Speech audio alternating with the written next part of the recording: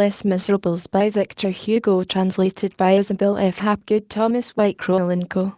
No. 13. Astor Place, New York. Copyright 1887. Enlarge contents Les Miserables Volume I. Fantine. Preface. Book first. A Just Man. Chapter I. M. Muriel. Chapter 2. M.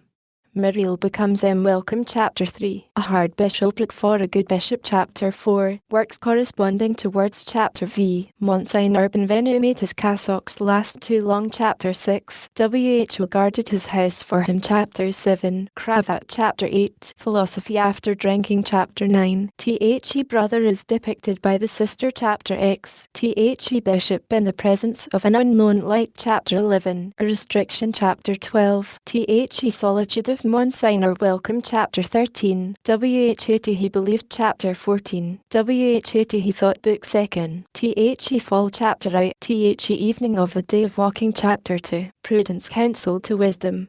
Chapter 3. T.H.E. heroism of passive obedience. Chapter 4. Details concerning the cheesed Aries of Pontarlier. Chapter V. Tranquility. Chapter 6. Jan Valjean. Chapter 7. T.H.E. Interior of Despair. Chapter 8. Billows and Shadows. Chapter 9. N.E.W. Troubles. Chapter X. T.H.E. Man aroused. Chapter 11. W.H.E. he does. Chapter 12. T.H.E. Bishop works. Chapter 13. Little Dervish. Book 3rd.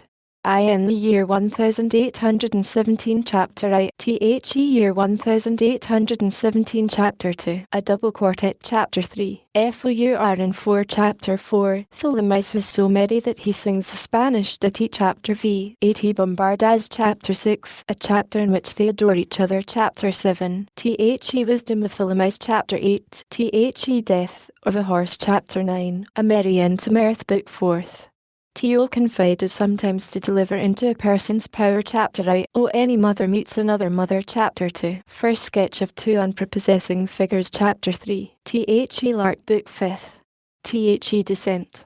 Chapter I. T.H.E. History of a Progress in Black Glass Trinkets. Chapter 2. Madeline. Chapter 3. S.U.M. is deposited with Lafitte. Chapter 4. M.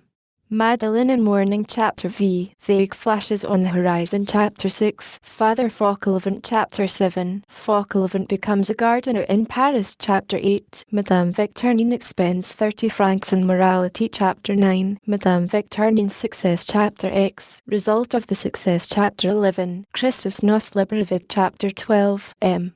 Vomitibois in activity. Chapter 13. T.H.E. solution of some questions connected with the municipal police. Book 6th. Javert. Chapter I. T.H.E. beginning of repose. Chapter 2. H.O.W. Jean may become champ. Book 7th.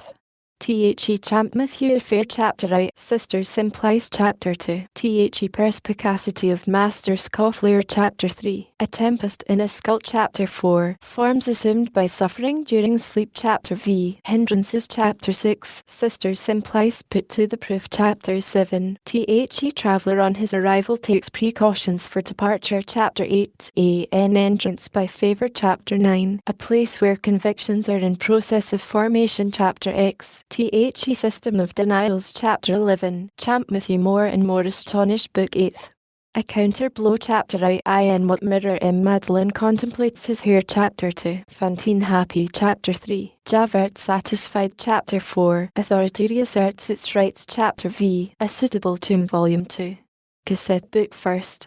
Waterloo. Chapter I. W.H.E. is met with on the way from Nivelles. Chapter 2. Hugomont. Chapter 3. T.H.E. 18th of June. 1815. Chapter 4. A Chapter V. T.H.E. Quid Obscurum of Battles. Chapter 6. FOUR o'clock in the afternoon. Chapter 7. Napoleon in a good humour. Chapter 8. T.H.E. Emperor puts a question to the guide Lacoste. Chapter 9. T.H.E. Unexpected. Chapter X. T.H.E. Plateau of Mont Saint Jean. Chapter 11. A bad guide to Napoleon. A Good Guide to Bülow. Chapter 12. T.H.E. Guard. Chapter 13. T.H.E. Catastrophe. Chapter 14. T.H.E. Last Square. Chapter 15. Campion. Chapter 16. QUOT Libras and Juice. Chapter 17. I.S. Waterloo to be considered good. Chapter 18. A Recrudescence of Divine Right. Chapter 19. T.H.E. Battlefield at Night. Book 2nd. The ship Orion chapter I, number 24601 becomes number 9430 chapter 2 I, in which the reader will peruse two verses, which are of the devil's composition, possibly chapter 3. The ankle chain must have undergone a certain preparatory manipulation to be thus broken with a blow from a hammer. Book 3rd.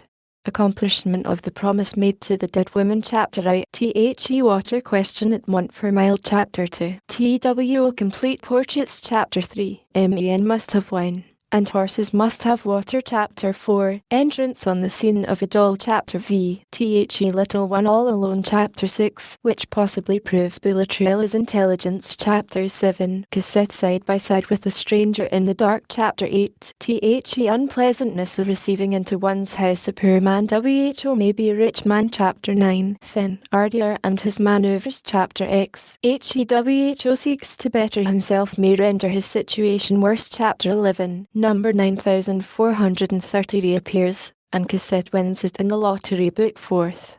The Gorbo Havel chapter I. Master Gorbo chapter 2. The Nest for Owl and a Warbler chapter 3. TWO misfortunes make one piece of good fortune chapter 4. The remarks of the principal tenant chapter V. A 5-franc piece falls on the ground and produces a tumult. Book 5th.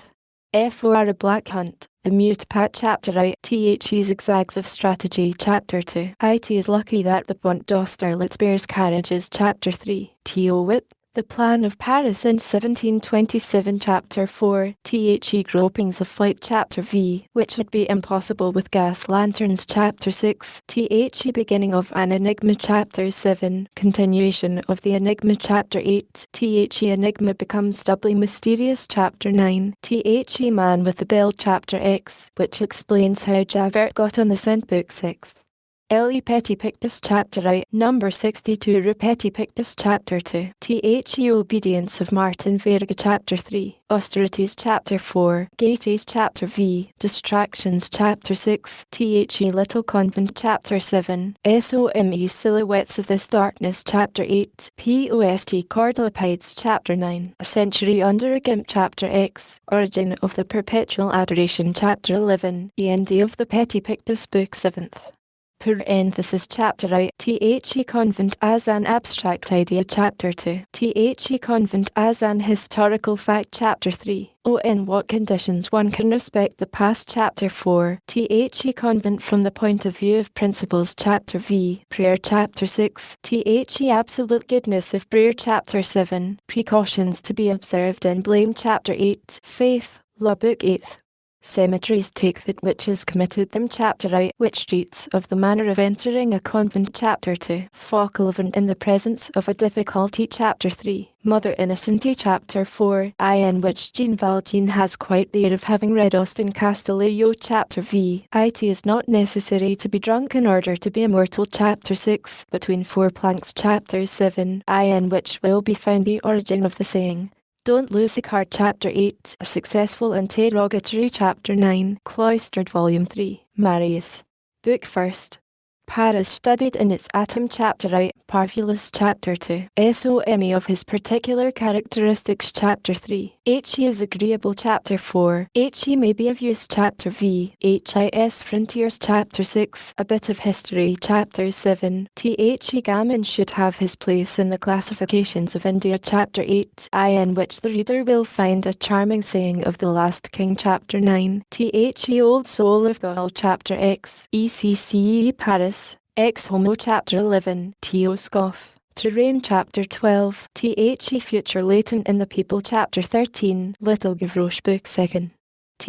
Great Bourgeois chapter I. 90 years and 32 teeth chapter 2. Like Master. Like House chapter 3. Luc Esprit chapter 4. A centenarian aspirant chapter V. Baskin Nicolette chapter 6. I, in which Magnan and her two children are seen chapter 7. Are you Ellie? Receive no one except in the evening chapter 8. TWO do not make a pair. Book 3rd. Grandfather and the grandson chapter I. An ancient salon chapter 2. Any of the red spectres of the epoch chapter 3. Requiescent chapter 4. END of the brigand chapter V. Utility of going to mass. In order to become a revolutionist, Chapter 6, The Consequences of Having Met a Warden, Chapter 7, SOME Petticoat, Chapter 8, Marble Against Granite, Book 4th. The Friends of the ABC, Chapter 8, a group which barely missed becoming historic, Chapter 2, Blunder's Funeral Oration by Bossuet, Chapter 3, Marius Astonishments, Chapter 4, The Backroom of the Café Museum, Chapter V, Enlargement of Horizon, Chapter 6, RES Angust, Book 5th.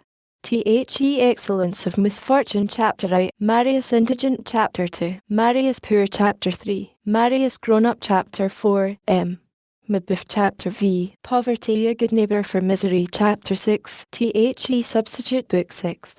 The Conjunction of Two Stars, Chapter 8, The Sobriquet, Mode of Formation of Family Names, Chapter 2, Lux Facta Est, Chapter 3, Effect of the Spring, Chapter 4, Beginning of a Great Malady, Chapter V, Divers Claps of Thunder Fall on Mambugan, Chapter 6, Taken Prisoner, Chapter 7, Adventures of the Letter U Delivered Over to Conjectures, Chapter 8, The Veterans Themselves Can Be Happy, Chapter 9, Eclipse, Book 7th.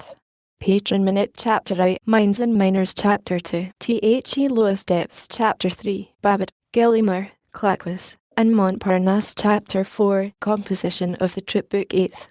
The Wicked Poor Man, Chapter 8, Marius, while seeking a girl in a bonnet, encounters a man in a cap, Chapter 2, Treasure Trove, Chapter 3, Guardafrons, Chapter 4, A Rose in Misery, Chapter V, A Providential Peephole, Chapter 6, The Wild Man in His Lair, Chapter 7, Strategy and Tactics, Chapter 8, The Ray of Light in the Hovel, Chapter 9, John Drett Comes Near Weeping, Chapter X, Tariff of Licensed Cabs, 2 francs honor, Chapter 11, Offers of Service from Misery to Wretchedness, Chapter 12, The Use Made of M. Le Blanc's 5 franc piece, Chapter 13, Solus Cum Solo, In Loco Remoto, Non Quogitibunter Aurere Pater Noster, Chapter 14, in which a police agent bestows 2 fistfuls on a lawyer, Chapter 15, John Drett Makes His Purchases, Chapter 16, in which will be found the words to an English year which was in fashion in 1830 to Chapter 17, The Use Made of Marius, 5 franc piece, Chapter 18, Marius to Chair's Form of Vis-a-Vis, Chapter 19, Occupying Oneself with Obscure Depths, Chapter 20, The Trap, Chapter XXI.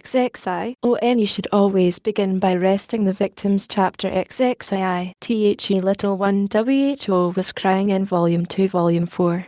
St. Denis, Book 1st. A Few Pages of History, Chapter 8, WELL Cut, Chapter 2, Badly Sewed, Chapter 3, Louis Philippe, Chapter 4, Cracks Beneath the Foundation, Chapter V, Facts Whence History Springs and Which History Ignores, Chapter 6, Enjolras and His Lieutenants, Book 2nd. Eponine, Chapter 8, The Lark's Meadow, Chapter 2, Embryonic Formation of Crimes in the Incubation of Prisons, Chapter 3, Apparition to Father Mabeuf, Chapter 4, An Apparition to Marius, Book 3rd. The House in the Rue Plumet, Chapter 8, The House with a Secret, Chapter 2, Jan Valjean as a National Guard, Chapter 3, Folis ac Frontibus, Chapter 4, Change of Gate, Chapter V, The Rose Perceives that it is an Engine of War, Chapter 6, The Battle Begun, Chapter 7, One Sadness Oppose a Sadness and a Half, Chapter 8, The Chain Gang, Book 4th. Succor from below may turn out to be succor from on high, Chapter 8, or wind without. Healing Within, Chapter 2. Mother Plutarch finds no difficulty in explaining a phenomenon, Book 5th. The end of which does not resemble the beginning, Chapter 8. Solitude and the Barracks Combined, Chapter 2. Cossette's Apprehensions, Chapter 3. Enriched with commentaries by Toussaint, Chapter 4. A Heart Beneath a Stone, Chapter V. Cassette After the Letter, Chapter 6. OLD People Are Made to Go Out Opportunely, Book 6. Little Gavroche, Chapter 8, The Malicious Playfulness of the Wind, Chapter 2, in which Little Gavroche extracts profit from Napoleon the Great, Chapter 3, The Vicissitudes of Flight, Book 7th. Slang, Chapter 8, Origin, Chapter 2, Roots, Chapter 3, Slang Which Weeps and Slang Which Laughs, Chapter 4, The Two Duties, To Watch and to Hope, Book 8th. Enchantments and Desolations Chapter I FULL Light Chapter 2 THE Bewilderment of Perfect Happiness Chapter 3 THE Beginning of Shadow Chapter 4 Acabrons in English and Barks in Slang Chapter V Things of the Night Chapter 6 Marius becomes practical once more to the extent of giving Cosette his address Chapter 7 THE Old Heart and the Young Heart in the Presence of Each Other Book 9th Whither Are They Going? Chapter I Jan Valjean Chapter 2 Marius Chapter 3 Mabeuf Book 10th THE 5th of June 1830 to Chapter I THE Surface of the Question Chapter 2 THE Root of the Matter Chapter 3 A Burial An Occasion to be Born Again Chapter 4 THE Ebullitions of Former Days Chapter V Originality of Paris Book 11th THE Atom fraternizes with the hurricane Chapter I SOME explanations with regard to the origin of Gavroche's poetry Chapter 2 Gavroche on the March Chapter 3 JUST Indignation of a Hairdresser Chapter 4 THE Child is Amazed at the Old Man Chapter V THE Old Man Chapter 6 Recruits Book 12 Corinth Chapter I History of Corinth from its foundation Chapter 2 Preliminary Gaieties Chapter 3 Night begins to descend upon Grantaire Chapter 4 An attempt to console the widow Hiccup Chapter V Preparations Chapter 6 Waiting Chapter 7 THE Man recruited in the Rue des Billets Chapter 8 MANY interrogation points with regard to a certain Le Cabic Book 13th Marius enters the Shadow Chapter I FROM the Rue Plumet to the Quartier Saint-Denis Chapter 2 Niles View of Paris Chapter 3 THE Extreme Edge Book 14th THE Grand Ruse of Despair Chapter I THE Flag at First Chapter 2 THE Flag at Second Chapter 3 Gavroche would have done better to accept Enjolras Carbine Chapter 4 THE Barrel of Powder Chapter V The Ending of the Verses of Jean Prouvaire Chapter 6 THE Agony of Death After the Agony of Life Chapter 7 Gavroche is a profound calculator of distances Book 15th THE Rudale Hamarm Chapter I A Drinker is a Babbler Chapter 2 THE Street Urchin An Enemy of Light Chapter 3 While Cosette and Toussaint are asleep Chapter 4 Gavroche's Excessive Zeal Volume V Jan Valjean Book 1st THE War Between Four Walls Chapter I THE Charybdis of the Faubourg Saint-Antoine and the Sila Chapter 2 WHAT is to be done in the abyss if one does not converse Chapter 3 Light and Shadow Chapter 4 -5 +1 Chapter V THE Horizon which one beholds from the summit of the barricade Chapter 6 Marius Haggard Javert Laconic Chapter 7 THE Situation becomes aggravated Chapter 8 THE Artillerymen compel people to take them seriously Chapter 9 Employment of the old talents of a poacher and that infallible marksmanship which influenced the condemnation of 1796 Chapter X DAWN Chapter 11 THE Shot which misses nothing and kills no one Chapter 12 Disorder a Partisan of Order Chapter 13 Passing Gleams Chapter 14 Wherein will appear the name of Enjolras' mistress Chapter 15 Gavroche outside Chapter 16 HOW from a brother one becomes a father Chapter 17 Mortas Pater Filium Moriturum Expectat Chapter 18 THE Vulture become prey Chapter 19 Jan Valjean takes his revenge Chapter 20 THE Dead are in the right and the living are not in the wrong Chapter XXI THE Heroes Chapter XXII FOOT to foot Chapters Xia Orestes fasting and pillaged drunk Chapter XXIV Prisoner Book 2nd THE Intestine of the Leviathan Chapter I THE Land impoverished by the sea Chapter 2 Ancient History of the Sewer Chapter 3 Brunso Chapter 4 Chapter V Present Progress Chapter 6 Future Progress Book 3rd MUD but the Soul Chapter I THE Sewer and its Surprises Chapter 2 Explanation Chapter 3 THE Spun Man Chapter 4 HE also bears his cross Chapter V in the case of sand as in that of woman there is a fineness which is treacherous Chapter 6 THE Fontes Chapter 7 ONE sometimes runs aground when one fancies that one is disembarking Chapter 8 THE Torn Coat Dale Chapter 9 Marius produces on someone WHO is a judge of the matter The Effect of Being Dead Chapter X Return of the Sun WHO was prodigal of his life Chapter 11 Concussion in the Absolute Chapter 12 THE Grandfather Book 4th Javert derailed Chapter I Book 5th.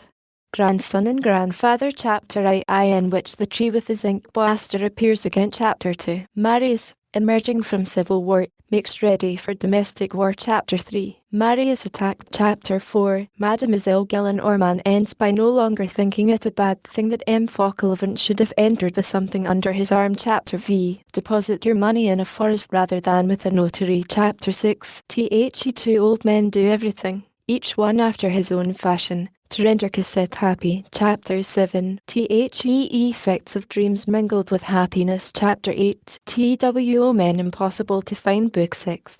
Sleepless night. Chapter I. 16th of February, 1833. Chapter 2. J.A.N. Valjean still wears his arm in a sling. Chapter 3. Inseparable. Chapter 4. Immortal liver. Book 7th. Last draft from the cup. Chapter I. 7th circle and the 8th heaven. Chapter 2. Obscurities which a revelation can contain. Book 8th. Fading away of the twilight. Chapter I.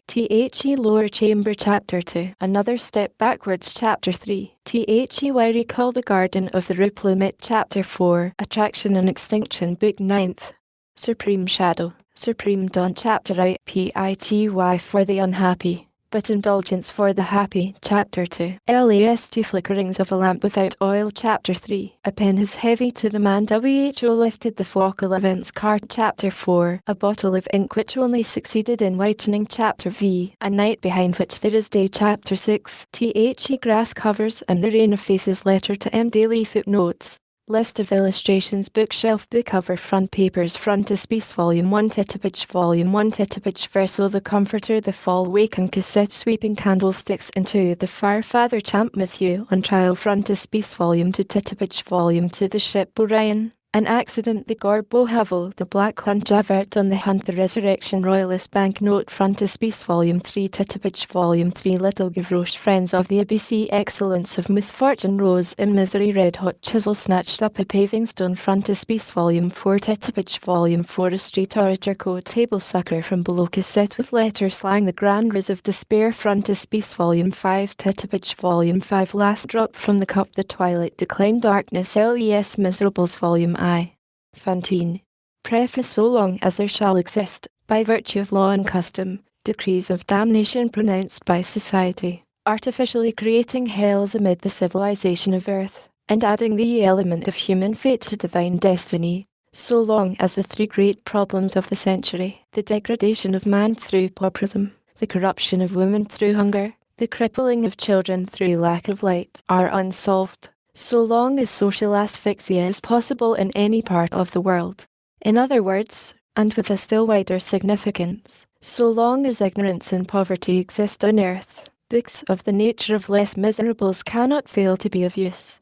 Hauteville House, 1862. Fantine. Book 1st. A Just Man. Chapter I. M. Myriel in 1815. M. Charles Francois Benvenu Myriel was Bishop of D. He was an old man of about 75 years of age. He had occupied the see of D since 1806. Although this detail has no connection whatever with the real substance of what we are about to relate, it will not be superfluous, if merely for the sake of exactness in all points, to mention here the various rumours and remarks which had been in circulation about him from the very moment when he arrived in the diocese. True or false, that which is said of men often occupies as important a place in their lives, and above all in their destinies, as that which they do. M. Myriel was the son of a councillor of the Parliament of Aix. Hence he belonged to the nobility of the bar. It was said that his father, destining him to be the heir of his own post, had married him at a very early age, 18 or 20, in accordance with a custom which is rather widely prevalent in parliamentary families. In spite of this marriage, however, it was said that Charles Myriel created a great deal of talk. He was well formed, though rather short in stature, elegant, graceful, intelligent. The whole of the first portion of his life had been devoted to the world and to gallantry. The revolution came, events succeeded each other with precipitation. The parliamentary families, decimated, pursued, hunted down, were dispersed. M. Charles Myriel emigrated to Italy at the very beginning of the revolution. There his wife died of a malady of the chest, from which she had long suffered. He had no children. What took place next in the fate of M. Myriel?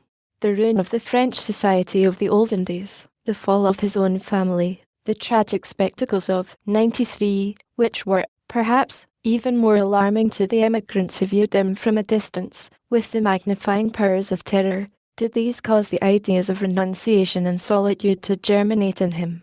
Was he, in the midst of these distractions, these affections which absorbed his life, suddenly smitten with one of those mysterious and terrible blows which sometimes overwhelm, by striking to his heart, a man whom public catastrophes would not shake, by striking at his existence and his fortune?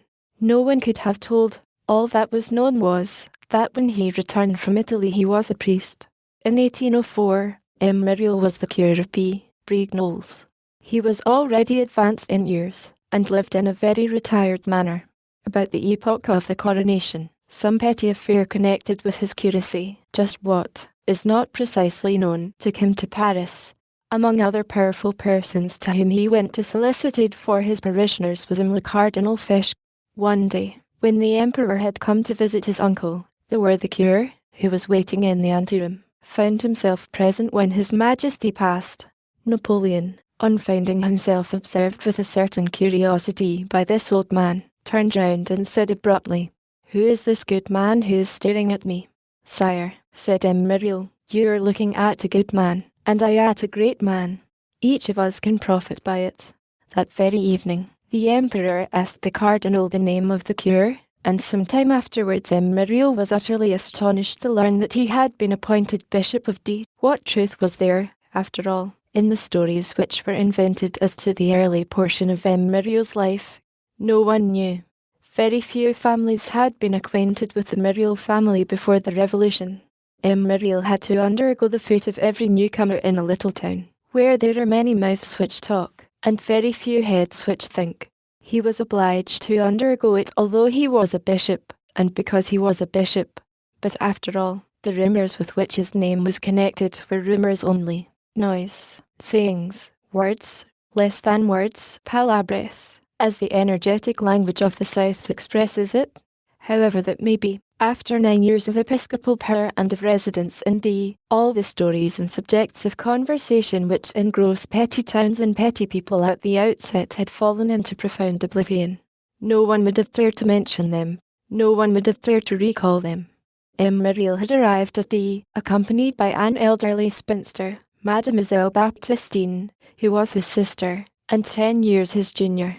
Their only domestic was a female servant of the same age as Mademoiselle Baptistine, and named Madame Magloire, after having been servant of M. Lucie now assumed the double title of maid to Mademoiselle and housekeeper to Monseigneur.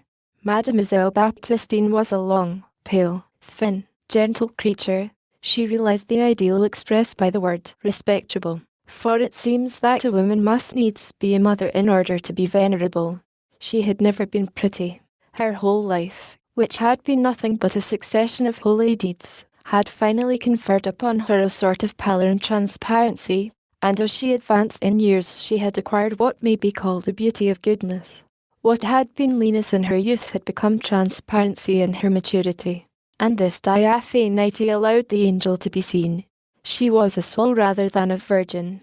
Her person seemed made of a shadow. There was hardly sufficient body to provide for sex, a little matter enclosing a light, large eyes forever drooping, a mere pretext for souls remaining on the earth. Madame Magloire was a little, fat, white old woman, corpulent and bustling, always out of breath, in the first place, because of her activity, and in the next, because of her asthma. On his arrival, M. Myriel was installed in the episcopal palace with honours required by the imperial decrees, which class a bishop immediately after a major general. The mayor and the president paid the first call on him, and he, in turn, paid the first call on the general and the prefect. The installation over, the town waited to see its bishop at work. Chapter 2. M. Myriel becomes M. Welcome. The episcopal palace of D adjoins the hospital. The episcopal palace was a huge and beautiful house, built of stone at the beginning of the last century by M. Henry Puget, Doctor of Theology of the Faculty of Paris, Abbey of Saumur, who had been Bishop of D in 1712. This palace was a genuine seigneurial residence.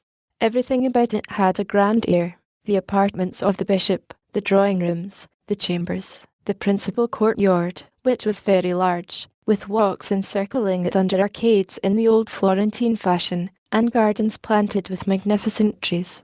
In the dining room, a long and superb gallery which was situated on the ground floor and opened on the gardens, Henry Puget had entertained in state, on July the 29th, 1714, my lords Charles Brillard de Genlis, Archbishop, Prince d'Embrun, Antoine de Mesgrigny, the Capuchin, Bishop of Grasse, Philippe de Vendôme, Grand Prior of France, Abbé of Saint Honor de Lérins, François de Bertin de Crillon, Bishop, Baron de Vence, César de Sabran de Forcalquier, Bishop, Sagner of Glandive, and Jean Sonnen, priest of the Oratory, preacher in ordinary to the King, Bishop, Sagner of Senez.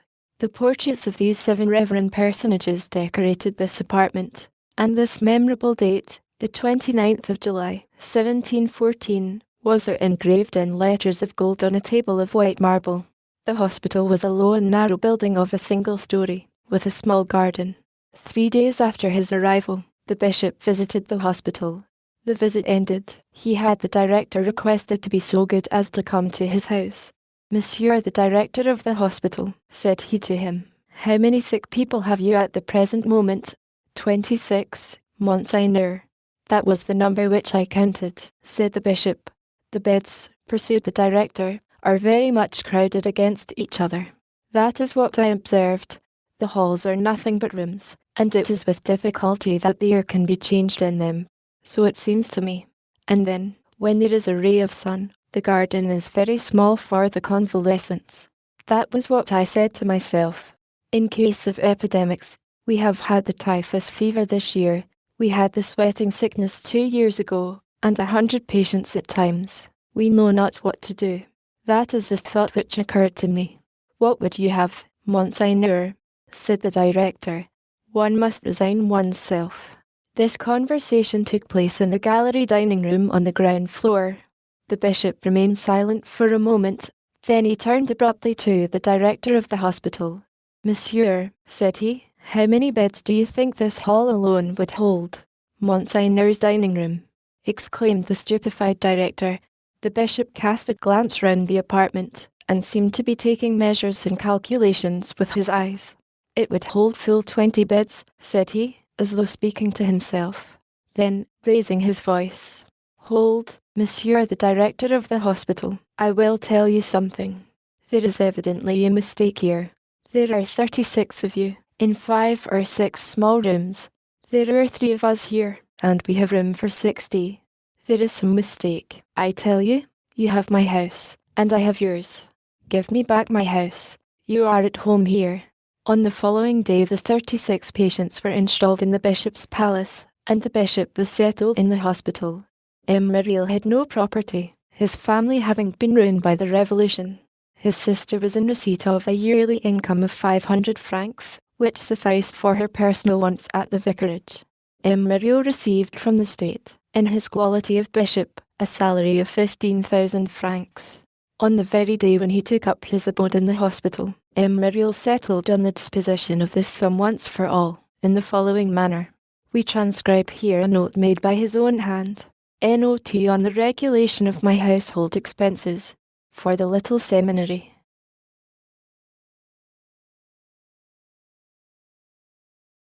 £1,500 livres Society of the Mission.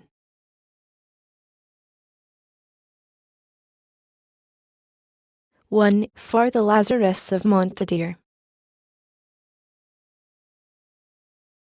1 Seminary for Foreign Missions in Paris. 2 Congregation of the Holy Spirit. 150 Religious Establishments of the Holy Land. 1 Charitable Maternity Societies. 3 Extra for that of Arles.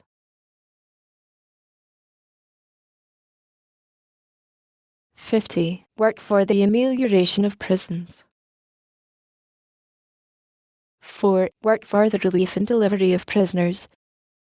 5. To liberate fathers of families incarcerated for debt. 1,000 addition to the salary of the poor teachers of the diocese.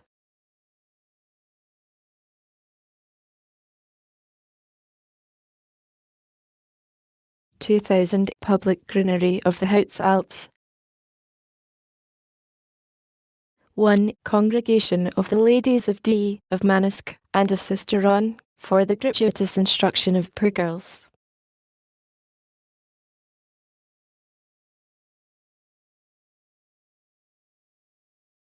1,500 for the poor.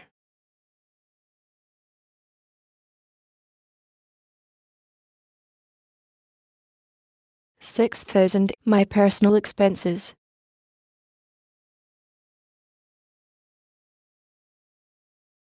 1,000 total.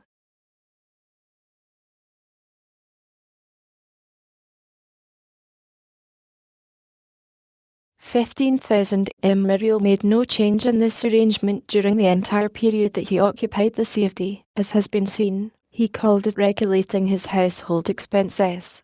This arrangement was accepted with absolute submission by Mademoiselle Baptistine.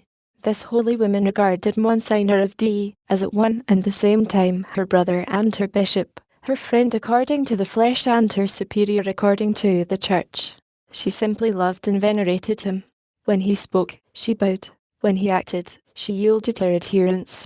Their only servant, Madame Magloire, grumbled a little. It will be observed that Monsieur the Bishop had reserved for himself only 1,000 livres, which, added to the pension of Mademoiselle Baptistine, made 1,500 francs a year. On these 1,500 francs these two old women and the old man subsisted.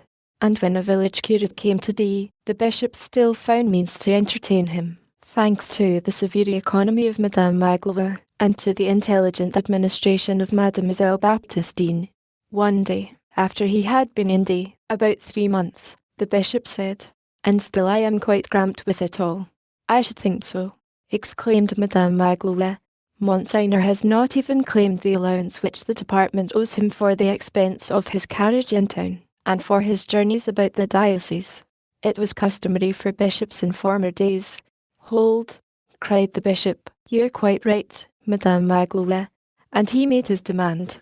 Some time afterwards the General Council took this demand under consideration, and voted him an annual sum of 3,000 francs, under this heading, _LLOWANCE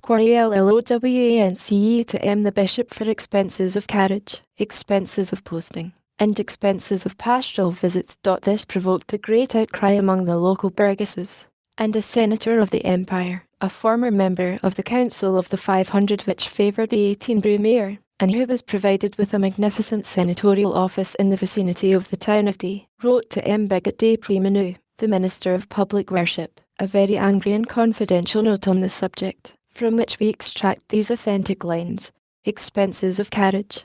What can be done with it in a town of less than 4,000 inhabitants? Expenses of journeys. What is the use of these trips, in the first place? Next, how can the posting be accomplished in these mountainous parts? There are no roads. No one travels otherwise than on horseback. Even the bridge between Durance and Château Arnoux can barely support ox teams. These priests are all thus, greedy and avaricious. This man played the good priest when he first came. Now he does like the rest. He must have a carriage and a posting chaise. He must have luxuries, like the bishops of the olden days. Oh, all this priesthood. Things will not go well, M. le Comte, until the Emperor has freed us from these black cat rascals. Down with the Pope. Matters were getting embroiled with Rome.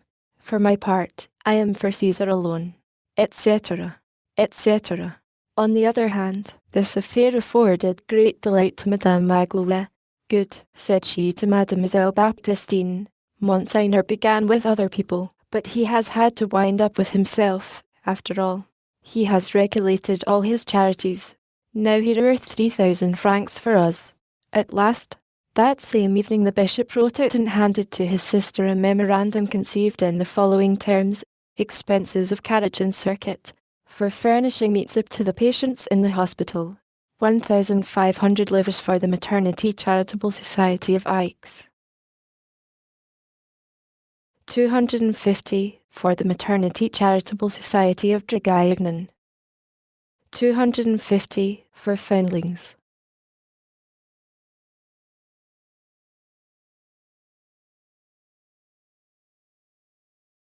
5 for orphans.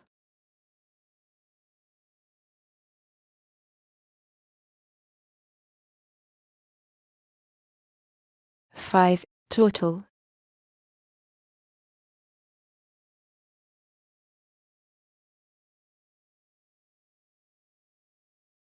3,000. Such was Muriel's budget.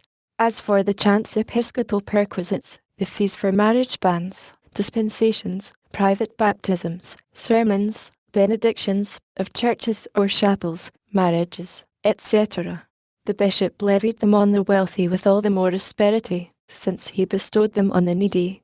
After a time, offerings of money flowed in. Those who had and those who lacked knocked at Muriel's door, the latter in search of the alms which the former came to deposit. In less than a year the bishop had become the treasurer of all benevolence and the cashier of all those in distress. Considerable sums of money passed through his hands, but nothing could induce him to make any change whatever in his mode of life, or add anything superfluous to his bare necessities. Far from it. As there is always more wretchedness below than there is brotherhood above, all was given away, so to speak, before it was received. It was like water on dry soil. No matter how much money he received, he never had any. Then he stripped himself. The usage being that bishops shall announce their baptismal names at the head of their charges in their pastoral letters. The poor people of the countryside had selected, with a sort of affectionate instinct, among the names and pronomens of their bishop, that which had a meaning for them. And they never called him anything except Monsignor Benvenu, welcome. We will follow their example, and will also call him thus when we have occasion to name him. Moreover, this appellation pleased him. I like that name, said he. Benvenu makes up for the Monsignor. We do not claim that the portrait herewith presented is probable. We confine ourselves to stating that it resembles the original. Chapter 3. A hard bishopric for a good bishop. The bishop did not omit his pastoral visits because he had converted his carriage into alms. The diocese of D is a fatiguing one.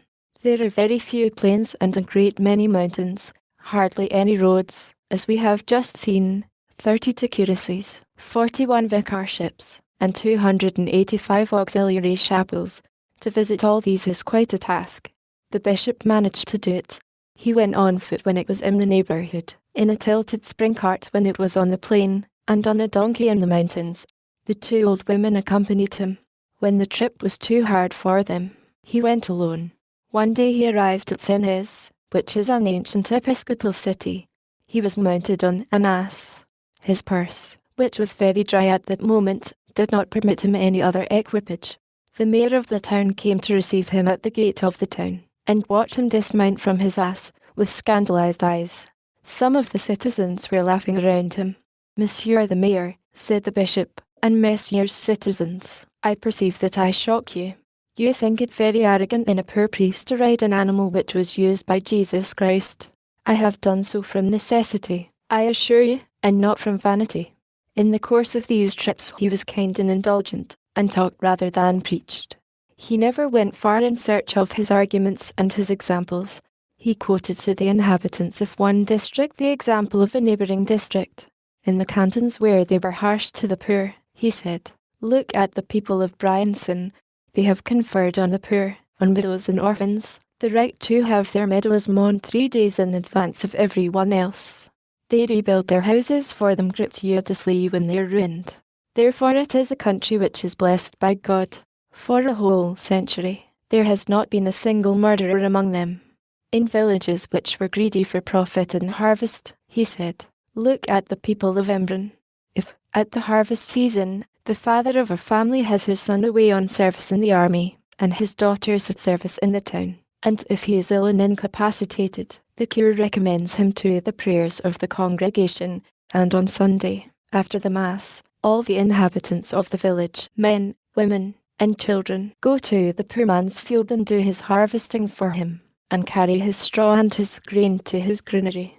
To families divided by questions of money and inheritance, he said, Look at the mountaineers of Divolny, a country so wild that the nightingale is not heard there once in 50 years.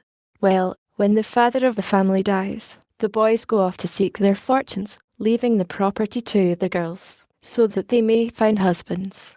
To the cantons which had a taste for lawsuits, and where the farmers ruined themselves in stamp paper, he said, look at those good peasants in the valley of Queyras. There are 3,000 souls of them. Mon Dieu, it is like a little republic. Neither judge or bailiff is known there. The mayor does everything. He allots the imposts, taxes each person conscientiously, judges quarrels for nothing, divides inheritances without charge, pronounces sentences gratuitously, and he is obeyed, because he is a just man among simple men. To villages where he found no schoolmaster, he quoted once more the people of Queyras. Do you know how they manage? He said. Since a little country of 12 or 15 hearths cannot always support a teacher, they have schoolmasters who are paid by the whole valley, who make the round of the villages, spending a week in this one, 10 days in that, and instruct them. These teachers go to the fairs. I have seen them there. They are to be recognized by the quill pens which they wear in the cord of their hat. Those who teach reading only have 1 pen. Those who teach reading and reckoning have 2 pens. Those who teach reading, reckoning, and Latin have 3 pens. But what a disgrace to be ignorant. Do like the people of Queyras. Thus he discoursed gravely and paternally. In default of examples, he invented parables, going directly to the point, with few phrases and many images, which characteristic formed the real eloquence of Jesus Christ. And being convinced himself, he was persuasive. Chapter 4. Works corresponding to words. His conversation was gay and affable. He put himself on a level with the 2 old women who had passed their lives beside him. When he laughed, it was the laugh of a schoolboy. Madame Michael will like to call him your grace, _VOTRE, grander. One day he rose from his armchair, and went to his library in search of a book. This book was on one of the upper shelves. As the bishop was rather short of stature, he could not reach it. Madame Magloire, said he, fetch me a chair. My greatness, grandeur, does not reach as far as its shelf. One of his distant relatives, Madame la Comtesse Stelo, rarely allowed an opportunity to escape of enumerating, in his presence, what she designated as the expectations of her 3 sons. She had numerous relatives, who were very old and near to death, and of whom her sons were the natural heirs. The youngest of the 3 was to receive from a grandaunt a good 100,000 livres of income. The second was the heir by entail to the title of the Duke, his uncle. The eldest was to succeed to the peerage of his grandfather. The bishop was accustomed to listen in silence to these innocent and pardonable maternal boasts. On one occasion, however, he appeared to be more thoughtful than usual. While Madame Deslos was relating once again the details of all these inheritances and all these expectations, she interrupted herself impatiently. Mon Dieu, cousin, what are you thinking about? I am thinking, replied the bishop, of a singular remark, which is to be found, I believe, in St. Augustine. Place your hopes in the man from whom you do not inherit. At another time, on receiving a notification of the decease of a gentleman of the countryside, wherein not only the dignities of the dead man, but also the feudal and noble qualifications of all his relatives, spread over an entire page, what a stout back death has, he exclaimed. What a strange burden of titles is cheerfully imposed on him, and how much wit must men have, in order thus to press the 2 men to the service of vanity. He was gifted, on occasion, with a gentle raillery, which almost always concealed a serious meaning. In the course of one Lent, a youthful vicar came to D and preached in the cathedral. He was tolerably eloquent. The subject of his sermon was charity. He urged the rich to give to the poor, in order to avoid hell, which he depicted in the most frightful manner of which he was capable, and to win paradise, which he represented as charming and desirable. Among the audience there was a wealthy retired merchant, who was somewhat of a usurer, named M. Geberand, who had amassed 2 millions in the manufacture of coarse cloth, serges, and woolen galloons. Never in his whole life had M. Geberand bestowed alms on any poor wretch. After the delivery of that sermon, it was observed that he gave a sou every Sunday to the poor old beggar women at the door of the cathedral. There were 6 of them to shoot it. One day the bishop caught sight of him in the act of bestowing this charity, and said to his sister, with a smile, "There is Gebron purchasing paradise for a sou." When it was a question of charity, he was not to be rebuffed even by refusal, and on such occasions he gave utterance to remarks which induced reflection. Once he was begging for the poor in a drawing-room of the town. There was present the Marquis de Champtercier, a wealthy and avaricious old man, who contrived to be, at one and the same time, an ultra-royalist and an ultra-Voltairean. This variety of man has actually existed. When the bishop came to him, he touched his arm. Why you must give me something. Le Marquis. The Marquis turned round and answered dryly, I have poor people of my own, Monseigneur. Give them to me, replied the bishop. One day he preached the following sermon in the cathedral. My very dear brethren, my good friends, there are 1,320,000 peasants' dwellings in France which have but 3 openings, 1,817,000 hovels which have but 2 openings, the door and 1 window, and 346,000 cabins besides which have but 1 opening, the door. And this arises from a thing which is called the tax on doors and windows. Just put poor families, old women and little children, in those buildings, and behold the fevers and maladies which result. Alas, God gives ear to men, the law sells it to them.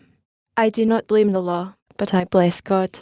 In the department of the Isère, in the Var, in the 2 departments of the Alps, the Hauts, and the Basses, the peasants have not even wheelbarrows. They transport their manure on the backs of men. They have no kindles, and they burn us in sticks, and bits of rope dipped in pitch. That is the state of affairs throughout the whole of the hilly country of Dauphine. They make bread for 6 months at one time. They bake it with dried cow dung. In the winter they break this bread up with an axe, and they soak it for 24 hours, in order to render it eatable. My brethren, have pity. Behold the suffering on all sides of you. Born a Provençal, he easily familiarized himself with the dialect of the south. He said, _NP. Museu, sausage is in lower Languedoc, _ONTE anaras bassa is in the Basses Alps, _PURTE onvouwen mau 2 bonvouwen fromage grace commas in upper Dauphine. This pleased the people extremely, and contributed not a little to win him access to all spirits. He was perfectly at home in the thatched cottage and in the mountains. He understood how to say the grandest things in the most vulgar of idioms. As he spoke all tongues, he entered into all hearts. Moreover, he was the same towards people of the world and towards the lower classes. He condemned nothing in haste and without taking circumstances into account. He said, examine the road over which the fault has passed. Being, as he described himself with a smile, an ex-seigneur, he had none of the asperities of austerity, and he professed, with a good deal of distinctness, and without the frown of the ferociously virtuous, a doctrine which may be summed up as follows. Man has upon him his flesh, which is at once his burden and his temptation. He drags it with him and yields to it. He must watch it, check it, repress it, and obey it only at the last extremity. There may be some fault even in this obedience, but the fault thus committed is venial. It is a fall, but a fall on the knees which may terminate in prayer. To be a saint is the exception, to be an upright man is the rule. Err, fall, sin if you will, but be upright. The least possible sin is the law of man. No sin at all is the dream of the angel. All which is terrestrial is subject to sin. Sin is a gravitation. When he saw everyone exclaiming very loudly, and growing angry very quickly, oh, he said, with a smile, to all appearance, this is a great crime which all the world commits. These are hypocrisies which have taken fright, and are in haste to make protest and to put themselves under shelter. He was indulgent towards women and poor people, on whom the burden of human society rests. He said, the faults of women, of children, of the feeble, the indigent, and the ignorant, are the fault of the husbands, the fathers, the masters, the strong, the rich, and the wise. He said, moreover, teach those who are ignorant as many things as possible. Society is culpable, in that it does not afford instruction gratis. It is responsible for the night which it produces. This soul is full of shadow. Sin is therein committed. The guilty one is not the person who has committed the sin, but the person who has created the shadow. It will be perceived that he had a peculiar manner of his own of judging things. I suspect that he obtained it from the gospel. One day he heard a criminal case, which was in preparation and on the point of trial, discussed in a drawing room. A wretched man, being at the end of his resources, had coined counterfeit money out of love for a woman, and for the child which he had had by her. Counterfeiting was still punishable with death at that epoch. The woman had been arrested in the act of passing the first false piece made by the man. She was held, but there were no proofs except against her. She alone could accuse her lover and destroy him by her confession. She denied. They insisted. She persisted in her denial. Thereupon an idea occurred to the attorney for the crown. He invented an infidelity on the part of the lover, and succeeded, by means of fragments of letters cunningly presented, in persuading the unfortunate woman that she had a rival, and that the man was deceiving her. Thereupon, exasperated by jealousy, she denounced her lover, confessed all, proved all. The man was ruined. He was shortly to be tried at Aix with his accomplice. They were relating the matter, and each one was expressing enthusiasm over the cleverness of the magistrate. By bringing jealousy into play, he had caused the truth to burst forth in wrath. He had educed the justice of revenge. The bishop listened to all this in silence. When they had finished, he inquired, "Where are this man and woman to be tried?" "At the court of assizes." He went on, "And where will the advocate of the crown be tried?" A tragic event occurred at D. A man was condemned to death for murder. He was a wretched fellow, not exactly educated, not exactly ignorant, who had been a mountebank at fairs, and a writer for the public. The town took a great interest in the trial. On the eve of the day fixed for the execution of the condemned man, the chaplain of the prison fell ill. A priest was needed to attend the criminal in his last moments. They sent for the cure. It seems that he refused to come, saying, "That is no affair of mine. I have nothing to do with that unpleasant task, and with that mountebank. I, too, am ill, and besides, it is not my place." This reply was reported to the bishop, who said, "MONSIUR cure is right. It is not his place. It is mine." He went instantly to the prison, descended to the cell of the mountebank, called him by name, took him by the hand, and spoke to him. He passed the entire day with him, forgetful of food and sleep, praying to God for the soul of the condemned man, and praying the condemned man for his own. He told him the best truths, which are also the most simple. He was father, brother, friend. He was bishop only to bless. He taught him everything, encouraged and consoled him. The man was on the point of dying in despair. Death was an abyss to him. As he stood trembling on its mournful brink, he recoiled with horror. He was not sufficiently ignorant to be absolutely indifferent. His condemnation, which had been a profound shock, had, in a manner, broken through, here and there, that wall which separates us from the mystery of things, and which we call life. He gazed incessantly beyond this world through these fatal breaches, and beheld only darkness. The bishop made him see light. On the following day, when they came to fetch the unhappy wretch, the bishop was still there. He followed him, and exhibited himself to the eyes of the crowd in his purple cameo and with his episcopal cross upon his neck, side by side with the criminal bound with cords. He mounted the tumbril with him, he mounted the scaffold with him. The sufferer, who had been so gloomy and cast down on the preceding day, was radiant. He felt that his soul was reconciled, and he hoped in God. The bishop embraced him, and at the moment when the knife was about to fall, he said to him, "God raises from the dead him whom man slays. He whom his brothers have rejected finds his Father once more. Pray, believe, enter into life. The Father is there." When he descended from the scaffold, there was something in his look which made the people draw aside to let him pass. They did not know which was most worthy of admiration, his pallor or his serenity.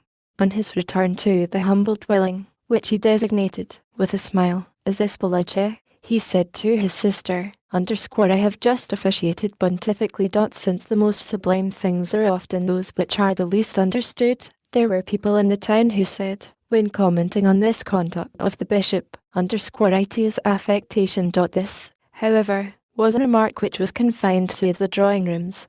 The populace, which perceives no jest in holy deeds, was touched, and admired him. As for the bishop, it was a shock to him to have beheld the guillotine, and it was a long time before he recovered from it. In fact, when the scaffold is there, all erected and prepared, it has something about it which produces hallucination. One may feel a certain indifference to the death penalty. One may refrain from pronouncing upon it, from saying yes or no, so long as one has not seen a guillotine with one's own eyes. But if one encounters one of them, the shock is violent. One is forced to decide, and to take part for or against. Some admire it, like De Maester, others execrate it, like Beccaria. The guillotine is the concretion of the law. It is called vindicate. It is not neutral, and it does not permit you to remain neutral. He who sees it shivers with the most mysterious of shivers. All social problems erect their interrogation point around this chopping knife. The scaffold is a vision. The scaffold is not a piece of carpentry. The scaffold is not a machine. The scaffold is not an inert bit of mechanism constructed of wood, iron and cords. It seems as though it were a being, possessed of I know not what sombre initiative. One would say that this piece of carpenter's work saw, that this machine heard, that this mechanism understood, that this wood, this iron, and these cords were possessed of will. In the frightful meditation into which its presence casts the soul, the scaffold appears in terrible guise, and as though taking part in what is going on. The scaffold is the accomplice of the executioner. It devours, it eats flesh, it drinks blood. The scaffold is a sort of monster fabricated by the judge and the carpenter, a spectre which seems to live with a horrible vitality composed of all the death which it has inflicted. Therefore, the impression was terrible and profound. On the day following the execution, and on many succeeding days, the bishop appeared to be crushed. The almost violent serenity of the funereal moment had disappeared. The phantom of social justice tormented him. He, who generally returned from all his deeds with a radiant satisfaction, seemed to be reproaching himself. At times he talked to himself, and stammered lugubrious monologues in a low voice. This is one which his sister overheard one evening and preserved. I did not think that it was so monstrous. It is wrong to become absorbed in the divine law to such a degree as not to perceive human law. Death belongs to God alone. By what right do men touch that unknown thing? In course of time these impressions weakened and probably vanished. Nevertheless, it was observed that the bishop thenceforth avoided passing the place of execution. Muriel could be summoned at any hour to the bedside of the sick and dying. He did not ignore the fact that therein lay his greatest duty and his greatest labour. Widowed and orphaned families had no need to summon him. He came of his own accord. He understood how to sit down and hold his peace for long hours beside the man who had lost the wife of his love, of the mother who had lost her child. As he knew the moment for silence, he knew also the moment for speech. O admirable consoler! He sought not to efface sorrow by forgetfulness, but to magnify and dignify it by hope. He said, "Have a care of the manner in which ye turn towards the dead. Think not of that which perishes. Gaze steadily. You will perceive the living light of your well-beloved dead in the depths of heaven." He knew that faith is wholesome. He sought to counsel and calm the despairing man, by pointing out to him the resigned man, and to transform the grief which gazes upon a grave by showing him the grief which fixes its gaze upon a star.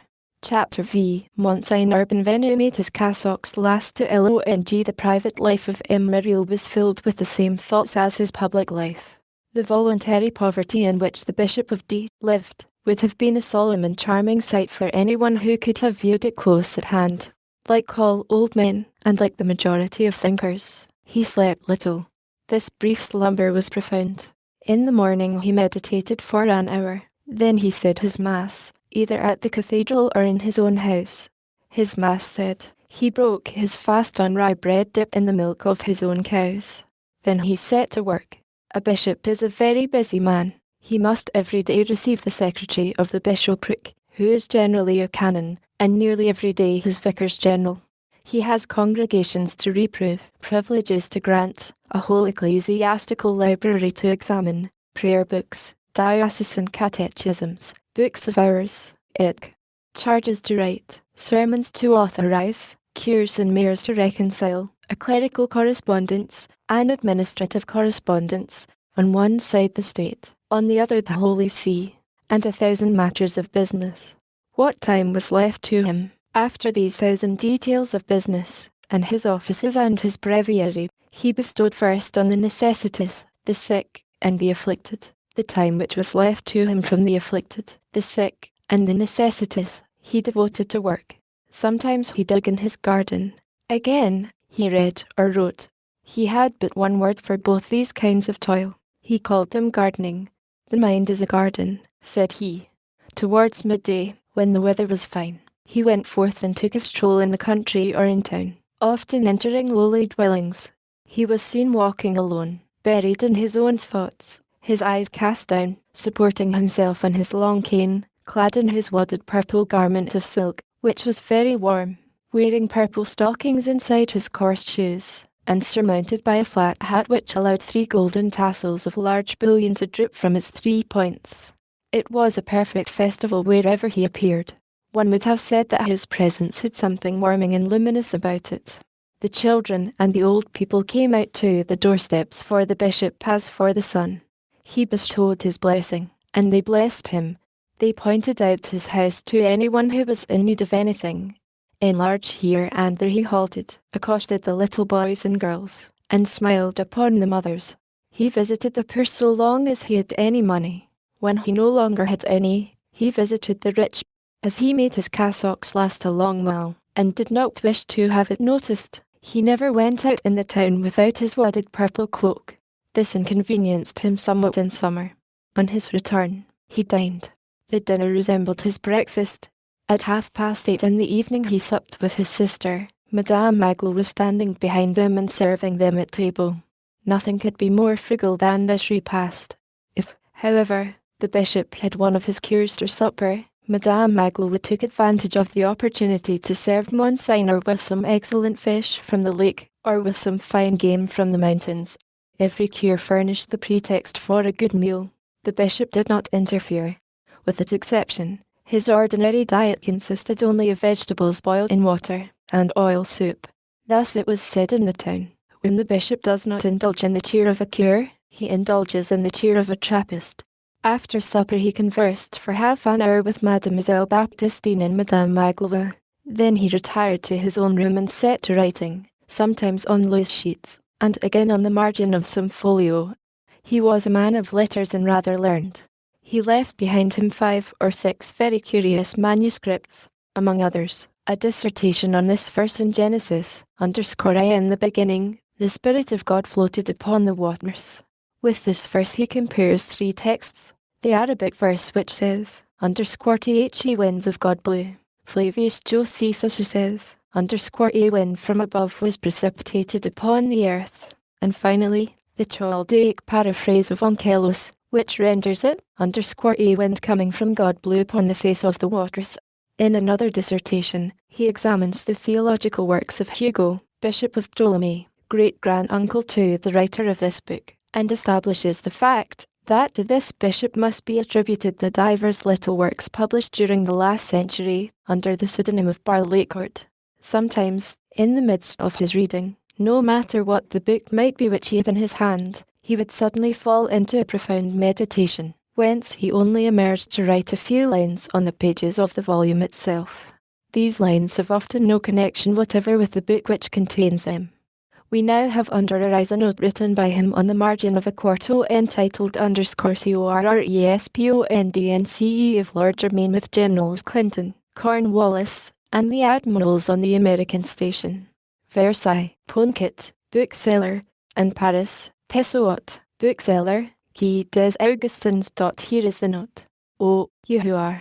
Ecclesiastes calls you the all-powerful, the Maccabees call you the Creator, the Epistle to the Ephesians calls you liberty, Baruch calls you immensity, the Psalms call you wisdom and truth, John calls you light, the books of Kings call you Lord, Exodus calls you providence, Leviticus, sanctity, Esdras, justice, the creation calls you God, man calls you Father, but Solomon calls you compassion, and that is the most beautiful of all your names.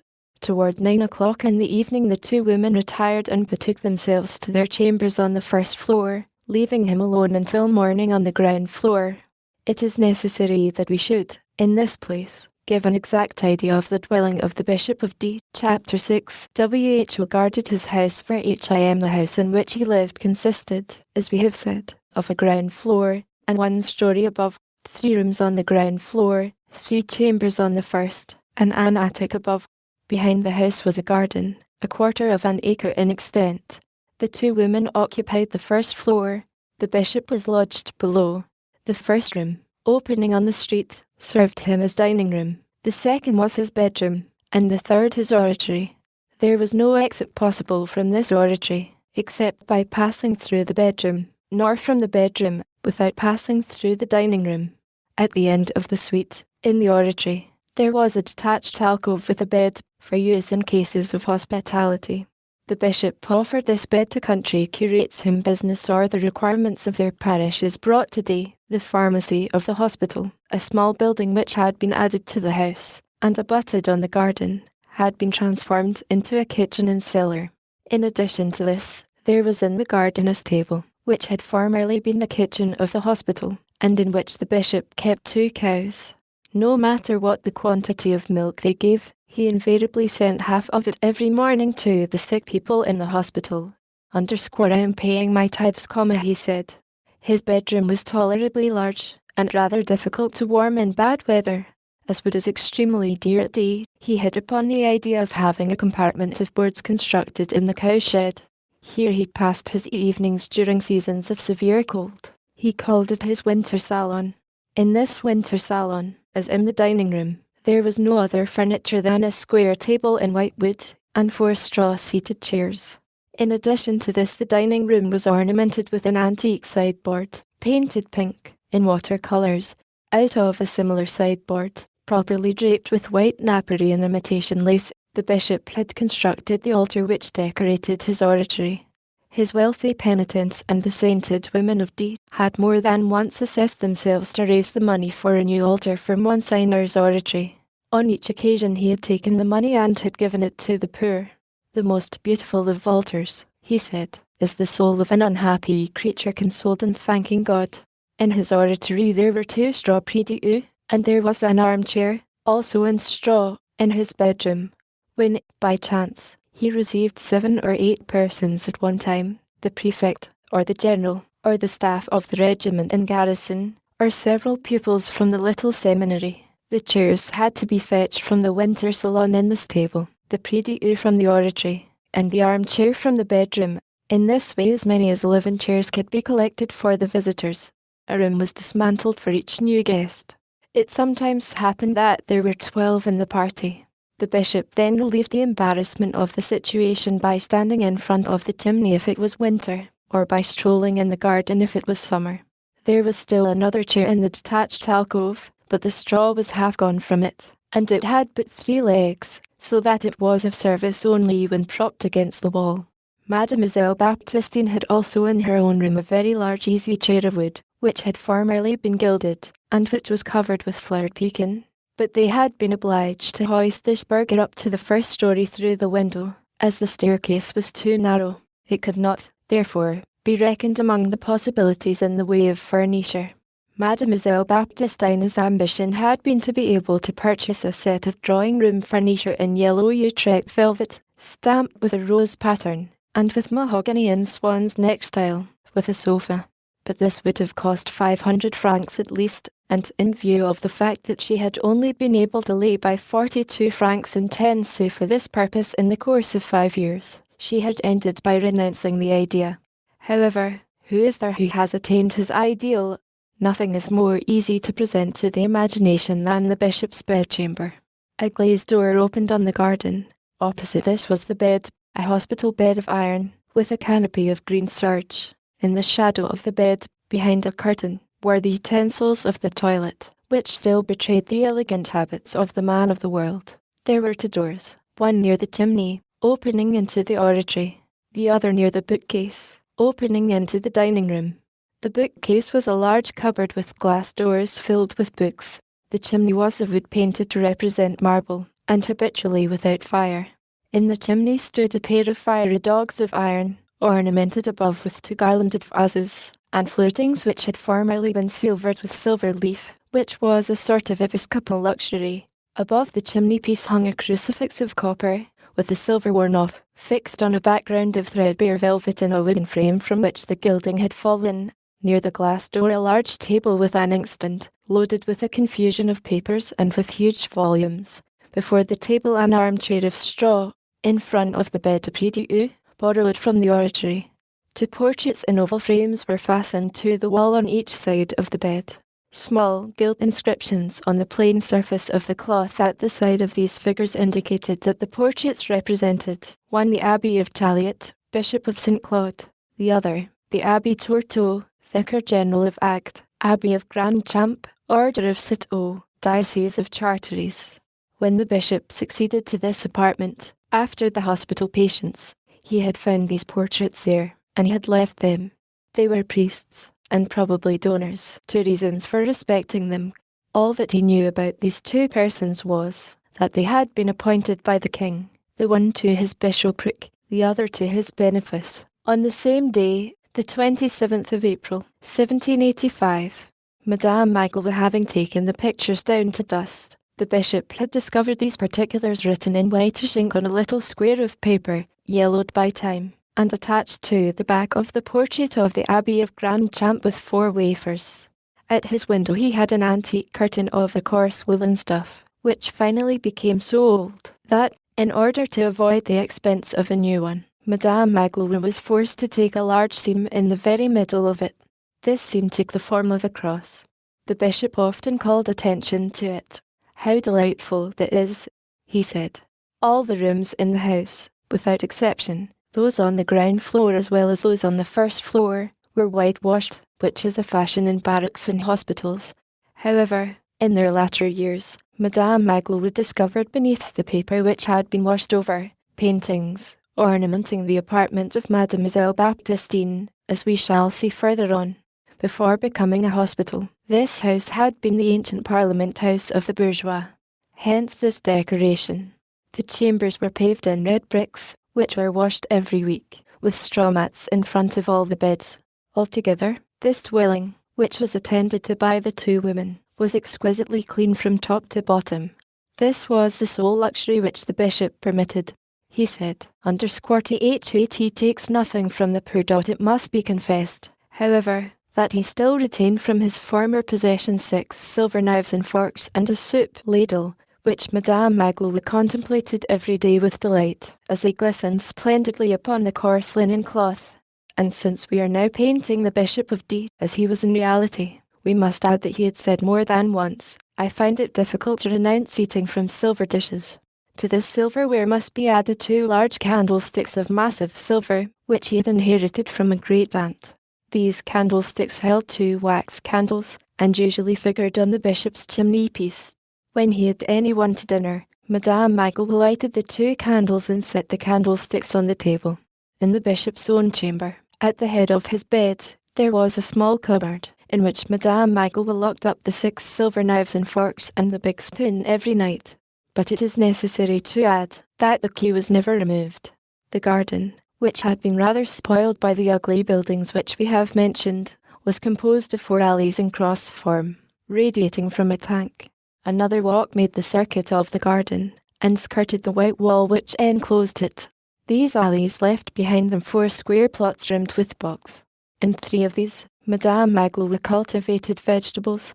In the 4th, the bishop had planted some flowers. Here and there stood a few fruit trees. Madame Magloire had once remarked, with a sort of gentle malice, "Monseigneur, you who turn everything to account, have, nevertheless, one useless blot. It would be better to grow salads there than bouquets." "Madame Magloire," retorted the bishop, "you're mistaken. The beautiful is as useful as the useful." He added after a pause, "More so, perhaps." This plot, consisting of 3 or 4 beds, occupied the bishop almost as much as did his books. He liked to pass an hour or 2 there, trimming, hoeing, and making holes here and there in the earth, into which he dropped seeds. He was not as hostile to insects as a gardener could have wished to see him. Moreover, he made no pretensions to botany. He ignored groups and consistency. He made not the slightest effort to decide between Turnfort and the natural method. He took part neither with the buds against the cotyledons, nor with Jussu against thymus. He did not study plants. He loved flowers. He respected learned men greatly. He respected the ignorant still more, and, without ever failing in these two respects, he watered his flower beds every summer evening with a tin watering pot painted green. The house had not a single door which could be locked. The door of the dining room, which, as we have said, opened directly on the cathedral square, had formerly been ornamented with locks and bolts like the door of a prison. The bishop had had all this ironwork removed, and this door was never fastened, either by night or by day, with anything except the latch. All that the first passer-by had to do at any hour was to give it a push. At first, the two women had been very much tried by this door, which was never fastened, but Monsieur D.D. had said to them, "Have bolts put on your rooms, if it will please you." They had ended by sharing his confidence, or by at least acting as though they shared it. Madame Magloire alone had frights from time to time. As for the bishop, his thoughts can be found explained, or at least indicated, in the 3 lines which he wrote on the margin of a Bible. This is the shade of difference. The door of the physician should never be shut. The door of the priest should always be open. On another book, entitled _PHILOSOPHY of the medical science, he had written this other note: "Am not I a physician like them? I also have my patients, and then, too, I have some whom I call my unfortunates." Again he wrote, "Do not inquire the name of him who asks a shelter of you. The very man who is embarrassed by his name is the one who needs shelter." It chanced that were the cure, I know not whether it was the cure of Couloudre or the cure of Pompiri, took it into his head to ask him one day, probably at the instigation of Madame Magloire, whether Monsieur was sure that he was not committing an indiscretion, to a certain extent, in leaving his door unfastened day and night, at the mercy of anyone who should choose to enter, and whether, in short, he did not fear lest some misfortune might occur in a house so little guarded. The bishop touched his shoulder, with gentle gravity, and said to him, "NISI Dominus custodieret domum, infanum vigilant qui custodiantim." Unless the Lord guard the house, in vain do they watch who guard it. Then he spoke of something else. He was fond of saying, "There is a bravery of the priest as well as the bravery of the colonel of dragoons. Only," he added, "ours must be tranquil." Chapter 7. Cravat. It is here that a fact falls naturally into place, which we must not omit, because it is one of the sort which show us best what sort of a man the Bishop of D. was. After the destruction of the band of Gaspard Bis, who had infested the gorges of Volioz, one of his lieutenants, Cravat, took refuge in the mountains. He concealed himself for some time with his bandits, the remnant of Gaspard Best's troop, in the county of Nice. Then he made his way to Piedmont, and suddenly reappeared in France, in the vicinity of Barcelonnette. He was first seen at Jauziers, then at Tours. He hid himself in the caverns of the Duc d'Isle, and thence he descended towards the hamlets and villages through the ravines of Ubi and Ubiette. He even pushed as far as Embrun, entered the cathedral one night, and despoiled the sacristy. His highway robberies laid waste the countryside. The gendarmes were set on his track, but in vain. He always escaped. Sometimes he resisted by main force. He was a bold wretch. In the midst of all this terror the bishop arrived. He was making his circuit to Chasteler. The mayor came to meet him, and urged him to retrace his steps. Cravat was in possession of the mountains as far as Arch, and beyond. There was danger even with an escort. It merely exposed 3 or 4 unfortunate gendarmes to no purpose. "Therefore," said the bishop, "I intend to go without escort." "You do not really mean that, Monseigneur," exclaimed the mayor. "I do mean it so thoroughly that I absolutely refuse any gendarmes, and shall set out in an hour." Set out! Alone. "Monseigneur, you will not do that." "There exists yonder in the mountains," said the bishop, "a tiny community no bigger than that, which I have not seen for 3 years. They are my good friends, those gentle and honest shepherds. They own 1 goat out of every 30 that they tend. They make very pretty woolen cords of various colours, and they play the mountain airs on little flutes with 6 holes. They need to be told of the good God now and then. What would they say to a bishop who was afraid? What would they say if I did not go? But the brigands, Monseigneur. Hold, said the bishop, I must think of that. You're right. I may meet them. They, too, need to be told of the good God. But, Monseigneur, there is a band of them. A flock of wolves. Monsieur le Maire, it may be that it is of this very flock of wolves that Jesus has constituted me the shepherd. Who knows the ways of providence? They will rob you, Monseigneur. I have nothing. They will kill you. An old goodman of a priest, who passes along mumbling his prayers. Bah! To what purpose? Oh, mon Dieu! What if you should meet them? I should beg alms of them for my poor. Do not go, Monseigneur. In the name of heaven, you are risking your life. Monsieur le Maire, said the bishop, is that really all? I am not in the world to guard my own life, but to guard souls. They had to allow him to do as he pleased. He set out, accompanied only by a child who offered to serve as a guide. His obstinacy was bruited about the countryside, and caused great consternation. He would take neither his sister nor Madame Magloire. He traversed the mountain on mule-back, encountered no one, and arrived safe and sound at the residence of his good friends, the shepherds. He remained there for a fortnight, preaching, administering the sacrament, teaching, exhorting. When the time of his departure approached, he resolved to chant under Te Deum pontifically. He mentioned it to the cure. But what was to be done? There were no episcopal ornaments. They could only place at his disposal a wretched village sacristy, with a few ancient chasubles of threadbare damask adorned with imitation lace. Bah! Said the bishop. Let us announce our under Te Deum from the pulpit. Nevertheless, Monsieur le Cure, things will arrange themselves. They instituted a search in the churches of the neighbourhood. All the magnificence of these humble parishes combined would not have sufficed to clothe the chorister of a cathedral properly. While they were thus embarrassed, a large chest was brought and deposited in the presbytery for the bishop, by 2 unknown horsemen, who departed on the instant.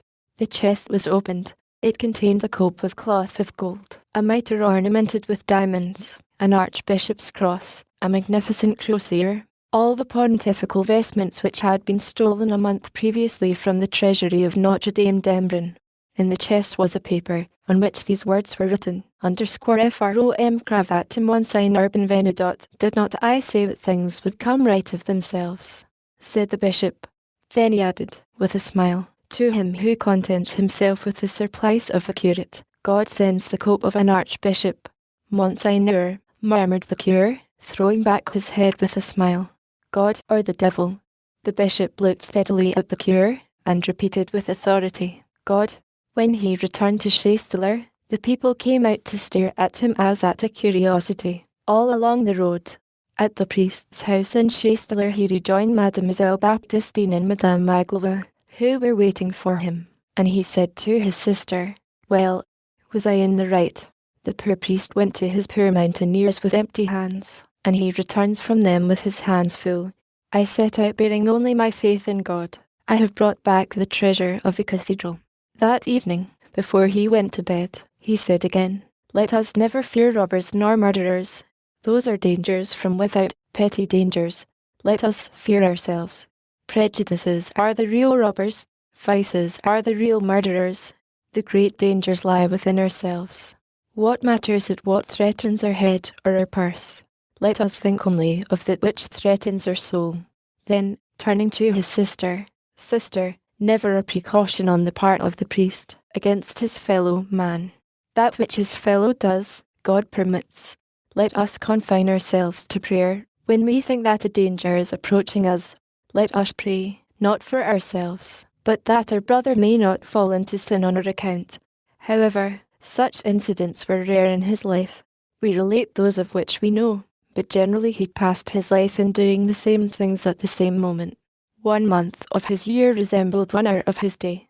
As to what became of the treasure of the Cathedral of Embrun, we should be embarrassed by any inquiry in that direction.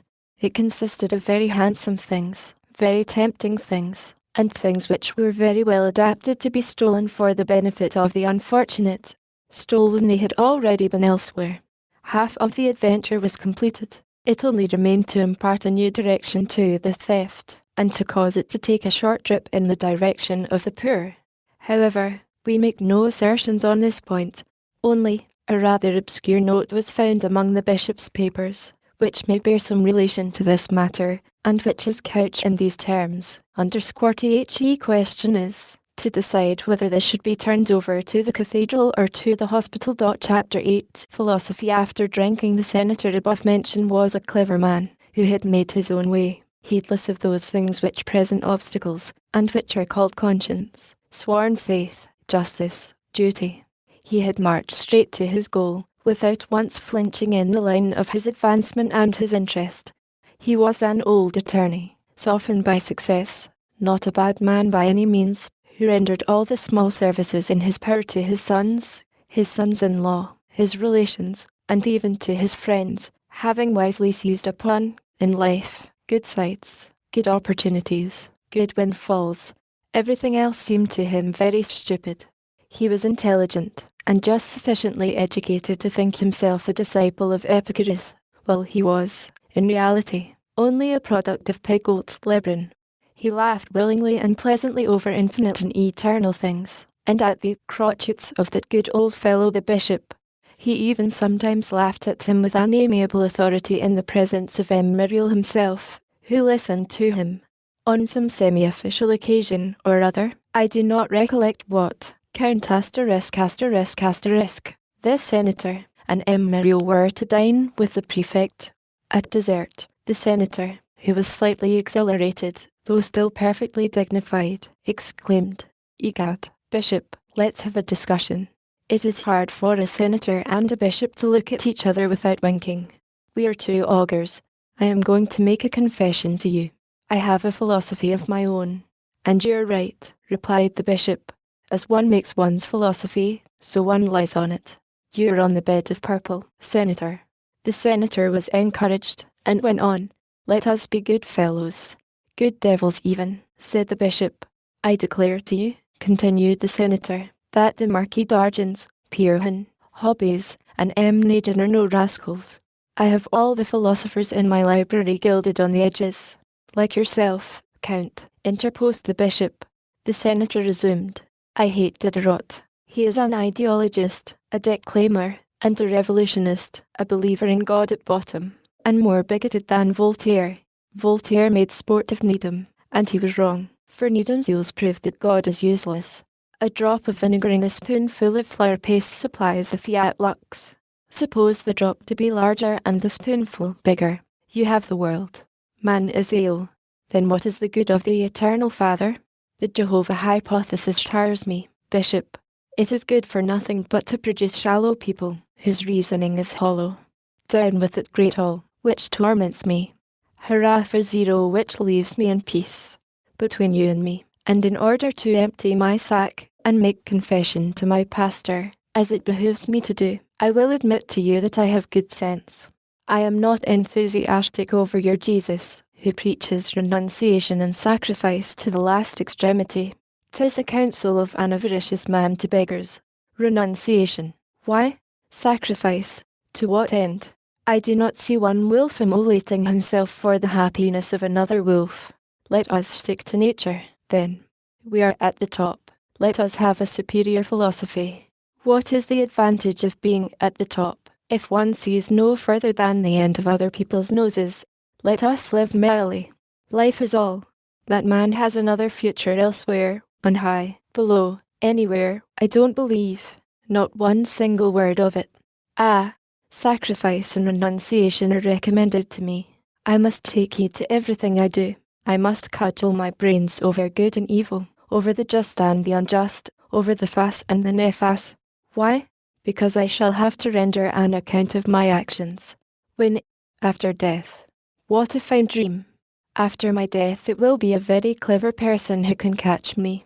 Have a handful of dust seized by a shadow hand, if you can. Let us tell the truth, we who are initiated, and who have raised the veil of Isis. There is no such thing as either good or evil. There is vegetation. Let us seek the real. Let us get to the bottom of it.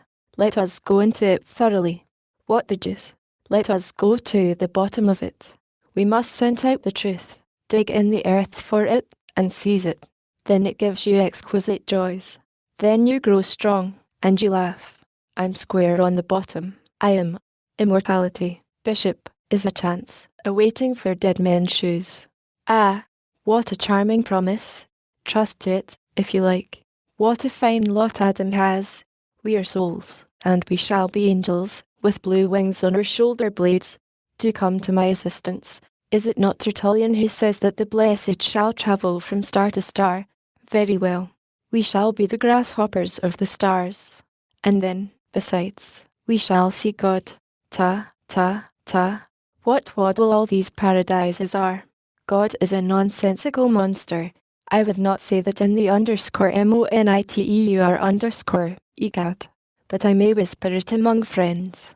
_INTER POCULA. To sacrifice the world to paradise is to let slip the prey for the shadow. Be the dupe of the infinite. I'm not such a fool. I am not. I call myself Monsieur le Comte not, Senator. Did I exist before my birth? No. Shall I exist after death?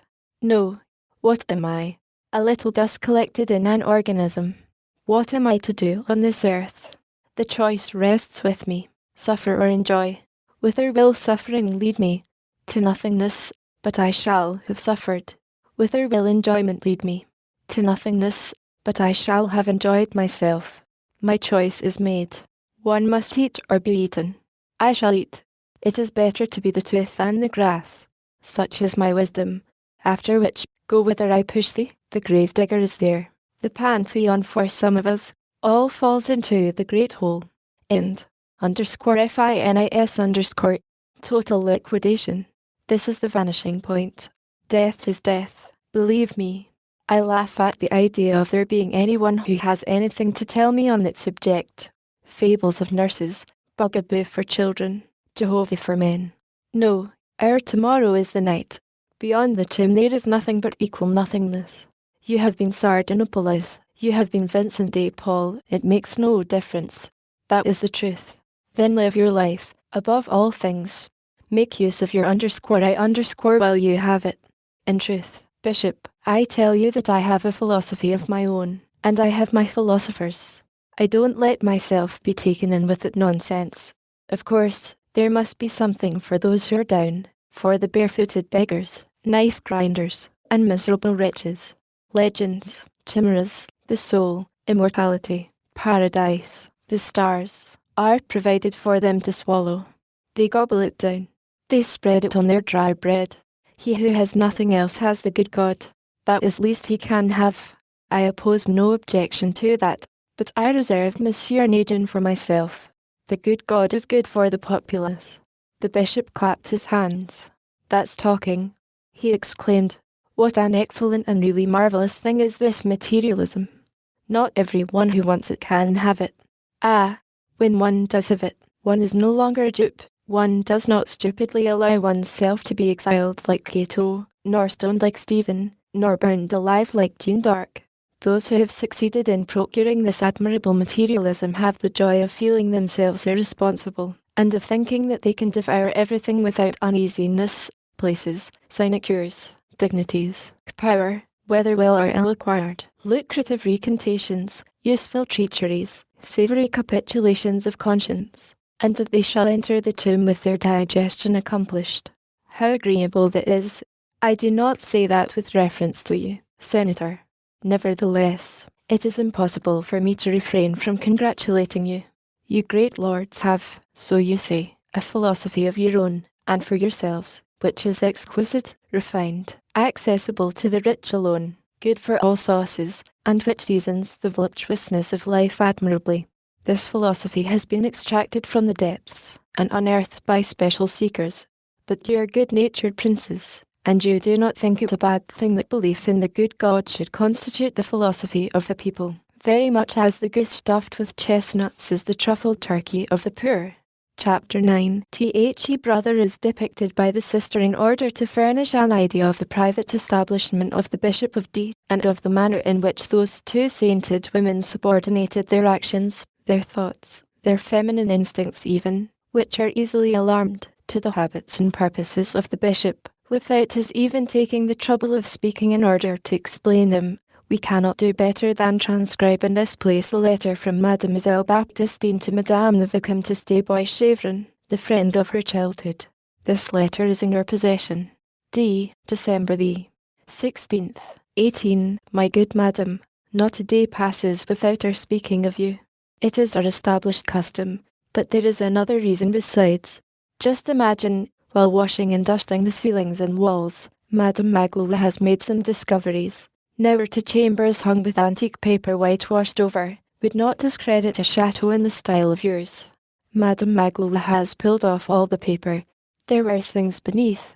My drawing room, which contains no furniture, and which we use for spreading out the linen after washing, is 15 feet in height, 18 square, with a ceiling which was formerly painted and gilded, and with beams, as in yours. This was covered with a cloth while this was the hospital, and the woodwork was of the era of our grandmothers. But my room is the one you ought to see. Madame Magloire has discovered, under at least 10 thicknesses of paper pasted on top, some paintings, which without being good are very tolerable. The subject is Telemachus being knighted by Minerva in some gardens, the name of which escapes me. In short, where the Roman ladies repaired on one single night. What shall I say to you? I have Romans, and Roman ladies. Here occurs an illegible word, and the whole train. Madame Magloire has cleaned it all off. This summer she is going to have some small injuries repaired, and the whole revarnished, and my chamber will be a regular museum. She has also found in a corner of the attic 2 wooden pier tables of ancient fashion. They asked us 2 crowns of 6 francs each to regild them, but it is much better to give the money to the poor, and they are very ugly besides, and I should much prefer a round table of mahogany. I am always very happy. My brother is so good. He gives all he has to the poor and sick. We are very much cramped. The country is trying in the winter, and we really must do something for those who are in need. We are almost comfortably lighted and warmed. You see that these are great treats. My brother has ways of his own. When he talks, he says that a bishop ought to be so. Just imagine, the door of our house is never fastened. Whoever chooses to enter finds himself at once in my brother's room. He fears nothing, even at night. That is his sort of bravery, he says. He does not wish me or Madame Magloire to feel any fear for him. He exposes himself to all sorts of dangers, and he does not like to have us even seem to notice it. One must know how to understand him. He goes out in the rain. He walks in the water, he travels in winter. He fears neither suspicious roads nor dangerous encounters, nor night. Last year, he went quite alone into a country of robbers. He would not take us. He was absent for a fortnight. On his return nothing had happened to him. He was thought to be dead, but was perfectly well, and said, "This is the way I have been robbed." And then he opened a trunk full of jewels, all the jewels of the Cathedral of Embrun, which the thieves had given him. When he returned on that occasion, I could not refrain from scolding him a little, taking care, however, not to speak except when the carriage was making a noise, so that no one might hear me. At first I used to say to myself, there are no dangers which will stop him. He is terrible. Now I have ended by getting used to it. I make a sign to Madame Magloire that she is not to oppose him. He risks himself as he sees fit. I carry off Madame Magloire. I enter my chamber. I pray for him and fall asleep. I am at ease, because I know that if anything were to happen to him, it would be the end of me. I should go to the good God with my brother and my bishop. It has cost Madame Magloire more trouble than it did me to accustom herself to what she terms his imprudences. But now the habit has been acquired. We pray together, we tremble together, and we fall asleep. If the devil were to enter this house, he would be allowed to do so. After all, what is there for us to fear in this house? There is always someone with us who is stronger than me. The devil may pass through it, but the good God dwells here. This suffices me. My brother has no longer any need of saying a word to me. I understand him without his speaking, and we abandon ourselves to the care of Providence. That is the way one has to do with a man who possesses grandeur of soul. I have interrogated my brother with regard to the information which you desire on the subject of the Faux family. You are aware that he knows everything, and that he has memories, because he is still a very good royalist. They really are a very ancient Norman family of the generalship of Caen. 500 years ago there was a Raoul de Faux, a Jean de Faux, and a Thomas de Faux, who were gentlemen, and one of whom was a Seigneur de Rochefort. The last was Guy Etienne Alexander, and was commander of a regiment, and something in the light horse of Bretagne.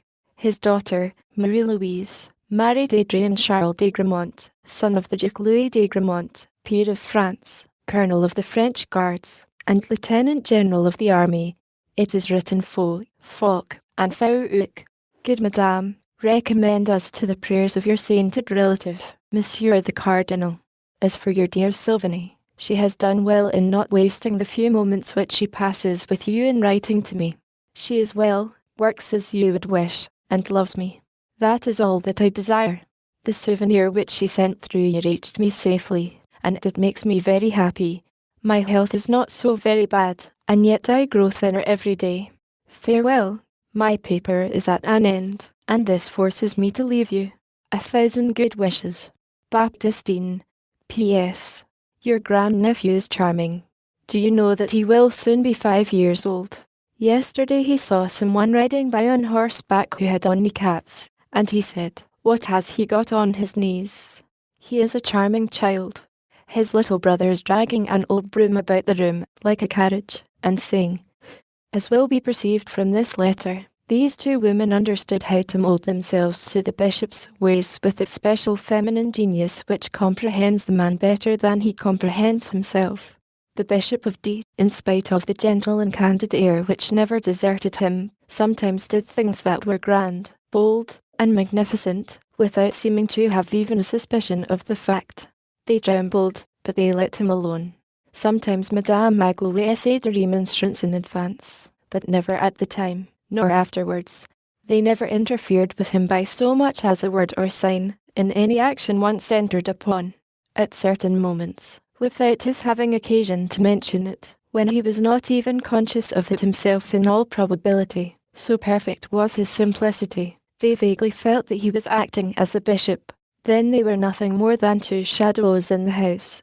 They served him passively, and if obedience consisted in disappearing, they disappeared. They understood, with an admirable delicacy of instinct, that certain cares may be put under constraint. Thus, even one believing him to be in peril, they understood, I will not say his thought, but his nature, to such a degree that they no longer watched over him. They confided him to God. Moreover, Baptistine said, as we have just read, that her brother's end would prove her own. Madame Magloire did not say this, but she knew it. Chapter X. The Bishop in the presence of an unknown light at an epoch a little later than the date of the letter cited in the preceding pages, he did a thing which, if the whole town was to be believed, was even more hazardous than his trip across the mountains infested with bandits. In the country near D, a man lived quite alone. This man, we will state at once, was a former member of the convention. His name was G. Member of the convention. G. was mentioned with a sort of horror in the little world of D. A member of the convention. Can you imagine such a thing? That existed from the time when people called each other Thu, and when they said citizen. This man was almost a monster. He had not voted for the death of the king, but almost. He was a quasi-regicide. He had been a terrible man. How did it happen that such a man had not been brought before a provost's court, on the return of the legitimate princes? They need not have cut off his head, if you please. Clemency must be exercised, agreed, but a good banishment for life. An example, in short, etc. Besides, he was an atheist, like all the rest of those people. Gossip of the geese about the vulture. Was G. a vulture after all? Yes, if he were to be judged by the element of ferocity in this solitude of his. As he had not voted for the death of the king, he had not been included in the decrees of exile, and had been able to remain in France. He dwelt at a distance of 3/4 of an hour from the city, far from any hamlet, far from any road, in some hidden turn of a very wild valley. No one knew exactly where. He had there, it was said, a sort of field, a hole, a lair. There were no neighbours, not even passers-by, since he had dwelt in that valley. The path which led thither had disappeared under a growth of grass. The locality was spoken of as though it had been the dwelling of a hangman. Nevertheless, the bishop meditated on the subject, and from time to time he gazed at the horizon at a point where a clump of trees marked the valley of the former member of the convention, and he said, "There is a soul yonder which is lonely." And he added, deep in his own mind, "I owe him a visit." But, let us avow it, this idea, which seemed natural at the first blush, appeared to him after a moment's reflection as strange, impossible, and almost repulsive, for, at bottom, he shared the general impression, and the old member of the convention inspired him, without his being clearly conscious of the fact himself, with the sentiment which borders on hate, and which is so well expressed by the word estrangement. Still, should the scab of the sheep cause the shepherd to recoil? No. But what a sheep! The good bishop was perplexed. Sometimes he set out in that direction, then he returned. Finally, the rumour one day spread through the town that a sort of young shepherd, who served the member of the convention in his hovel, had come in quest of a doctor, that the old wretch was dying, that paralysis was gaining on him, and that he would not live overnight. Thank God, some added. The bishop took his staff, put on his cloak, on account of his too threadbare cassock, as we have mentioned, and because of the evening breeze which was sure to rise soon, and set out.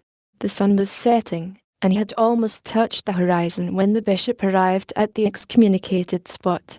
With a certain beating of the heart, he recognised the fact that he was near the lair.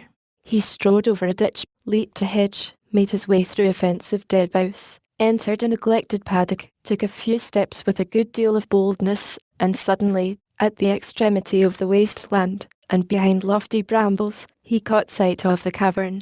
It was a very low hut, poor, small, and clean, with a vine nailed against the outside. Near the door, in an old wheelchair, the armchair of the peasants, there was a white-haired man, smiling at the sun. Near the seated man stood a young boy, the shepherd lad. He was offering the old man a jar of milk, while the bishop was watching him. The old man spoke. "Thank you," he said, "I need nothing." And his smile quitted the son to rest upon the child. The bishop stepped forward. At the sound which he made in walking, the old man turned his head, and his face expressed the sum total of the surprise which a man can still feel after a long life. "This is the first time since I have been here," said he, "that anyone has entered here." "Who are you, sir?" The bishop answered. "My name is Misérables. Misérables. I have heard that name." "Are you the man whom the people call Monsignor Welcome?" "I am." The old man resumed with a half-smile. "In that case, you're my bishop." "Something of that sort." "Enter, sir." The member of the convention extended his hand to the bishop, but the bishop did not take it. The bishop confined himself to the remark, "I am pleased to see that I have been misinformed. You certainly do not seem to me to be ill." "Monsieur," replied the old man, "I am going to recover." He paused, and then said, "I shall die 3 hours hence." Then he continued, "I am something of a doctor. I know in what fashion the last hour draws on. Yesterday, only my feet were cold. Today, the chill has ascended to my knees. Now I feel it mounting to my waist. When it reaches the heart, I shall stop. The sun is beautiful, is it not? I had myself wheeled out here to take a last look at things. You can talk to me. It does not fatigue me. You have done well to come and look at a man who is on the point of death. It is well that there should be witnesses at that moment. One has one's caprices. I should have liked to last until the dawn, but I know that I shall hardly live 3 hours. It will be night then. What does it matter, after all? Dying is a simple affair. One has no need of the light for that. So be it. I shall die by starlight." The old man turned to the shepherd lad. "Go to thy bed. Thou wert awake all last night. Thou art tired." The child entered the hut. The old man followed him with his eyes, and added, as though speaking to himself, "I shall die while he sleeps." The two slumbers may be good neighbours. The bishop was not touched as it seems that he should have been. He did not think he discerned God in this manner of dying. Let us say the whole, for these petty contradictions of great hearts must be indicated like the rest. He, who, on occasion, was so fond of laughing at his grace, was rather shocked at not being addressed as Monseigneur, and he was almost tempted to retort, citizen. He was assailed by a fancy for peevish familiarity, common enough to doctors and priests, but which was not habitual with him. This man, after all, this member of the convention, this representative of the people, had been one of the powerful ones of the earth. For the first time in his life, probably, the bishop felt in a mood to be severe. Meanwhile, the member of the convention had been surveying him with a modest cordiality, in which one could have distinguished, possibly, that humility which is so fitting when one is on the verge of returning to dust. The bishop, on his side, although he generally restrained his curiosity, which, in his opinion, bordered on a fault, could not refrain from examining the member of the convention with an attention which, as it did not have its course in sympathy, would have served his conscience as a matter of reproach, in connection with any other man.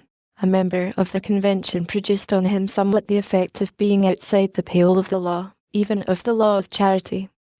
Calm, his body almost upright, his voice vibrating, was one of those octogenarians who form the subject of astonishment to the physiologist. The Revolution had many of these men, proportioned to the epoch. In this old man one was conscious of a man put to the proof. Though so near to his end, he preserved all the gestures of health.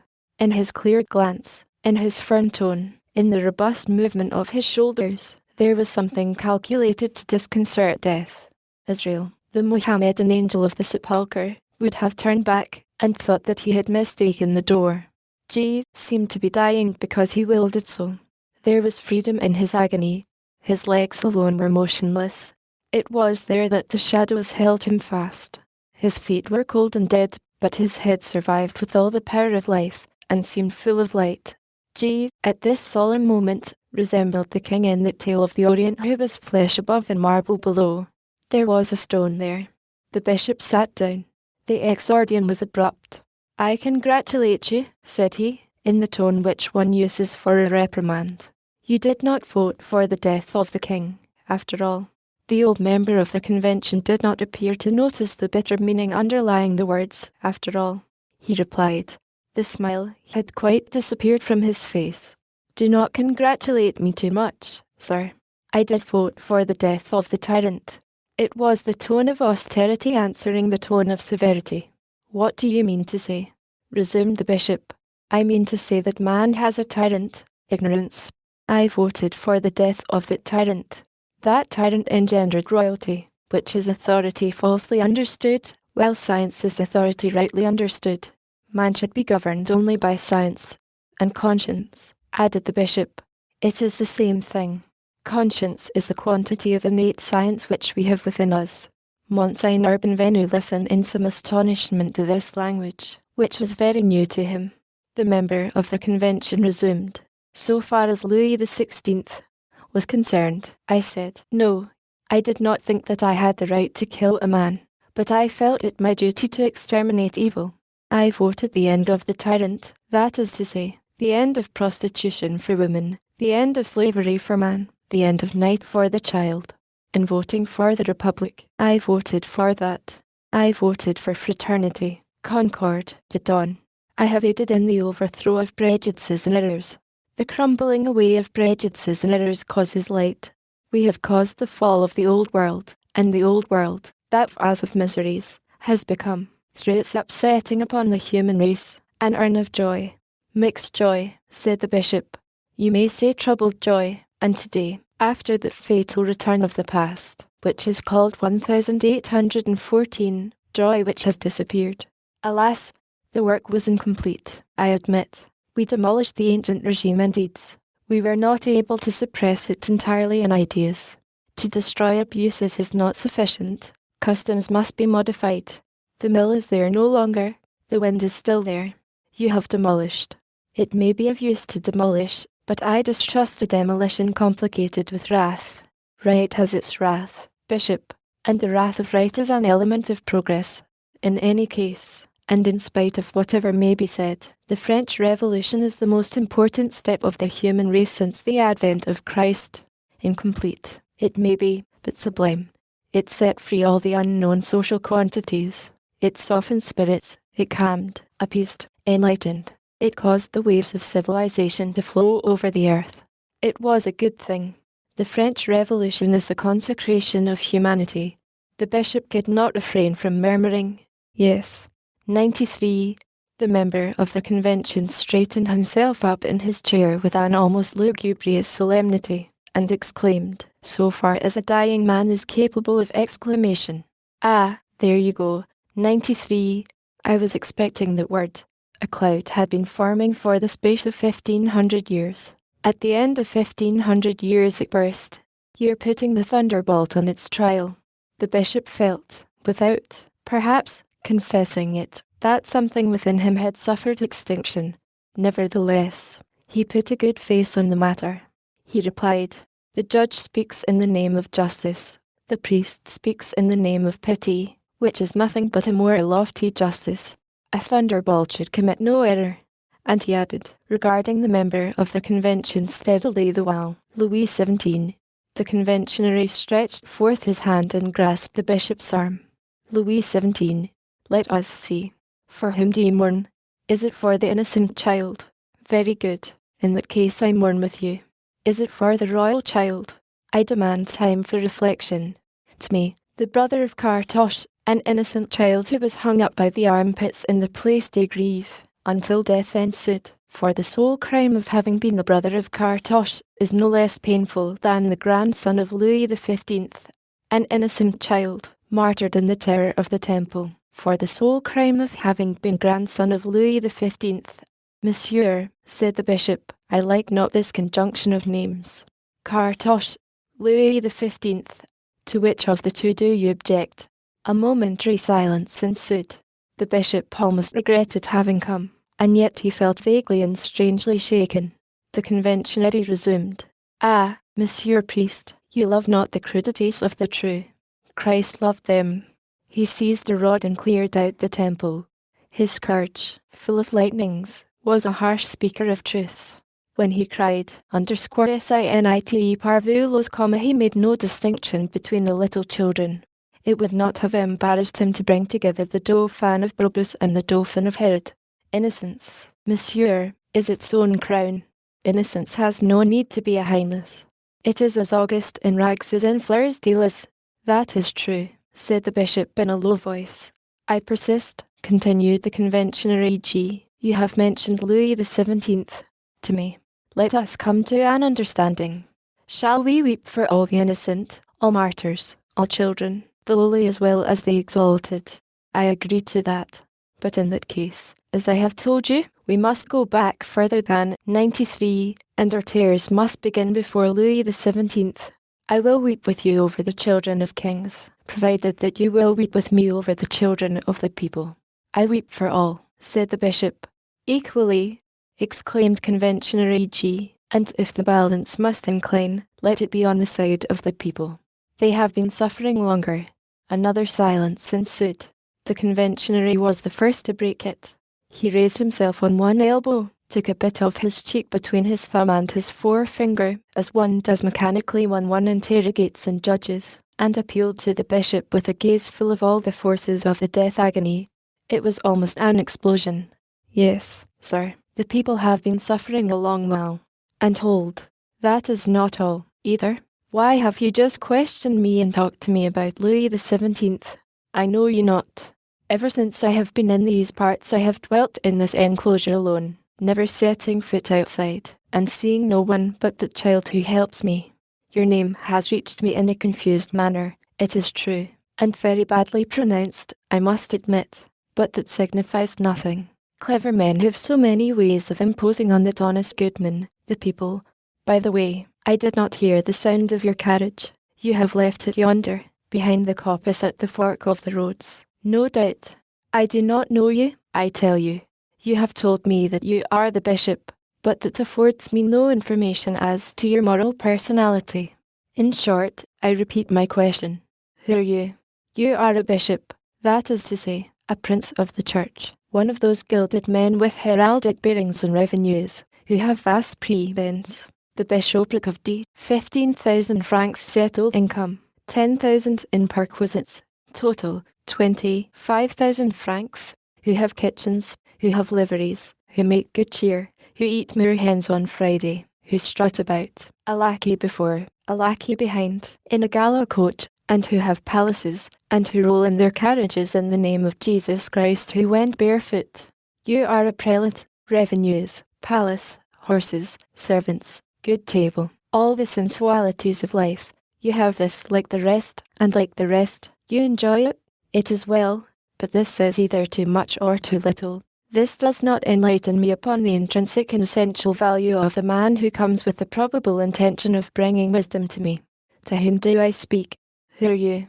The bishop hung his head and replied, _vermis sum. I am a worm of the earth in a carriage, growled the conventionary. It was the conventionary's turn to be arrogant, and the bishop's to be humble. The bishop resumed mildly, so be it, sir.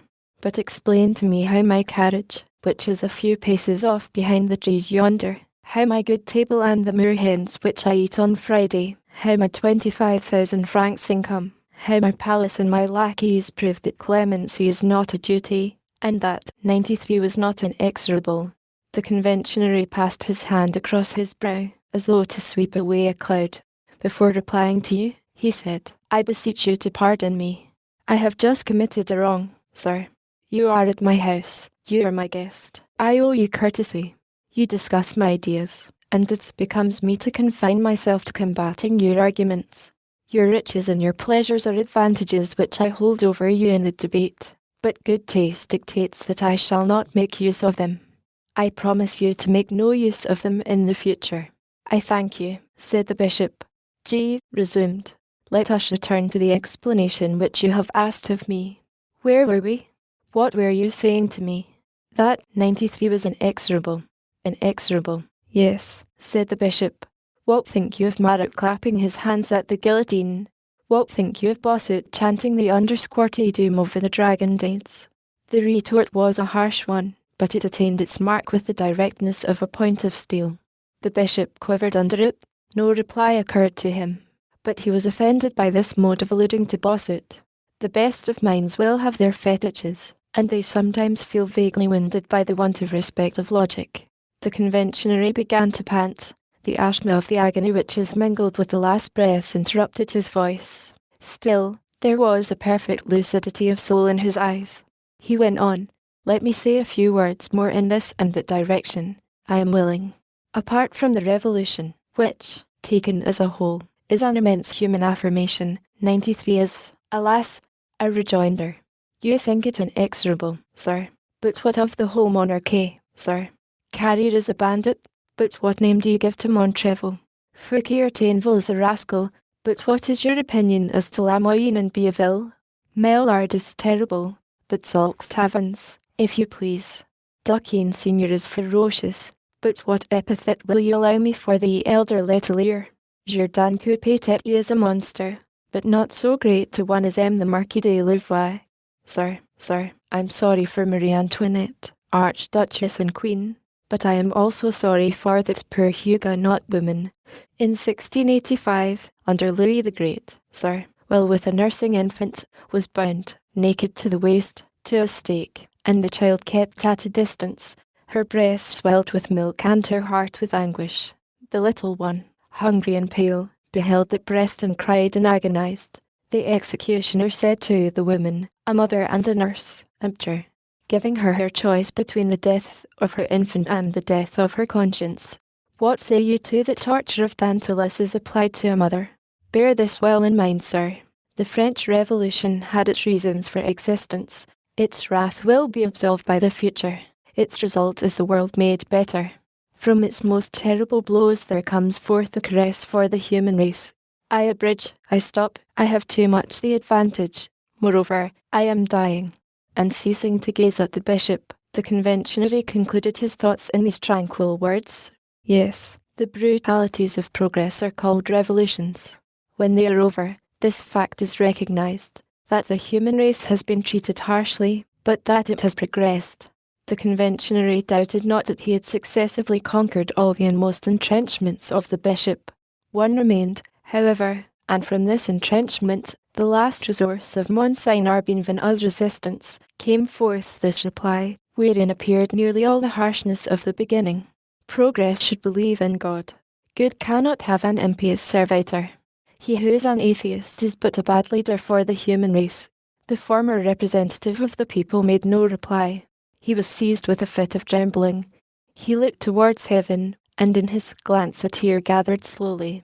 When the eyelid was full, the tear trickled down his livid cheek, and he said, almost in a stammer, quite low, and to himself, while his eyes were plunged in the depths, O thou, O ideal, thou alone existest. The bishop experienced an indescribable shock. After a pause, the old man raised a finger heavenward and said, the infinite is. He is there. If the infinite had no person, person would be without limit. It would not be infinite. In other words, it would not exist. There is, then, an underscore I underscore. That underscore I underscore of the infinite is God. The dying man had pronounced these last words in a loud voice, and with a shiver of ecstasy, as though he beheld someone. When he had spoken, his eyes closed. The effort had exhausted him. It was evident that he had just lived through in a moment the few hours which had been left to him. That which he had said brought him nearer to him who is in death. The supreme moment was approaching. The bishop understood this. Time pressed. It was as a priest that he had come. From extreme coldness he had passed by degrees to extreme emotion. He gazed at those closed eyes. He took the wrinkled, aged and ice-cold hand in his, and bent over the dying man. This hour is the hour of God. Do you not think that it would be regrettable if we had met in vain? The conventionary opened his eyes again. A gravity mingled with gloom was imprinted on his countenance. Bishop, said he, with a slowness which probably arose more from his dignity of soul than from the failing of his strength, I have passed my life in meditation, study, and contemplation. I was 60 years of age when my country called me and commanded me to concern myself with its affairs. I obeyed. Abuses existed, I combated them. Tyrannies existed, I destroyed them.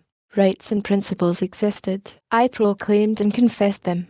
Our territory was invaded, I defended it. France was menaced, I offered my breast. I was not rich, I am poor. I have been one of the masters of the state. The vaults of the treasury were encumbered with specie to such a degree that we were forced to shore up the walls, which were on the point of bursting beneath the weight of gold and silver.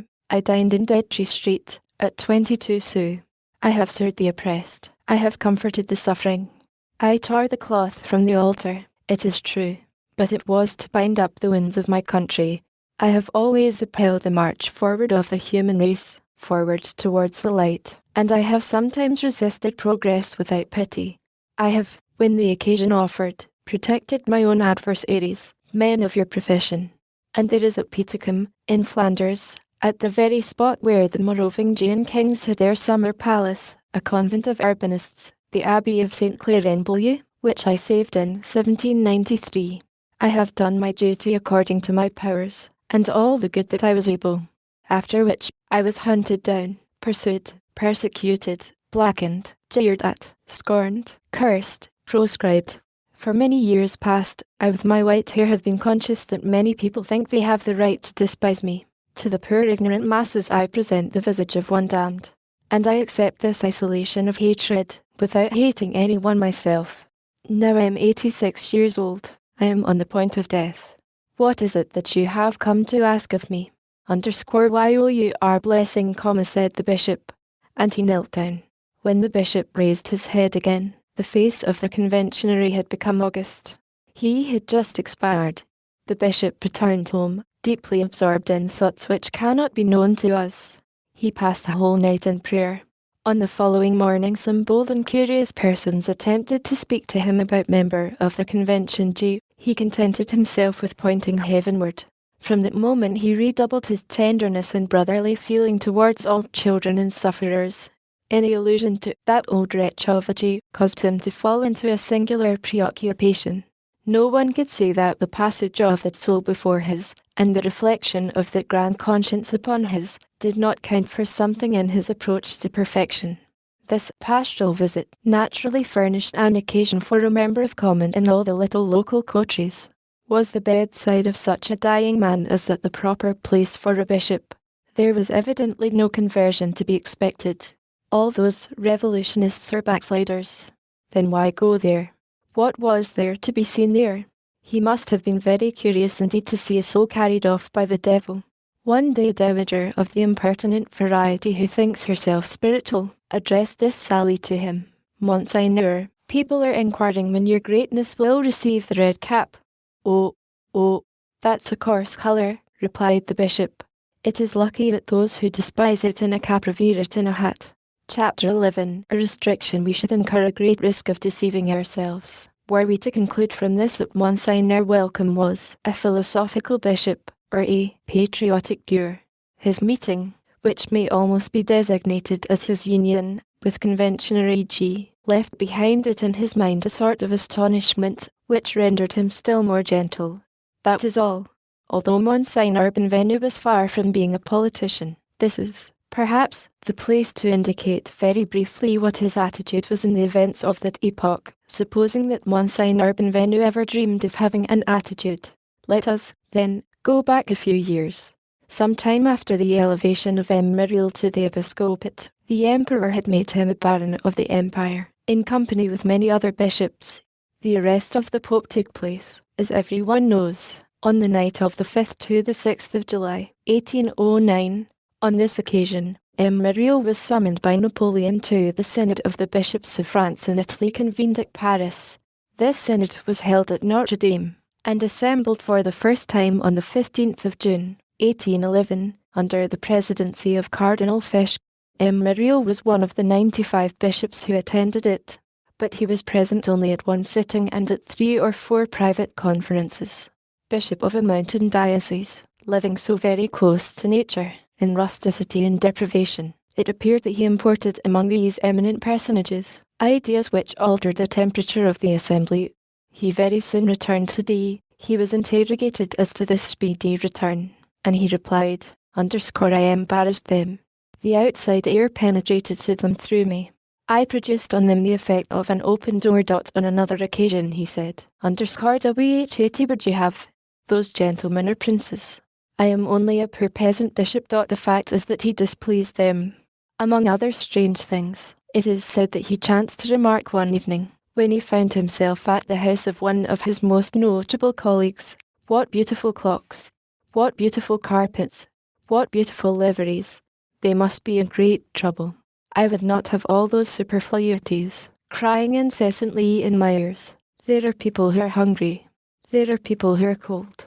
There are poor people. There are poor people. Let us remark, by the way, that the hatred of luxury is not an intelligent hatred. This hatred would involve the hatred of the arts. Nevertheless, in churchmen, luxury is wrong, except in connection with representations and ceremonies. It seems to reveal habits which have very little that is charitable about them. An opulent priest is a contradiction.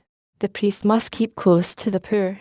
Now, can one come in contact incessantly night and day with all this distress, all these misfortunes, and this poverty, without having about one's own person a little of that misery, like the dust of labour? Is it possible to imagine a man near a brazier who is not warm? Can one imagine a workman who is working near a furnace, and who has neither a singed hair, nor blackened nails, nor a drop of sweat, nor a speck of ashes on his face? The first proof of charity in the priest, in the bishop especially, is poverty. This is, no doubt, what the Bishop of D thought. It must not be supposed, however, that he shared what we call the ideas of the century on certain delicate points. He took very little part in the theological quarrels of the moment, and maintained silence on questions in which church and state were implicated. But if he had been strongly pressed, it seems that he would have been found to be an ultramontane rather than a Gallican. Since we are making a portrait, and since we do not wish to conceal anything, we are forced to add that he was glacial towards Napoleon in his decline. Beginning with 1813, he gave in his adherence to or applauded all hostile manifestations. He refused to see him, as he passed through on his return from the island of Elba, and he abstained from ordering public prayers for the emperor in his diocese during the 100 days. Besides his sister, Mademoiselle Baptistine, he had 2 brothers, one a general, the other a prefect. He wrote to both with tolerable frequency. He was harsh for a time towards the former, because, holding a command in Provence at the epoch of the disembarkation at Cannes, the general had put himself at the head of 1,200 men and had pursued the emperor as though the latter had been a person whom one is desirous of allowing to escape. His correspondence with the other brother, the ex-prefect, a fine, worthy man who lived in retirement at Paris, Rouquesset, remained more affectionate. Thus Monsignor Benvenu also had his hour of party spirit, his hour of bitterness, his cloud.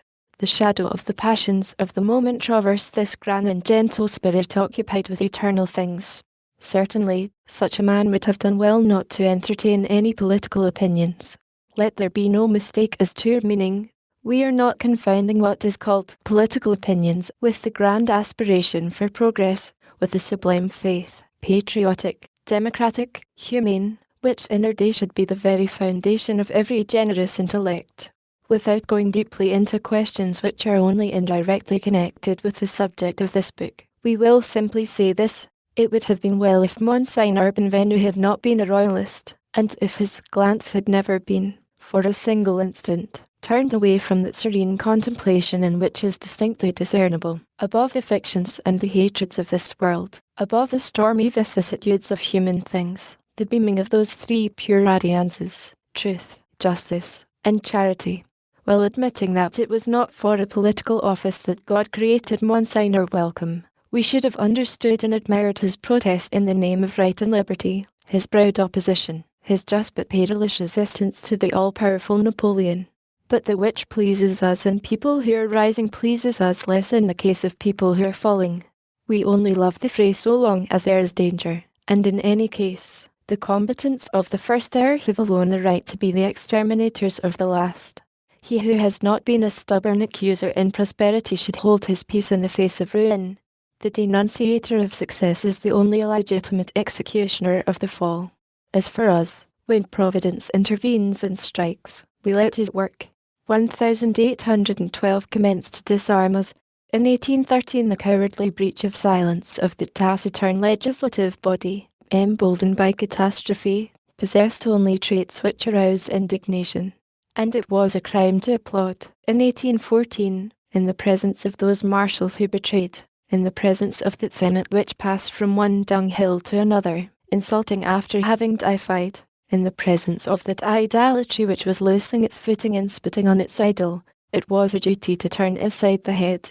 In 1815, when the supreme disasters filled the air, when France was seized with a shiver at their sinister approach, when Waterloo could be dimly discerned opening before Napoleon, the mournful acclamation of the army and the people to the condemned of destiny had nothing laughable in it, and, after making all allowance for the despot, a heart like that of the Bishop of D ought not perhaps to have failed to recognize the august and touching features presented by the embrace of a great nation and a great man on the brink of the abyss.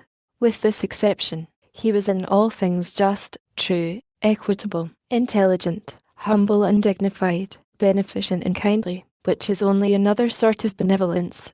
He was a priest, a sage, and a man. It must be admitted that even in the political views with which we have just reproached him, and which we are disposed to judge almost with severity, he was tolerant and easy, more so, perhaps, than we who are speaking here. The porter of the town hall had been placed there by the emperor. He was an old non-commissioned officer of the Old Guard, a member of the Legion of Honor at Austerlitz, as much of a Bonapartist as the Eagle. This poor fellow occasionally let slip inconsiderate remarks, which the law then stigmatized as seditious speeches. After the imperial profile disappeared from the Legion of Honor, he never dressed himself in his regimentals, as he said, so that he should not be obliged to wear his cross. He had himself devoutly removed the imperial effigy from the cross which Napoleon had given him. This made a hole, and he would not put anything in its place. I will die, he said, _RATHER than wear the three frogs upon my heart, ! He liked to scoff aloud at Louis XVIII, the gouty old creature in English gaiters. He said, let him take himself off to Prussia with the cue of his dot. He was happy to combine in the same imprecation the two things which he most detested, Prussia and England. He did it so often that he lost his place. There he was, turned out of the house, with his wife and children, and without bread. The bishop sent for him, reproved him gently, and appointed him beadle in the cathedral. In the course of 9 years Monsignor Benvenu had, by dint of holy deeds and gentle manners, filled the town of D with a sort of tender and filial reverence. Even his conduct towards Napoleon had been accepted and tacitly pardoned, as it were, by the people, the good and weakly flock who adored their emperor, but loved their bishop. Chapter 12. The solitude of Monsignor Welcome. A bishop is almost always surrounded by a full squadron of little abs, just as a general is by a covey of young officers. This is what that charming St. Francois de Sales calls somewhere les prétors blancs becs, callow priests. Every career has its aspirants, who form a train for those who have attained eminence in it. There is no power which has not its dependents. There is no fortune which has not its court. The seekers of the future eddy around the splendid present. Every metropolis has its staff of officials. Every bishop who possesses least influence has about him his patrol of cherubim from the seminary, which goes the round, and maintains good order in the episcopal palace, and mounts guard over Monsignor's smile. To please a bishop is equivalent to getting one's foot in the stirrup for a subdiaconate. It is necessary to walk one's path discreetly. The apostleship does not disdain the canonship. Just as there are bigwigs elsewhere, there are big mitters in the church. These are the bishops who stand well at court, who are rich, well endowed, skillful, accepted by the world, who know how to pray, no doubt, but who know also how to beg, who feel little scruple at making a whole diocese dance attendance in their person, who are connecting links between the sacristy and diplomacy, who are abts rather than priests, prelates rather than bishops. Happy those who approach them.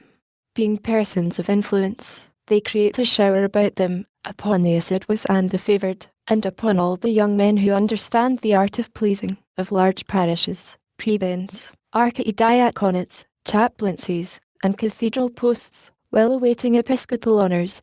As they advance themselves, they cause their satellites to progress also. It is a whole solar system on the march. Their radiance casts a gleam of purple over their suite. Their prosperity is crumbled up behind the scenes, into nice little promotions. The larger the diocese of the patron, the fatter the curacy for the favourite. And then, there is Rome, a bishop who understands how to become an archbishop who knows how to become a cardinal, carries you with him as conclavist. You enter a court of papal jurisdiction, you receive the pallium, and behold, you are an auditor, then a papal chamberlain, then Monsignor, and from a grace to an eminence is only a step, and between the eminence and the holiness there is but the smoke of a ballot. Every skullcap may dream of the tiara. The priest is nowadays the only man who can become a king in a regular manner. And what a king! The supreme king. Then what a nursery of aspirations is a seminary. How many blushing choristers, how many youthful abs bear on their heads Perette's pot of milk. Who knows how easy it is for ambition to call itself vocation, in good faith, perchance, and deceiving itself, devotee that it is. Monsignor Benvenu, poor, humble, retiring, was not accounted among the big mitters. This was blamed from the complete absence of young priests about him. We have seen that he did not take, in Paris, not a single future dreamed of engrafting itself on this solitary old man. Not a single sprouting ambition committed the folly of putting forth its foliage in his shadow. His canons and grand vicars were good old men, rather vulgar like himself, walled up like him in this diocese, without exit to a cardinalship, and who resembled their bishop, with this difference, that they were finished and he was completed. The impossibility of growing great under Monsignor Benvenu was so well understood, that no sooner had the young men whom he ordained left the seminary than they got themselves recommended to the archbishops of Aix or of Auch, and went off in a great hurry. For, in short, we repeat it, men wish to be pushed. A saint who dwells in a paroxysm of abnegation is a dangerous neighbour. He might communicate to you, by contagion, an incurable poverty, an ankylosis of the joints, which are useful in advancement, and, in short, more renunciation than you desire. And this infectious virtue is avoided. Hence the isolation of Monsignor Benvenu. We live in the midst of a gloomy society. Success, that is the lesson which falls drop by drop from the slope of corruption. Be it said in passing, that success is a very hideous thing. Its false resemblance to merit deceives men. For the masses, success has almost the same profile as supremacy. Success, that men act must have talent, has one dupe, history. Juvenal and Tacitus alone grumble at it. In our day, a philosophy which is almost official has entered into its service, wears the livery of success, and performs the service of its antechamber. Succeed, theory. Prosperity argues capacity. Win in the lottery, and behold, you are a clever man. He who triumphs is venerated. Be born with a silver spoon in your mouth. Everything lies in that. Be lucky, and you will have all the rest. Be happy, and people will think you great. Outside of 5 or 6 immense exceptions, which compose the splendor of a century, contemporary admiration is nothing but short-sightedness. Gilding is gold. It does no harm to be the first arrival by pure chance, so long as you do arrive. The common herd is an old Narcissus who adores himself, and who applauds the vulgar herd. That enormous ability by virtue of which one is Moses, Schiller, Dante, Michelangelo, or Napoleon, the multitude awards on the spot, and by acclamation, to whomsoever attains his object, in whatsoever it may consist. Let a notary transfigure himself into a deputy. Let a false Cornel compose _TIRIDATE. Let a eunuch come to possess a harem. Let a military prodrome accidentally win the decisive battle of an epoch. Let an apothecary invent cardboard chassoles for the army of the Sambrian Muse, and construct for himself, out of this cardboard, sold as leather, 400,000 francs of income. Let a pork packer espouse usury, and cause it to bring forth 7 or 8 millions, of which he is the father and of which it is the mother. Let a preacher become a bishop by force of his nasal drawl. Let the steward of a fine family be so rich on retiring from service that he is made minister of finances, and men call that genius, just as they call the face of Mouston _BEAUTY_ and the mien of Claude _MAJUSTY_. With the constellations of space they confound the stars of the abyss which are made in the soft mire of the puddle by the feet of ducks. Chapter 13. What he believed we are not obliged to sound the Bishop of D on the score of orthodoxy. In the presence of such a soul we feel ourselves in no mood but respect. The conscience of the just man should be accepted on his word. Moreover, certain natures being given, we admit the possible development of all beauties of human virtue in a belief that differs from our own. What did he think of this dogma, or of the mystery? These secrets of the inner tribunal of the conscience are known only to the tomb, where souls enter naked.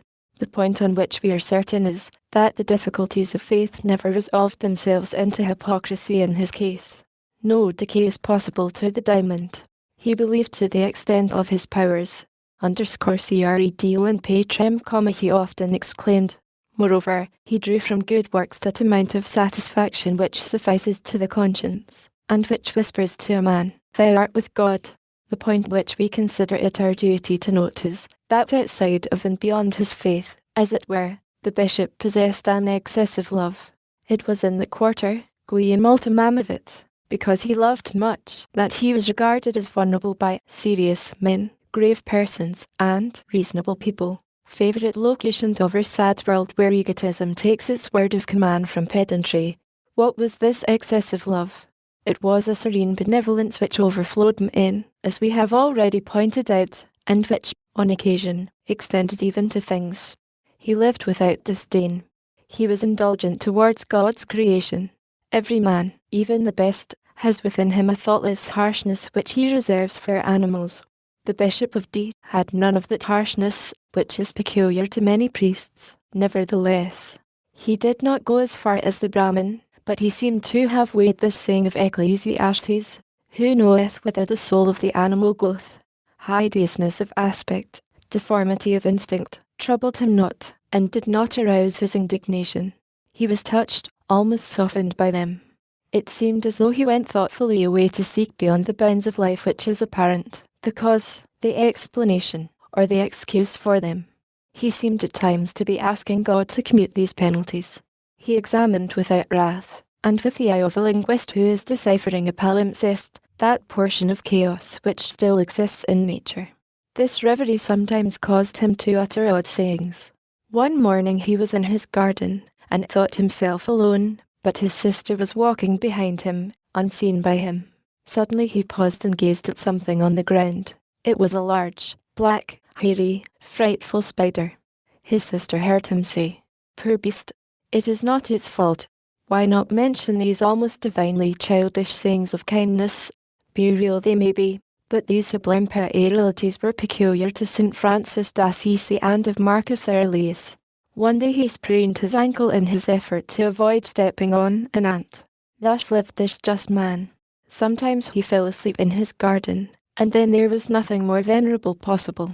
Monsignor Benvenu had formerly been, if the stories anent his youth, and even in regard to his manhood, were to be believed, a passionate, and, possibly, a violent man. His universal suavity was less an instinctive nature than the result of a grand conviction which had filtered into his heart through the medium of life, and had trickled there slowly, thought by thought, for, in a character, as in a rock, there may exist apertures made by drops of water. These hollows are ineffaceable, these formations are indestructible. In 1815, as we think we have already said, he reached his 75th birthday. But he did not appear to be more than 60. He was not tall, he was rather plump, and, in order to combat this tendency, he was fond of taking long strolls on foot. His step was firm, and his form was but slightly bent, a detail from which we do not pretend to draw any conclusion. Gregory XVI, at the age of 80, held himself erect and smiling, which did not prevent him from being a bad bishop. Monsignor Welcome had what the people term a fine head, but so amiable was he that they forgot that it was fine. When he conversed with that infantile gaiety which was one of his charms, and of which we have already spoken, people felt at their ease with him, and joy seemed to radiate from his whole person. His fresh and ruddy complexion, his very white teeth, all of which he had preserved, and which were displayed by his smile, gave him that open and easy air which caused the remark to be made of a man, "He's a good fellow," and of an old man, "He is a fine man." That, it will be recalled, was the effect which he produced upon Napoleon. On the first encounter, and to one who saw him for the first time, he was nothing, in fact, but a fine man. But if one remained near him for a few hours, and beheld him in the least degree pensive, the fine man became gradually transfigured, and took on some imposing quality, I know not what. His broad and serious brow, rendered august by his white locks, became august also by virtue of meditation. Majesty radiated from his goodness, though his goodness ceased not to be radiant. One experienced something of the emotion which one would feel on beholding a smiling angel slowly unfold his wings, without ceasing to smile.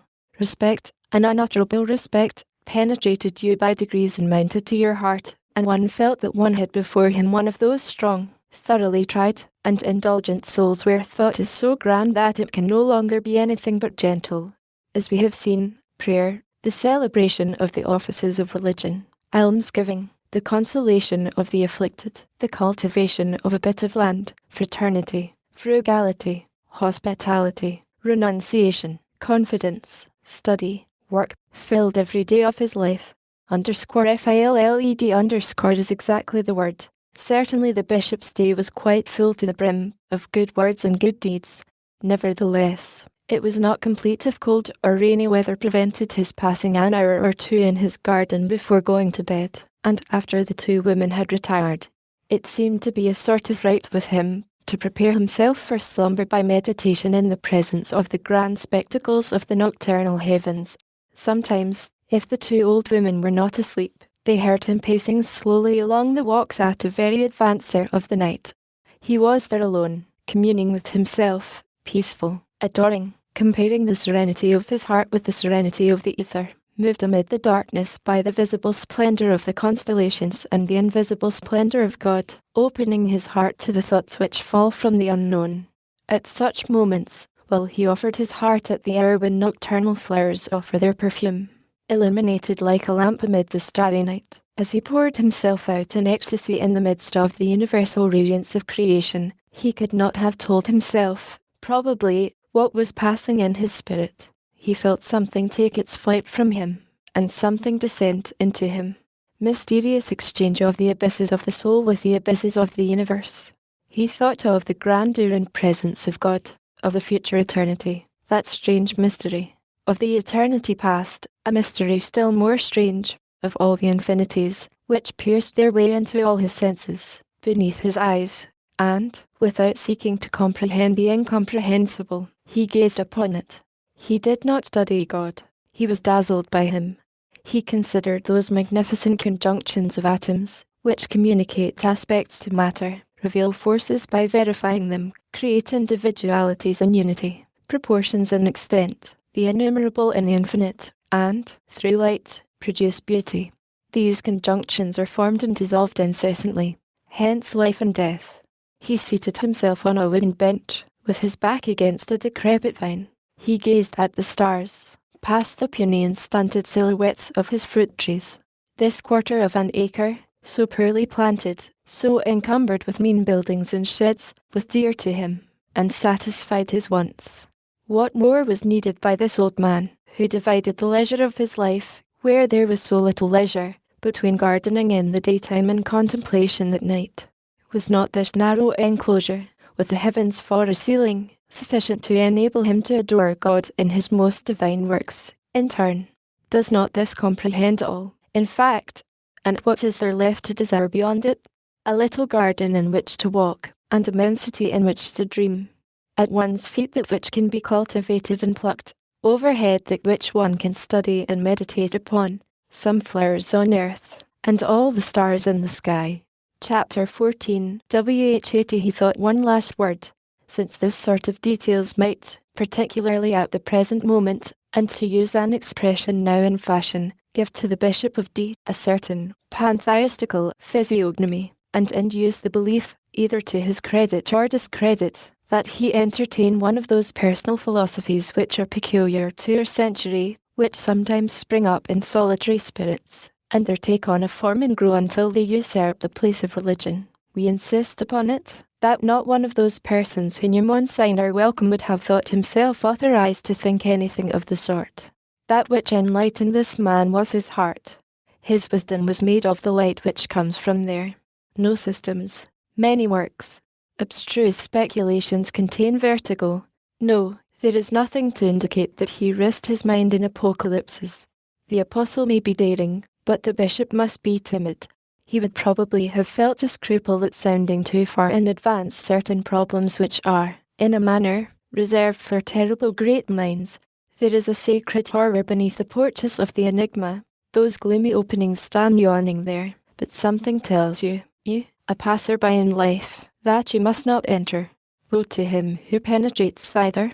Genius is in the impenetrable depths of abstraction and pure speculation, situated, so to speak, above all dogmas, propose their ideas to God.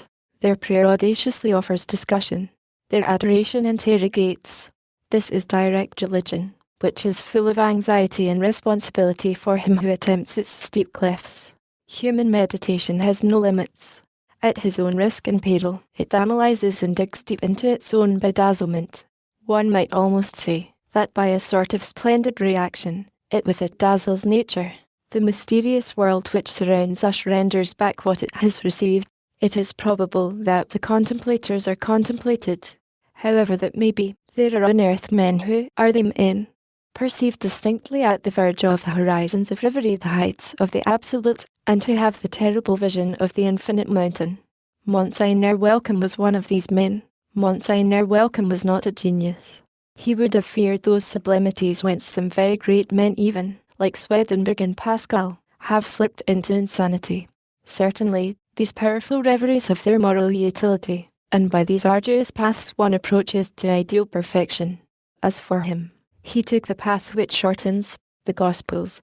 He did not attempt to impart to his chasuble the folds of Elijah's mantle. He projected no ray of future upon the dark groundswell of events. He did not seek to condense and flame the light of things. He had nothing of the prophet and nothing of the magician about him.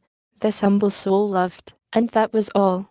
That he carried prayer to the pitch of a superhuman aspiration is probable, but one can no more pray too much than one can love too much.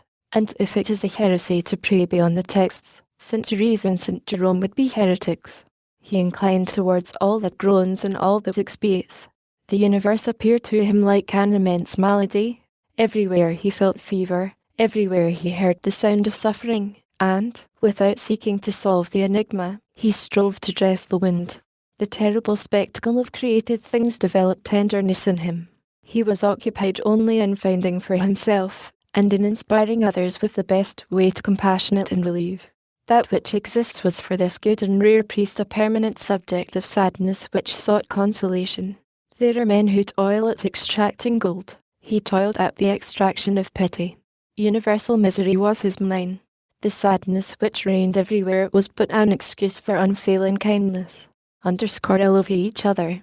He declared this to be complete, desired nothing further, and that was the whole of his doctrine. One day, that man who believed himself to be a philosopher, the senator who has already been alluded to, said to the bishop, "Just survey the spectacle of the world. All war against all. The strongest has the most wit. Your love each author is nonsense."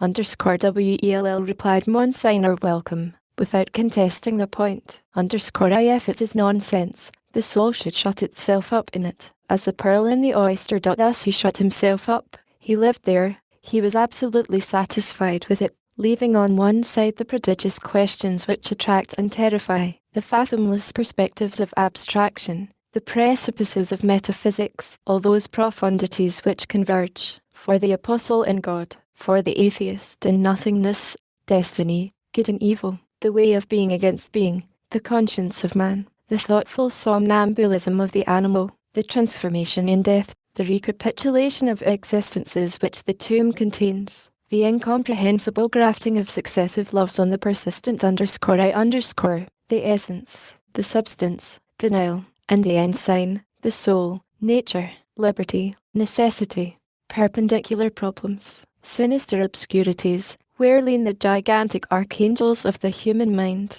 formidable abysses, which Lucretius, Manu, St. Paul, Dante, contemplate with eyes flashing lightning, which seems by its steady gaze on the infinite to cause stars to blaze forth there.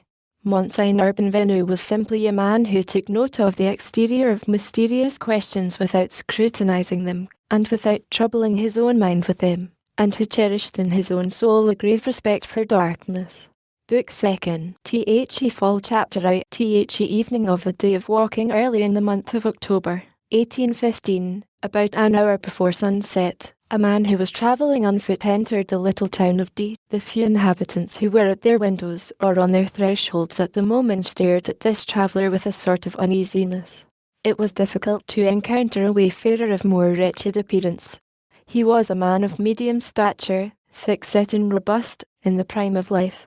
He might have been 46 or 48 years old.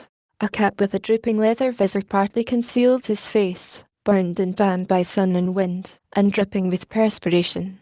His shirt of coarse yellow linen, fastened at the neck by a small silver anchor, permitted a view of his hairy breast. He had a cravat twisted into a string, trousers of blue drilling, worn and threadbare, white on one knee and torn on the other, an old grey, tattered blouse, patched on one of the elbows with a bit of green cloth sewed on with twine, a tightly packed soldier knapsack, well buckled and perfectly new, on his back, an enormous, knotty stick in his hand, iron-shod shoes on his stockingless feet, a shaved head and a long beard. The sweat, the heat, the journey on foot, the dust, added I know not what sordid quality to this dilapidated whole. His hair was closely cut, yet bristling, for it had begun to grow a little, and did not seem to have been cut for some time. No one knew him. He was evidently only a chance passer-by. Whence came he? From the south, from the seashore, perhaps, for he made his entrance into D. by the same street which, 7 months previously, had witnessed the passage of the Emperor Napoleon on his way from Cannes to Paris. This man must have been walking all day. He seemed very much fatigued.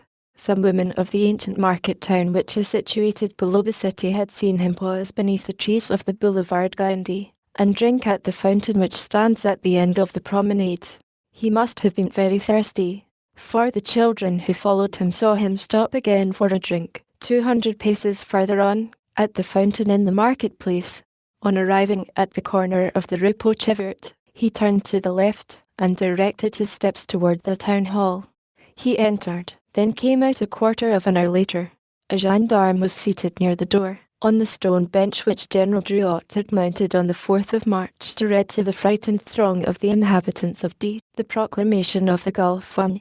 The man pulled off his cap and humbly saluted the gendarme. The gendarme, without replying to his salute, stared attentively at him, followed him for a while with his eyes, and then entered the town hall. There then existed at D. a fine inn at the sign of the _CROSS of Colbos. This inn had for a landlord the certain Jacquin Labarre, a man of consideration in the town on account of his relationship to another Labarre, who kept the inn of the _THREE d'Offense in Grenoble, and had served in the guides. At the time of the Emperor's landing, many rumours had circulated throughout the country with regard to this inn of the _THREE d'Offense. It was said that General Bertrand, disguised as a carter, had made frequent trips thither in the month of January, and that he had distributed crosses of honour to the soldiers and handfuls of gold to the citizens.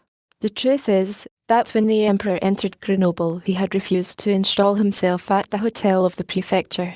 He had thanked the mayor, saying, "I am going to the house of a brave man of my acquaintance, and he had betaken himself to the _THREE d'Offense." This glory of the Labarre of the _THREE d'Offense was reflected upon the Labarre of the _CROSS of Colbos, at a distance of 25 leagues. It was said of him in the town, _THAT is the cousin of the man of Grenoble. The man bent his steps towards this inn, which was the best in the countryside. He entered the kitchen, which opened on a level with the street. All the stoves were lighted. A huge fire blazed gaily in the fireplace. The host, who was also the chief cook, was going from one stew-pan to another, very busily superintending an excellent dinner designed for the wagoners, whose loud talking, conversation, and laughter were audible from an adjoining apartment. Anyone who has travelled knows that there is no one who indulges in better cheer than wagoners. A fat marmot, flanked by white partridges and heather cocks, was turning on a long spit before the fire. On the stove, 2 huge carps from Lake Lausitz and a trout from Lake Hallows were cooking. The host, hearing the door open and seeing a newcomer enter, said, without raising his eyes from his stoves, "What do you wish, sir?" "Food and lodging," said the man. "Nothing easier," replied the host. At that moment he turned his head, took in the traveller's appearance with a single glance, and added, "By paying for it." The man drew a large leather purse from the pocket of his blouse, and answered, "I have money." "In that case, we are at your service," said the host. The man put his purse back in his pocket, removed his knapsack from his back, put it on the ground near the door, retained his stick in his hand, and seated himself on a low stool close to the fire. D is in the mountains. The evenings are colder in October. But as the host went back and forth, he scrutinized the traveller. "Will dinner be ready soon?" said the man. "Immediately," replied the landlord. While the newcomer was warming himself before the fire, with his back turned, the worthy host, Jacquin Labarre, drew a pencil from his pocket, then tore off the corner of an old newspaper which was lying on a small table near the window. On the white margin he wrote a line or two, folded it without sealing, and then entrusted the scrap of paper to a child who seemed to serve him in the capacity both of scullion and lackey. The landlord whispered a word in the scullion's ear, and the child set off on a run in the direction of the town hall. The traveller saw nothing of all this. Once more he inquired, "Will dinner be ready soon?" "Immediately," responded the host. The child returned. He brought back the paper. The host unfolded it eagerly, like a person who is expecting a reply. He seemed to read it attentively, then tossed his head, and remained thoughtful for a moment. Then he took a step in the direction of the traveller, who appeared to be immersed in reflections which were not very serene. "I cannot receive you, sir," said he. The man half rose. "What? Are you afraid that I will not pay you? Do you want me to pay you in advance? I have money, I tell you." "It is not that." "What then?" "You have money." "Yes," said the man. "And I," said the host, "have no room." The man resumed tranquilly, "Put me in the stable." "I cannot." "Why?" "The horses take up all the space." "Very well," retorted the man. "A corner of the loft then." a truss of straw. We will see about that after dinner. I cannot give you any dinner. This declaration, made in a measured but firm tone, struck the stranger's grave. He rose. Ah, bah, but I am dying of hunger. I have been walking since sunrise. I have travelled 12 leagues. I pay. I wish to eat. I have nothing, said the landlord. The man burst out laughing, and turned towards the fireplace and the stoves. Nothing. And all that is engaged. By whom? By Messrs the waggoners. How many are there of them? 12. There is enough food there for 20. They have engaged the whole of it and paid for it in advance. The man seated himself again, and said, without raising his voice, I am at an inn. I am hungry, and I shall remain. Then the host bent down to his ear, and said in a tone which made him start, Go away. At that moment the traveller was bending forward and thrusting some brands into the fire with the iron-shod tip of his staff. He turned quickly round, and as he opened his mouth to reply, the host gazed steadily at him and added, still in a low voice, Stop. There's enough of that sort of talk. Do you want me to tell you your name? Your name is Jean Valjean. Now do you want me to tell you who you are? When I saw you come in I suspected something. I sent to the town hall, and this was the reply that was sent to me.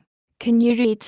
So saying, he held out to the stranger, fully unfolded, the paper which had just travelled from the inn to the town hall, and from the town hall to the inn. The man cast a glance upon it. The landlord resumed after a pause. I am in the habit of being polite to everyone. Go away.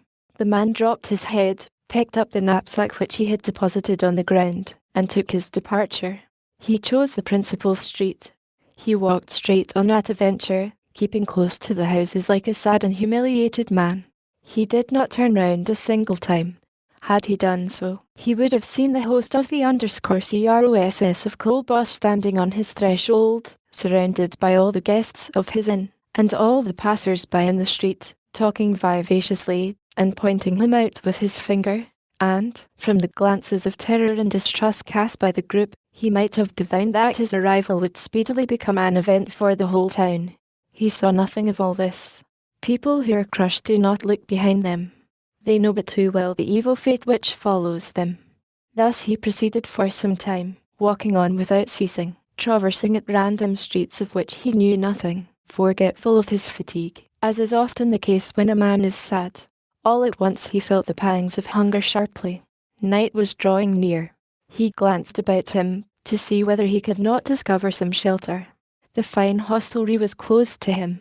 He was seeking some very humble public house, some hovel, however lowly.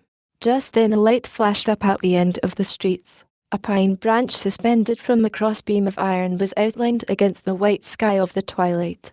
He proceeded thither. It proved to be, in fact, a public house.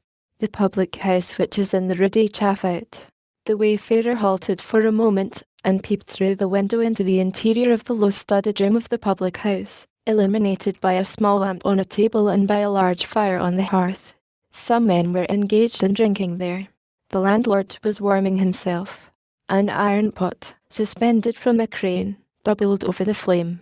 The entrance to this public house, which is also a sort of an inn, is by two doors. One opens on the street, the other upon a small yard filled with manure. The traveller dare not enter by the street door. He slipped into the yard, halted again, then raised the latch timidly and opened the door. Who goes there? Said the master. Someone who wants supper and bed. Good. We furnish supper and bed here. He entered. All the men who were drinking turned round. The lamp illuminated him on one side, the firelight on the other. They examined him for some time while he was taking off his knapsack. The host said to him, There is the fire. The supper is cooking in the pot. Come and warm yourself, comrade. He approached and seated himself near the hearth. He stretched out his feet, which were exhausted with fatigue, to the fire. A fine odour was emitted by the pot. All that could be distinguished of his face, beneath his cap, which was well pulled down, assumed a vague appearance of comfort, mingled with that other poignant aspect which habitual suffering bestows. It was, moreover, a firm, energetic, and melancholy profile. This physiognomy was strangely composed. It began by seeming humble, and ended by seeming severe. The eye shone beneath its lashes like a fire beneath brushwood. One of the men seated at the table, however, was a fishmonger who, before entering the public house of the Rue des Chaffaut, had been to stable his horse at La Barrière's. It chanced that he had that very morning encountered this unprepossessing stranger on the road between Bras des and I have forgotten the name. I think it was Escaplin. Now, when he met him, the man, who then seemed already extremely weary, had requested him to take him on his crupper, to which the fishmonger had made no reply except by redoubling his gait. This fishmonger had been a member half an hour previously of the group which surrounded Jacqueline Labarre, and had himself related his disagreeable encounter of the morning to the people at the _CROSS of Colbos.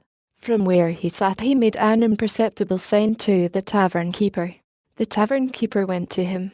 They exchanged a few words in a low tone. The man had again become absorbed in his reflections. The tavern keeper returned to the fireplace, laid his hand abruptly on the shoulder of the man, and said to him, "You are going to get out of here." The stranger turned round and replied gently, "Ah, you know." "Yes. I was sent away from the other inn, and you are to be turned out of this one. Where would you have me go?" "Elsewhere." The man took his stick and his knapsack and departed. As he went out, some children who had followed him from the _CROSS of Colbos, and who seemed to be lying in wait for him, threw stones at him. He retraced his steps in anger, and threatened them with his stick. The children dispersed like a flock of birds. He passed before the prison. At the door hung an iron chain attached to a bell. He rang. The wicket opened. "Turnkey," said he, removing his cap politely, "will you have the kindness to admit me, and give me a lodging for the night?" A voice replied, "The prison is not an inn. Get yourself arrested, and you will be admitted." The wicket closed again.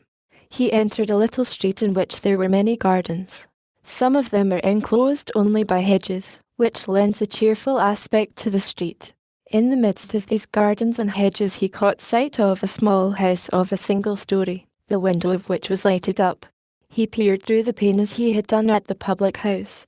Within was a large whitewash room, with a bed draped in printed cotton stuff, and a cradle in one corner, a few wooden chairs, and a double-barreled gun hanging on the wall. A table was spread in the centre of the room.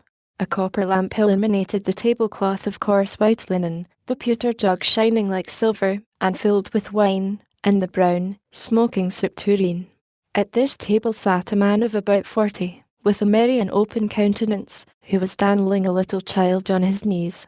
Close by a very young woman was nursing another child. The father was laughing, the child was laughing, the mother was smiling. The stranger paused a moment in reverie before this tender and calming spectacle. What was taking place within him, he alone could have told. It is probable that he thought that this joyous house would be hospitable, and that, in a place where he beheld so much happiness, he would find perhaps a little pity. He tapped on the pane with a very small and feeble knock. They did not hear him. He tapped again. He heard the woman say, "It seems to me, husband, that someone is knocking." "No," replied the husband. He tapped a third time. The husband rose, took the lamp, and went to the door, which he opened. He was a man of lofty stature, half peasant, half artisan. He wore a huge leather apron, which reached to his left shoulder, and which a hammer, a red handkerchief, a powder horn, and all sorts of objects which were upheld by the girdle, as in a pocket, caused to bulge out. He carried his head thrown backwards. His shirt, widely opened and turned back, displayed his bull neck, white and bare. He had thick eyelashes, enormous black whiskers, prominent eyes, the lower part of his face like a snout, and besides all this, that air of being on his own ground, which is indescribable. "Pardon me, sir," said the wayfarer, "could you, in consideration of payment, give me a plate of soup and a corner of that shed yonder in the garden, in which to sleep? Tell me, can you?" "For money."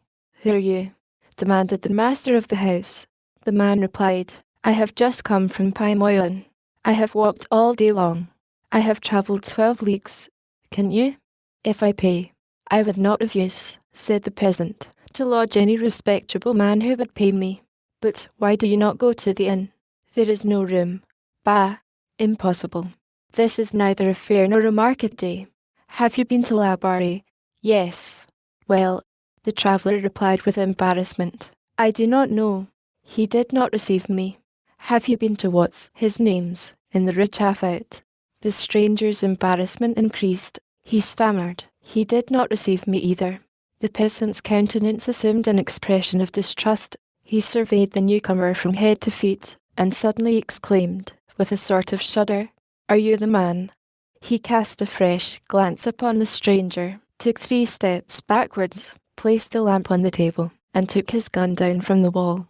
Meanwhile, at the words, _REU, the man the woman had risen, had clasped her 2 children in her arms, and had taken refuge precipitately behind her husband, staring in terror at the stranger, with her bosom uncovered, and with frightened eyes, as she murmured in a low tone, _TSO Mirad.1 All this took place in less time than it requires to picture it to one's self. After having scrutinized the man for several moments, as one scrutinizes a viper, the master of the house returned to the door and said, Clear out. For pity's sake, a glass of water, said the man. A shot from my gun, said the peasant. Then he closed the door violently, and the man heard him shoot 2 large bolts. A moment later, the window shutter was closed, and the sound of a bar of iron which was placed against it was audible outside. Night continued to fall. A cold wind from the Alps was blowing. By the light of the expiring day the stranger perceived, in one of the gardens which bordered the street, a sort of hut, which seemed to him to be built of sods. He climbed over the wooden fence resolutely, and found himself in the garden. He approached the hut. Its door consisted of a very low and narrow aperture, and it resembled those buildings which road labourers construct for themselves along the roads. He thought without doubt that it was, in fact, the dwelling of a road labourer. He was suffering from cold and hunger, but this was, at least, a shelter from the cold. This sort of dwelling is not usually occupied at night. He threw himself flat on his face, and crawled into the hut. It was warm there, and he found a tolerably good bed of straw. He lay, for a moment, stretched out on this bed, without the power to make a movement, so fatigued was he. Then, as the knapsack on his back was in his way, and as it furnished, moreover, a pillow ready to his hand, he set about unbuckling one of the straps. At that moment, a ferocious growl became audible. He raised his eyes. The head of an enormous dog was outlined in the darkness at the entrance of the hut. It was a dog's kennel. He was himself vigorous and formidable. He armed himself with his staff, made a shield of his knapsack, and made his way out of the kennel in the best way he could, not without enlarging the rents in his rags. He left the garden in the same manner, but backwards, being obliged, in order to keep the dog respectful, to have recourse to that manoeuvre with his stick which masters in that sort of fencing designate as Leroy's covert. When he had, not without difficulty, repassed the fence, and found himself once more in the street, alone, without refuge, without shelter, without a roof over his head, chased even from the bed of straw and from that miserable kennel, he dropped rather than seated himself on a stone, and it appears that a passer-by heard him exclaim, I am not even a dog. He soon rose again and resumed his march. He went out of the town, hoping to find some tree or haystack in the fields which would afford him shelter. He walked thus for some time, with his head still drooping. When he felt himself far from every human habitation, he raised his eyes and gazed searchingly about him. He was in a field. Before him was one of those low hills covered with close-cut stubble, which, after the harvest, resemble shaved heads. The horizon was perfectly black. This was not alone the obscurity of night. It was caused by very low-hanging clouds which seemed to rest upon the hill itself, and which were mounting and filling the whole sky. Meanwhile, as the moon was about to rise, and as there was still floating in the zenith a remnant of the brightness of twilight, these clouds formed at the summit of the sky a sort of whitish arch, whence a gleam of light fell upon the earth. The earth was thus better lighted than the sky, which produces a particularly sinister effect, and the hill, whose contour was poor and mean, was outlined vague and wan against the gloomy horizon. The whole effect was hideous, petty, lugubrious, and narrow. There was nothing in the field or on the hill except a deformed tree, which writhed and shivered a few paces distant from the wayfarer.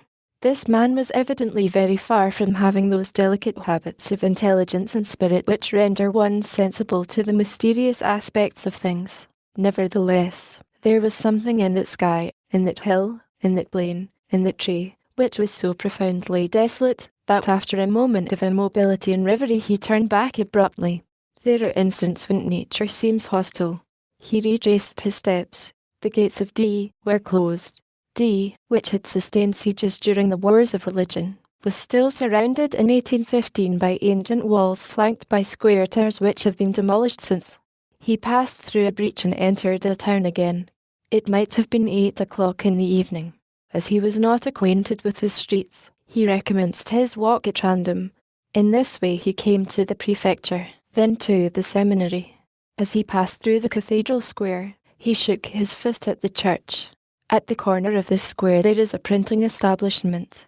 It is there that the proclamations of the emperor and of the imperial guard to the army, brought from the island of Elba and dictated by Napoleon himself, were printed for the first time. Worn out with fatigue, and no longer entertaining any hope, he lay down on a stone bench which stands at the doorway of this printing office. At that moment an old woman came out of the church. She saw the man stretched out in the shadow. "What are you doing there, my friend?" said she. He answered harshly and angrily, "As you see, my good woman, I'm sleeping." The good woman, who was well worthy the name, in fact, was the Marquise d'Ar, on this bench. She went on. "I have had a mattress of wood for 19 years, said the man. "Today I have a mattress of stone. You have been a soldier." "Yes, my good woman, a soldier." "Why do you not go to the inn?" "Because I have no money." "Alas," said Madame d'Ar, "I have only 4 sous in my purse." "Give it to me all the same." The man took the 4 sous. Madame d'Ar continued, "You cannot obtain lodgings in an inn for so small a sum. But have you tried? It is impossible for you to pass the night thus. You're cold and hungry, no doubt. Someone might have given you lodging out of charity. I have knocked at all doors. Well, I have been driven away everywhere." The good woman touched the man's arm, and pointed out to him on the other side of the street a small, low house, which stood beside the bishop's palace. "You have knocked at all doors?" "Yes." "Have you knocked at that one?" "No." "Knock there." Chapter 2. Prudence Counsel to Wisdom. That evening, the Bishop of D, after his promenade through the town, remained shut up rather late in his room. He was busy over a great work on _duties_, which was never completed. Unfortunately, he was carefully compiling everything that the fathers and the doctors have said on this important subject. His book was divided into 2 parts. Firstly, the duties of all. Secondly, the duties of each individual, according to the class to which he belongs. The duties of all are the great duties. There are 4 of these. St. Matthew points them out. Duties towards God, _matty. Duties towards oneself, _mattv. 29, 30. Duties towards one's neighbour, _mattv. 12. Duties towards animals, _matty. 20, 25.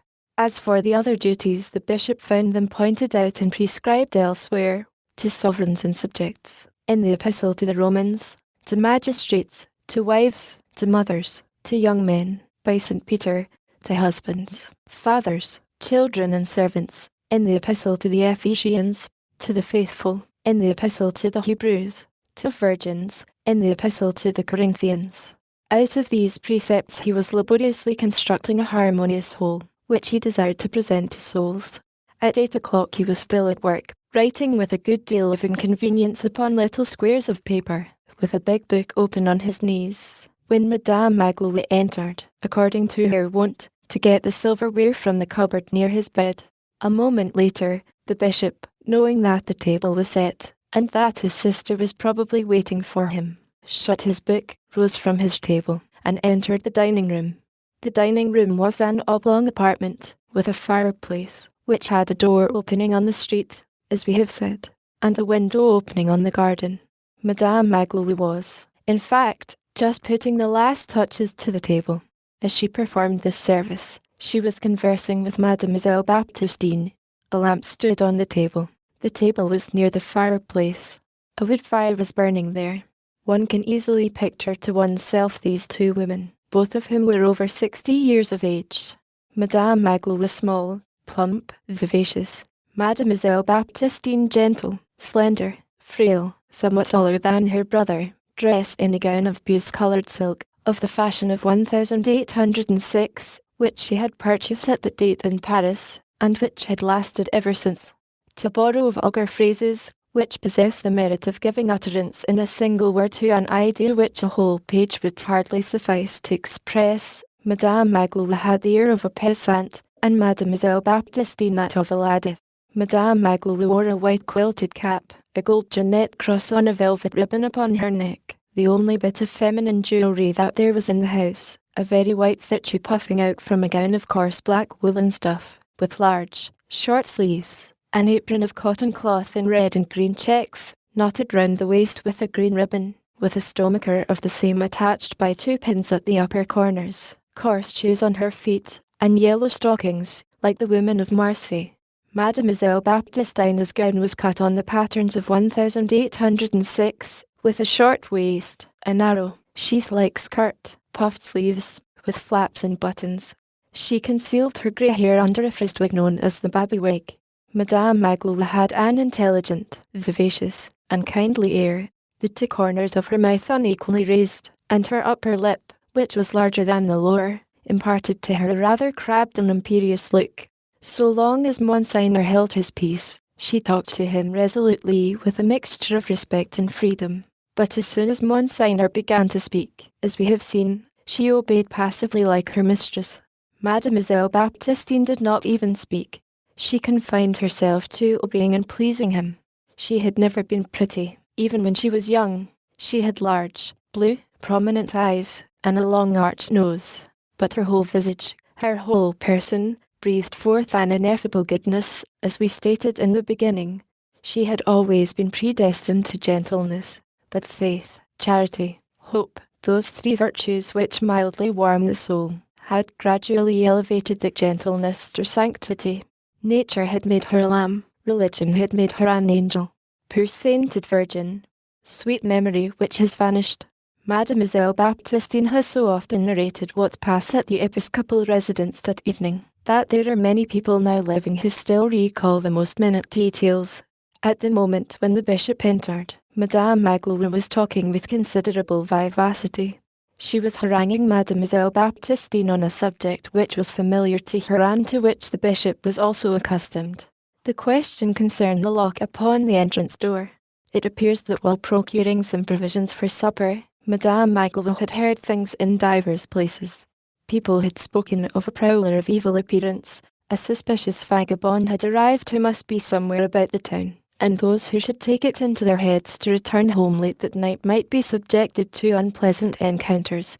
The police was very badly organised. Moreover, because there was no love lost between the prefect and the mayor, who sought to injure each other by making things happen, it behooved wise people to play the part of their own police, and to guard themselves well, and care must be taken to duly close, bar and barricade their houses, and to fasten the doors well.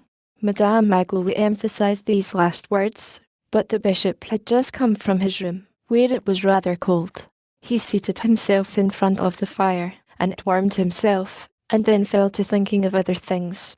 He did not take up the remark dropped with design by Madame Magloire. She repeated it. Then Mademoiselle Baptistine, desirous of satisfying Madame Magloire without displeasing her brother, ventured to say timidly, "Did you hear what Madame Magloire is saying, brother?" "I have heard something of it in a vague way," replied the bishop. Then half turning in his chair, placing his hands on his knees, and raising towards the old servant woman his cordial face, which so easily grew joyous, and which was illuminated from below by the firelight, "Come, what is the matter? What is the matter? Are we in any great danger?" Then Madame Magloire began the whole story afresh, exaggerating it a little without being aware of the fact. It appeared that a Bohemian, a barefooted vagabond, a sort of dangerous mendicant, was at that moment in the town. He had presented himself at Jacqueline Labarriere's to obtain lodgings, but the latter had not been willing to take him in. He had been seen to arrive by the way of the boulevard Gandhi and roam about the streets in the gloaming. A gallows bird with a terrible face. Really, said the bishop. This willingness to interrogate encouraged Madame Magloire. It seemed to her to indicate that the bishop was on the point of becoming alarmed. She pursued triumphantly. Yes, Monseigneur. That is how it is. There will be some sort of catastrophe in this town tonight. Everyone says so.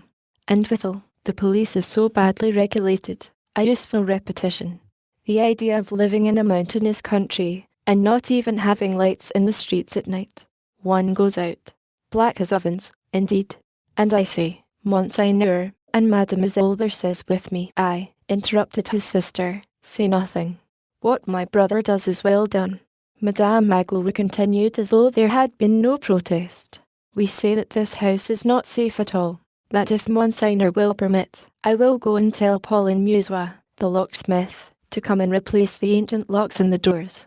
We have them, and it is only the work of a moment, for I say that nothing is more terrible than a door which can be opened from the outside with a latch by the first passerby, and I say that we need bolts, Monseigneur, if only for this night.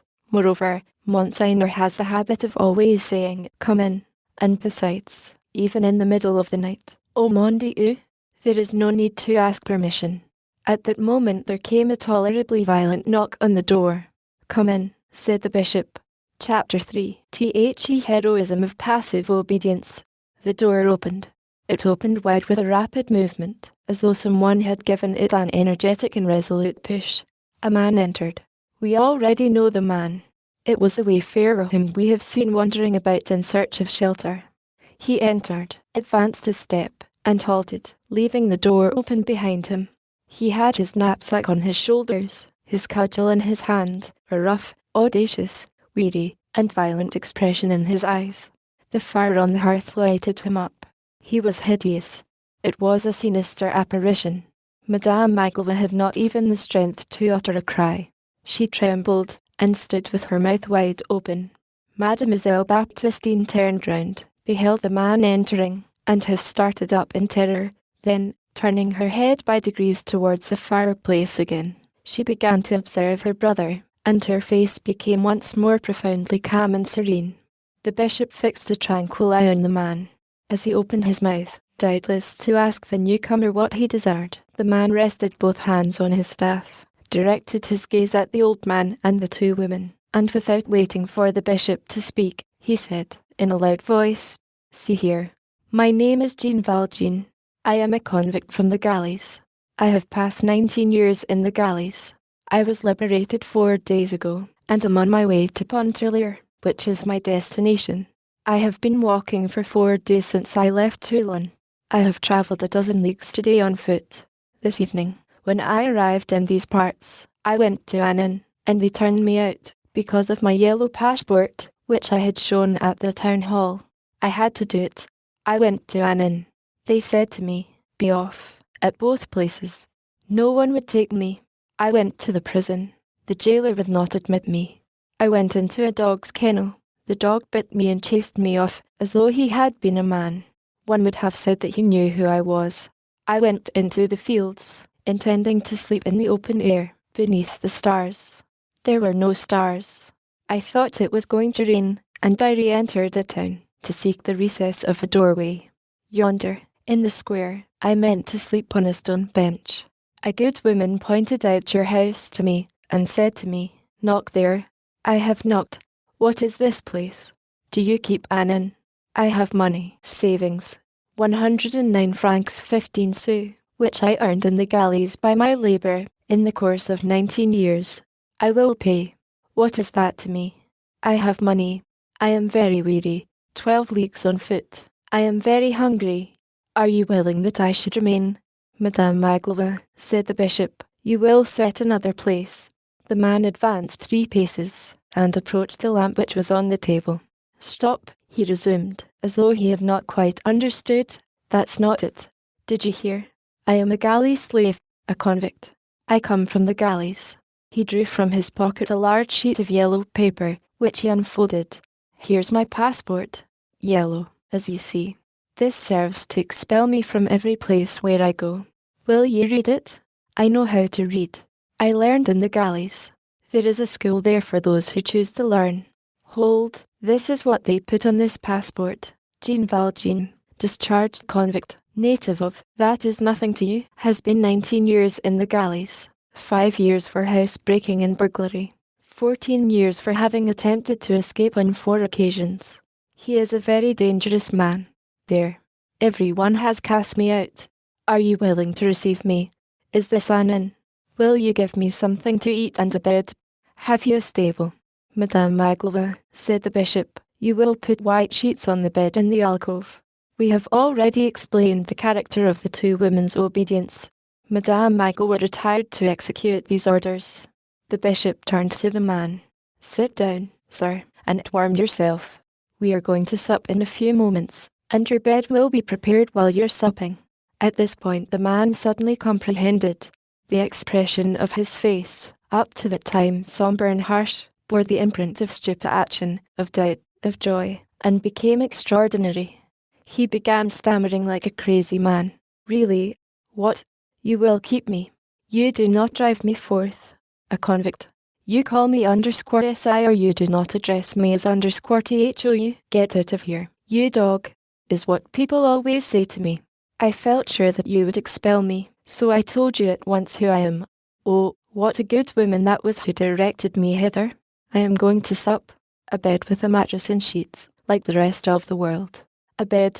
It is 19 years since I have slept in a bed. You actually do not want me to go. You are good people. Besides, I have money. I will pay well.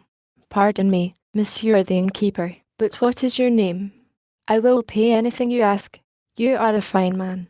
You are an innkeeper, are you not? I am, replied the bishop, a priest who lives here. A priest, said the man. Oh, what a fine priest. Then you are not going to demand any money of me. You are the cure, are you not? The cure of this big church. Well, I am a fool, truly. I had not perceived your skullcap. As he spoke, he deposited his knapsack and his cudgel in a corner, replaced his passport in his pocket, and seated himself. Mademoiselle Baptistine gazed mildly at him. He continued, You are humane, monsieur le cure. You have not scorned me. A good priest is a very good thing. Then you do not require me to pay? No, said the bishop. Keep your money. How much have you? Did you not tell me 109 francs? And 15 sous, added the man. 109 francs 15 sous. And how long did it take you to earn that? 19 years. 19 years. The bishop sighed deeply. The man continued, I have still the whole of my money. In 4 days I have spent only 25 sous, which I earned by helping unload some wagons of grass. Since you are an abbé, I will tell you that we had a chaplain in the galleys, and one day I saw a bishop there. Monsignor is what they call him. He was the bishop of Marseille. He is the cure who rules over the other cures. You understand. Pardon me, I say that very badly, but it is such a far-off thing to me. You understand what we are. He said mass in the middle of the galleys, on an altar. He had a pointed thing, made of gold, on his head. It glittered in the bright light of midday. We were all ranged in lines on the 3 sides, with cannons with lighted matches facing us. We could not see very well. He spoke, but he was too far off, and we did not hear. That is what a bishop is like. While he was speaking, the bishop had gone and shut the door, which had remained wide open. Madame Magloire returned. She brought a silver fork and spoon, which she placed on the table. Madame Magloire, said the bishop, place those things as near the fire as possible. And turning to his guest, the night wind is harsh on the Alps. You must be cold, sir. Each time that he uttered the word sir, in his voice which was so gently grave and polished, the man's face lighted up. _MONSIUR_ to a convict is like a glass of water to one of the shipwrecked of the _MEDUSA_ ignominy thirsts for consideration. This lamp gives a very bad light, said the bishop. Madame Magloire understood him, and went to get the 2 silver candlesticks from the chimney piece in Monsignor's bedchamber, and placed them, lighted, on the table. Monsieur le cure, said the man, you are good. You do not despise me.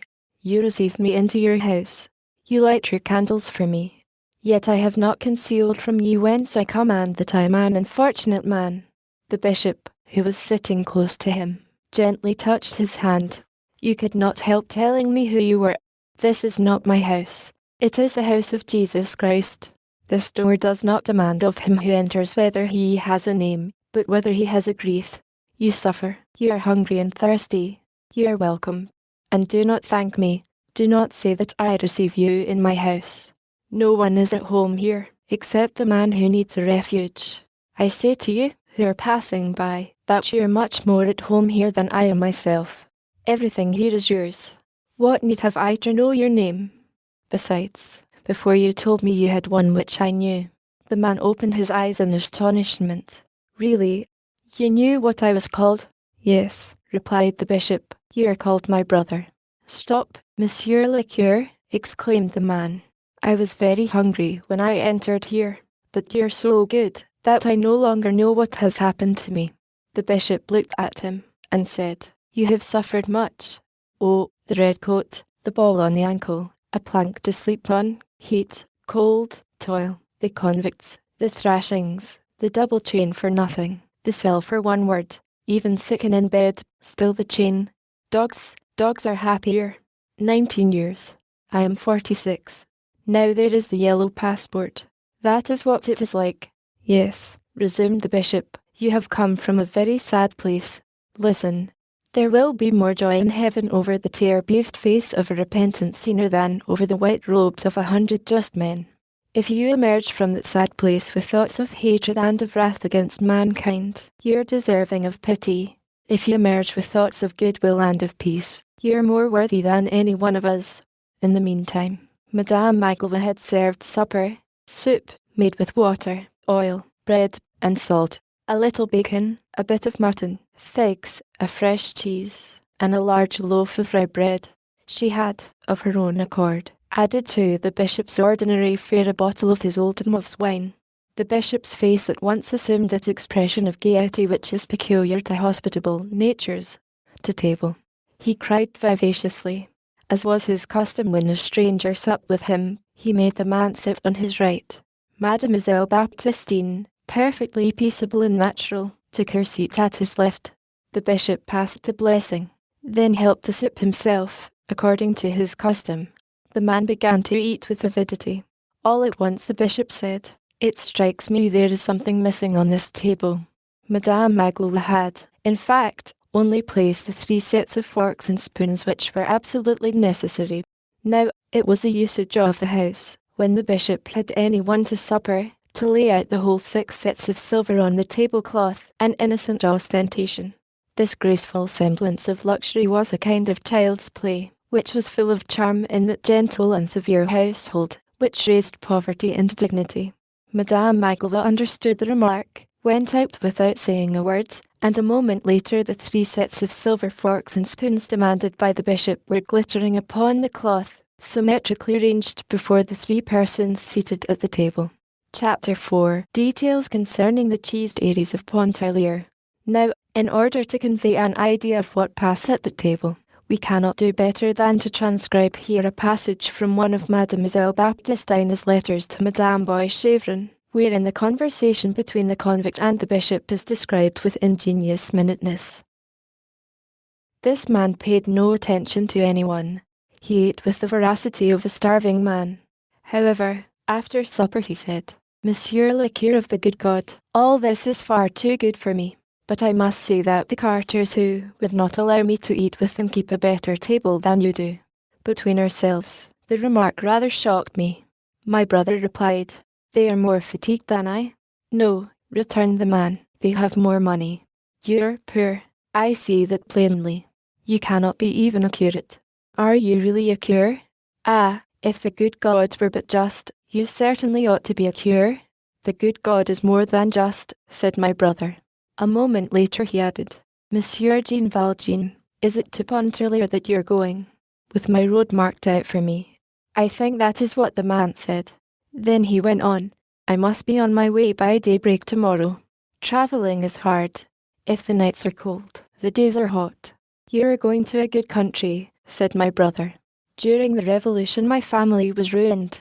I took refuge in Franche-Comté at first, and there I lived for some time by the toil of my hands. My will was good. I found plenty to occupy me. One has only to choose. There are paper mills, tanneries, distilleries, oil factories, watch factories on the large scale, steel mills, copper works, 20 iron foundries at least, 4 of which, situated at Lodz, at Châtillon, at Audincourt, and at Bier, are tolerably large. I think I am not mistaken in saying that those are the names which my brother mentioned. Then he interrupted himself and addressed me. Have we not some relatives in those parts, my dear sister? I replied, we did have some, among others, M. de Lucenat, who was captain of the gates at Pontarlier under the old regime. Yes, resumed my brother, but in 93, one had no longer any relatives, one had only one's arms. I worked. They have, in the country of Pontarlier, with our year going, Monsieur Valjean, a truly patriarchal and truly charming industry, my sister. It is their cheese dairies, which they call _fruiters_. Then my brother, while urging the man to eat, explained to him, with great minuteness, what these _fruiters_ of Pontarlier were, that they were divided into 2 classes. The big barns which belong to the rich, and where there are 40 or 50 cows which produce from 7 to 8,000 cheeses each summer, and the associated _fruiters_ which belong to the poor. These are the peasants of mid-mountain, who hold their cows in common, and share the proceeds. They engage the services of a cheesemaker, whom they call the grurin.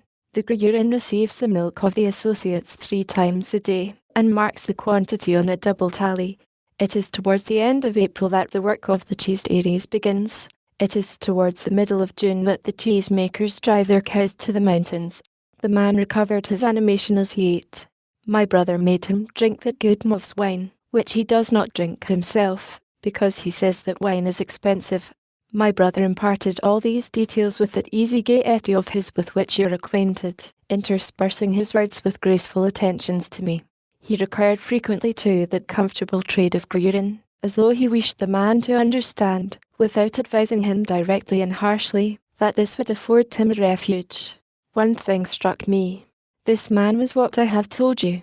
Well, neither during supper, nor during the entire evening, did my brother utter a single word, with the exception of a few words about Jesus when he entered, which could remind the man of what he was, nor of what my brother was.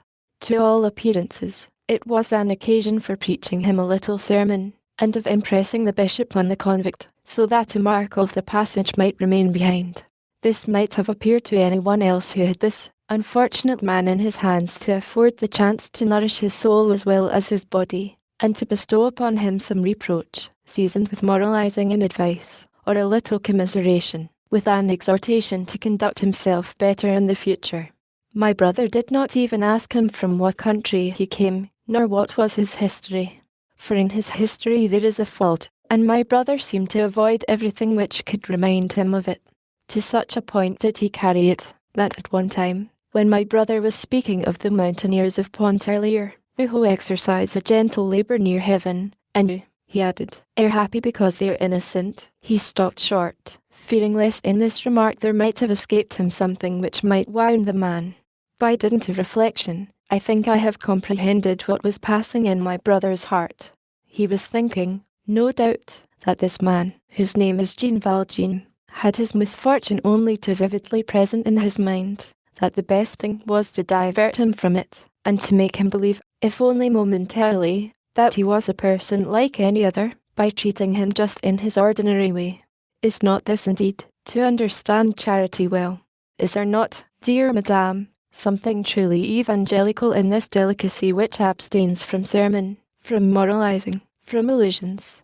And is not the truest pity, when a man has a sore point, not to touch it at all? It has seemed to me that this might have been my brother's private thought. In any case, what I can say is that, if he entertained all these ideas, he gave no sign of them. From beginning to end, even to me he was the same as he is every evening, and he supped with this Jean Valjean with the same air and in the same manner in which he would have supped with Gideon le Prévost, or with the curate of the parish. Towards the end, when he had reached the figs, there came a knock at the door. It was Mother Gertrude, with her little one in her arms. My brother kissed the child on the brow, and borrowed 15 sous which I had about me to give to Mother Gertrude. The man was not paying much heed to anything then. He was no longer talking, and he seemed very much fatigued. After poor old Gertrude had taken her departure, my brother said grace. Then he turned to the man and said to him, "You must be in great need of your bed." Madame Magloire cleared the table very promptly. I understood that we must retire, in order to allow this traveller to go to sleep, and we both went upstairs. Nevertheless, I sent Madame Magloire down a moment later to carry to the man's bed a goatskin from the Black Forest, which was in my room. The nights are frigid, and it keeps one warm. It is a pity that this skin is old. All the hair is falling out. My brother bought it while he was in Germany, at Tottlingen, near the sources of the Danube, as well as the little ivory-handled knife which I use at table. Madame Magloire returned immediately. We said our prayers in the drawing-room, where we hang up the linen, and then we each retired to our own chambers, without saying a word to each other. Chapter V. Tranquility. After bidding his sister good night, Monseigneur Benvenu took one of the 2 silver candlesticks from the table, handed the other to his guest, and said to him, "Monsieur, I will conduct you to your room." The man followed him. As might have been observed from what has been said above, the house was so arranged that in order to pass into the oratory where the alcove was situated, or to get out of it, it was necessary to traverse the bishop's bedroom. At the moment when he was crossing this apartment, Madame Magloire was putting away the silverware in the cupboard near the head of the bed. This was her last care every evening before she went to bed. The bishop installed his guest in the alcove. A fresh white bed had been prepared there. The man set the candle down on a small table. "Well," said the bishop, "may you pass a good night. Tomorrow morning, before you set out, you shall drink a cup of warm milk from your cows." "Thanks, Monsieur l'Abbé," said the man. Hardly had he pronounced these words full of peace, when all of a sudden, and without transition, he made a strange movement, which would have frozen the 2 sainted women with horror, had they witnessed it. Even at this day it is difficult for us to explain what inspired him at that moment. Did he intend to convey a warning or to throw out a menace? Was he simply obeying a sort of instinctive impulse which was obscure even to himself? He turned abruptly to the old man, folded his arms, and bending upon his host a savage gaze, he exclaimed in a hoarse voice, "Ah, really? You lodge me in your house, close to yourself like this?" He broke off, and added with a laugh in which there lurked something monstrous, "Have you really reflected well? How do you know that I have not been an assassin?" The bishop replied, "That is the concern of the good God." Then gravely, and moving his lips like one who is praying or talking to himself, he raised 2 fingers of his right hand and bestowed his benediction on the man, who did not bow, and without turning his head or looking behind him, he returned to his bedroom. When the alcove was in use, a large serge curtain drawn from wall to wall concealed the altar. The bishop knelt before this curtain as he passed and said a brief prayer. A moment later he was in his garden, walking, meditating, contemplating, his heart and soul wholly absorbed in those grand and mysterious things which God shows at night to the eyes which remain open. As for the man, he was actually so fatigued that he did not even profit by the nice white sheets. Snuffing out his candle with his nostrils after the manner of convicts, he dropped, all dressed as he was, upon the bed, where he immediately fell into a profound sleep. Midnight struck as the bishop returned from his garden to his apartment. A few minutes later all were asleep in the little house. Chapter 6. Jean Valjean. Towards the middle of the night Jean Valjean woke. Jean Valjean came from a poor peasant family of Brie. He had not learned to read in his childhood. When he reached man's estate, he became a entrepreneur at Faverolles. His mother was named Jean Mathieu. His father was called Jean Valjean or Valjean, probably a sobriquet, and a contraction of _voile_Jean. Here's Jean.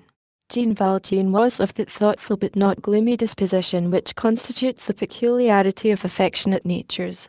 On the whole, however, there was something decidedly sluggish and insignificant about Jean Valjean in appearance. At least, he had lost his father and mother at a very early age. His mother had died of a milk fever, which had not been properly attended to. His father, a tree pruner, like himself, had been killed by a fall from a tree. All that remained to Jean Valjean was a sister older than himself, a widow with 7 children, boys and girls. This sister had brought up Jean Valjean, and so long as she had a husband she lodged and fed her young brother. The husband died. The eldest of the 7 children was 8 years old. The youngest, 1. Jean Valjean had just attained his 25th year. He took the father's place, and, in his turn, supported the sister who had brought him up. This was done simply as a duty and even a little churlishly on the part of Jean Valjean. Thus his youth had been spent in rude and ill-paid toil. He had never known a kind woman friend in his native parts. He had not had the time to fall in love. He returned at night weary, and ate his broth without uttering a word. His sister, Mother Jean, often took the best part of his repast from his bowl while he was eating, a bit of meat, a slice of bacon, the heart of the cabbage, to give to one of her children. As he went on eating, with his head bent over the table and almost into his soup, his long hair falling about his bowl and concealing his eyes, he had the air of perceiving nothing and allowing it.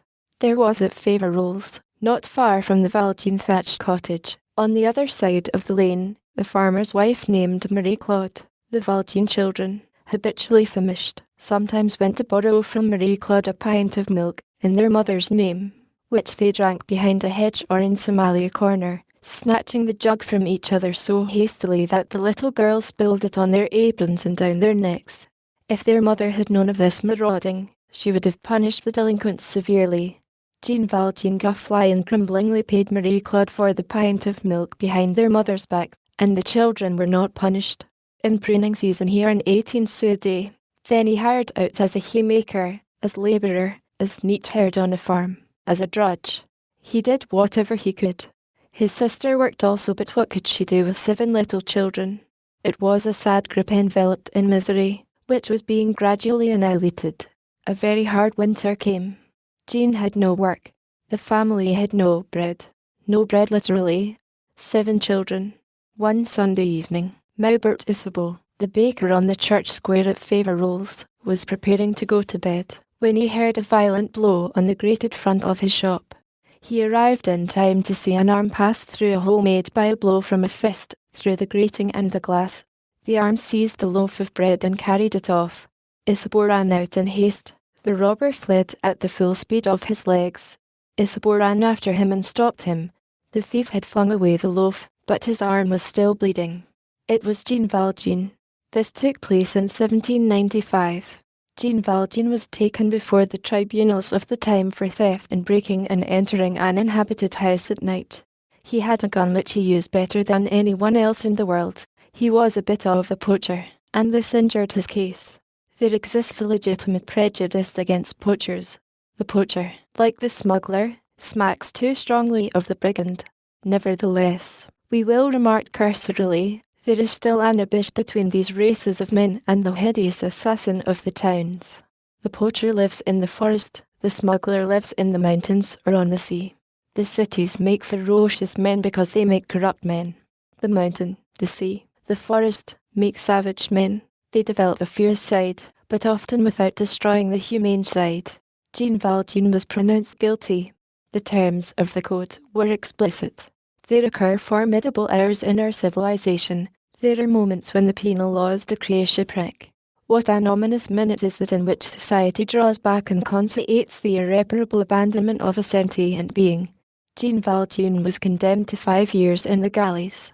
On the 22nd day of April, 1796, the victory of Montenotte, won by the General-in-Chief of the Army of Italy, whom the message of the Directory to the 500 of the Treaty of Floreal, Year 4, calls Bonaparte, was announced in Paris. On that same day a great gang of galley slaves was put in chains at Bicêtre.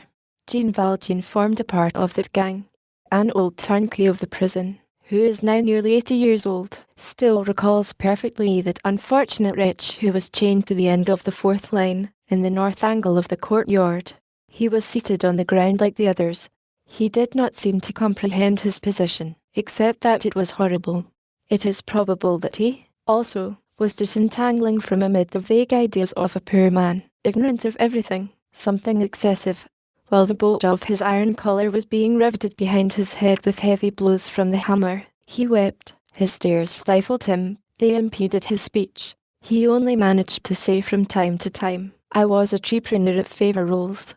Then, still sobbing, he raised his right hand and lowered it gradually 7 times, as though he were touching in succession 7 heads of unequal heights, and from this gesture it was divined that the thing which he had done, whatever it was, he had done for the sake of clothing and nourishing 7 little children.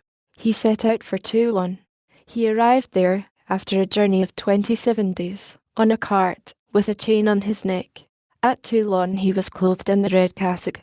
All that had constituted his life, even to his name, was effaced. He was no longer even Jean Valjean. He was number 24,601. What became of his sister?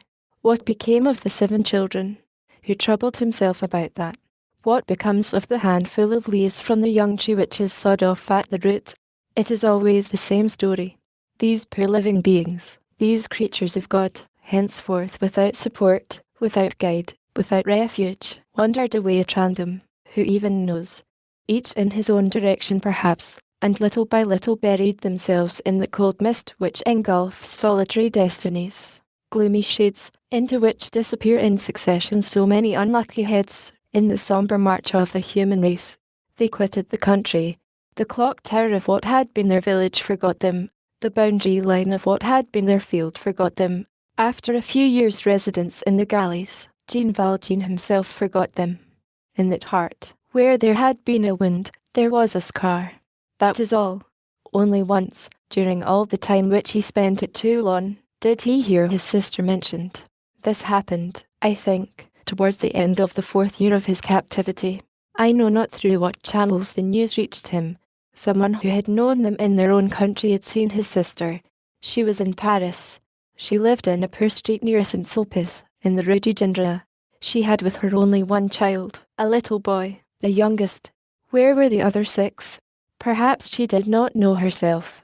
Every morning she went to a printing office. No, 3 Rue du Sabbat, where she was a folder and stitcher. She was obliged to be there at 6 o'clock in the morning, long before daylight in winter. In the same building with the printing office there was a school, and to this school she took her little boy, who was 7 years old. But as she entered the printing office at 6, and the school only opened at 7, the child had to wait in the courtyard for the school to open, for an hour, 1 hour of a winter night in the open air. They would not allow the child to come into the printing office, because he was in the way, they said. When the workmen passed in the morning, they beheld this poor little being seated on the pavement, overcome with drowsiness, and often fast asleep in the shadow, crouched down and doubled up over his basket. When it rained, an old woman, the portress, took pity on him. She took him into her den, where there was a pallet, a spinning wheel, and 2 wooden chairs, and the little one slumbered in a corner, pressing himself close to the cat that he might suffer less from cold. At 7 o'clock the school opened, and he entered. That is what was told to Jean Valjean. They talked to him about it for one day. It was a moment, a flash, as though a window had suddenly been opened upon the destiny of those things whom he had loved. Then all closed again. He heard nothing more forever. Nothing from them ever reached him again. He never beheld them. He never met them again. And in the continuation of this mournful history they will not be met with any more.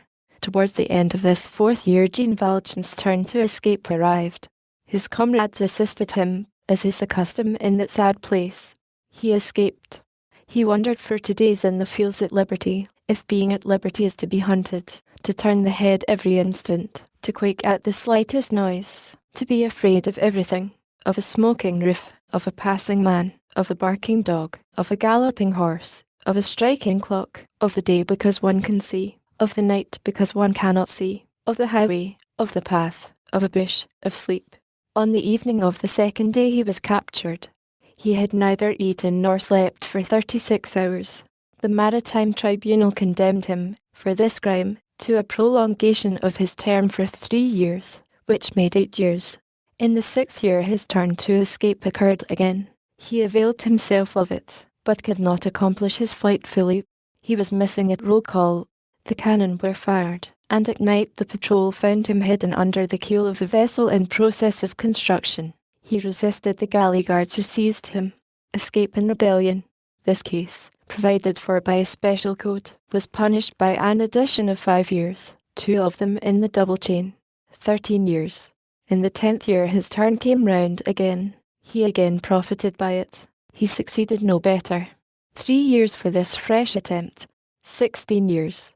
Finally, I think it was during his 13th year, he made a last attempt, and only succeeded in getting retaken at the end of 4 hours of absence. 3 years for those 4 hours. 19 years. In October 1815, he was released. He had entered there in 1796 for having broken a pane of glass and taken a loaf of bread. Room for a brief parenthesis. This is the second time, during his studies on the penal question in damnation by law, that the author of this book has come across the theft of a loaf of bread as the point of departure for the disaster of a destiny. Claude Gault had stolen a loaf. Jean Valjean had stolen a loaf. English statistics prove the fact that 4 thefts out of 5 in London have hunger for their immediate cause.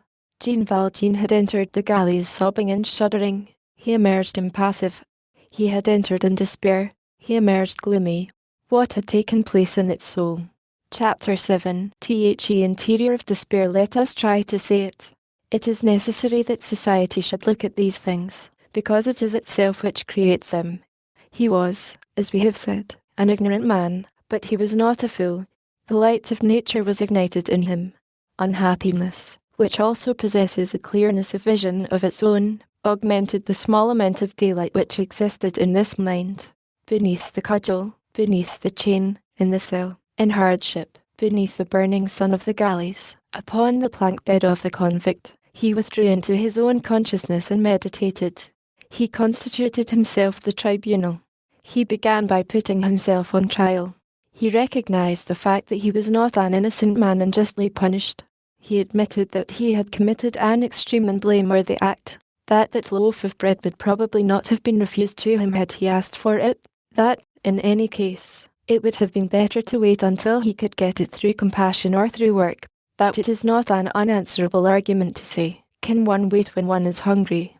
That, in the first place, it is very rare for anyone to die of hunger, literally, and next, that, fortunately or unfortunately, man is so constituted that he can suffer long and much, both morally and physically, without dying, that it is therefore necessary to have patience, that would even have been better for those poor little children, that it had been an act of madness for him, a miserable, unfortunate wretch, to take society at large violently by the collar, and to imagine that one can escape from misery through theft, that is in any case a poor door through which to escape from misery through which infamy enters.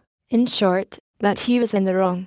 Then he asked himself whether he had been the only one in fault in his fatal history, whether it was not a serious thing, that he, a labourer, out of work, that he, an industrious man, should have lacked bread, and whether, the fault once committed and confessed, the chastisement had not been ferocious and disproportioned, whether there had not been more abuse on the part of the law, in respect to the penalty, than there had been on the part of the culprit in respect to his fault, whether there had not been an excess of weights in one balance of the scale, in the one which contains expiation, whether the overweight of the penalty was not equivalent to the annihilation of the crime, and did not result in reversing the situation, of replacing the fault of the delinquent by the fault of the repression, of converting the guilty man into the victim, and the debtor into the creditor, and of ranging the law definitely on the side of the man who had violated it. Whether this penalty, complicated by successive aggravations for attempts at escape, had not ended in becoming a sort of outrage perpetrated by the stronger upon the feebler, a crime of society against the individual, a crime which was being committed afresh every day, a crime which had lasted 19 years. He asked himself whether human society could have the right to force its members to suffer equally in one case for its own unreasonable lack of foresight, and in the other case for its pitiless foresight, and to seize a poor man forever between a defect and an excess, a default of work and an excess of punishment. Whether it was not outrageous for society to treat thus precisely those of its members who were the least well endowed in the division of goods made by chance, and consequently the most deserving of consideration. These questions put and answered, he judged society and condemned it. He condemned it to his hatred. He made it responsible for the fate which he was suffering, and he said to himself that it might be that one day he should not hesitate to call it to account. He declared to himself that there was no equilibrium between the harm which he had caused and the harm which was being done to him. He finally arrived at the conclusion that his punishment was not, in truth, unjust, but that it most assuredly was iniquitous. Anger may be both foolish and absurd. One can be irritated wrongfully. One is exasperated only when there is some show of right on one's side at bottom. Jean Valjean felt himself exasperated. And besides, human society had done him nothing but harm. He had never seen anything of it save that angry face which it calls justice, and which it shows to those whom it strikes. Men had only touched him to bruise him. Every contact with them had been a blow. Never, since his infancy, since the days of his mother, of his sister, had he ever encountered a friendly word and a kindly glance. From suffering to suffering, he had gradually arrived at the conviction that life is a war, and that in this war he was the conquered. He had no other weapon than his hate. He resolved to wet it in the galleys and to bear it away with him when he departed. There was at Toulon a school for the convicts, kept by the ignoranting friars, where the most necessary branches were taught to those of the unfortunate men who had a mind for them. He was of the number who had a mind. He went to school at the age of 40, and learned to read, to write, to cipher. He felt that to fortify his intelligence was to fortify his hate. In certain cases, education and enlightenment can serve to eke out evil. This is a sad thing to say. After having judged society, which had caused his unhappiness, he judged Providence, which had made society, and he condemned it also. Thus, during 19 years of torture and slavery, this soul mounted and, at the same time, fell. Light entered it on one side, and darkness on the other. Jean Valjean had not, as we have seen, an evil nature. He was still good when he arrived at the galleys. He either condemned society, and felt that he was becoming wicked. He either condemned Providence, and was conscious that he was becoming impious. It is difficult not to indulge in meditation at this point. Does human nature thus change utterly and from top to bottom? Can the man created good by God be rendered wicked by man?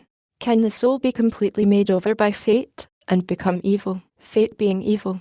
Can the heart become misshapen and contract incurable deformities and infirmities under the oppression of a disproportionate unhappiness, as the vertebral column beneath too low a vault?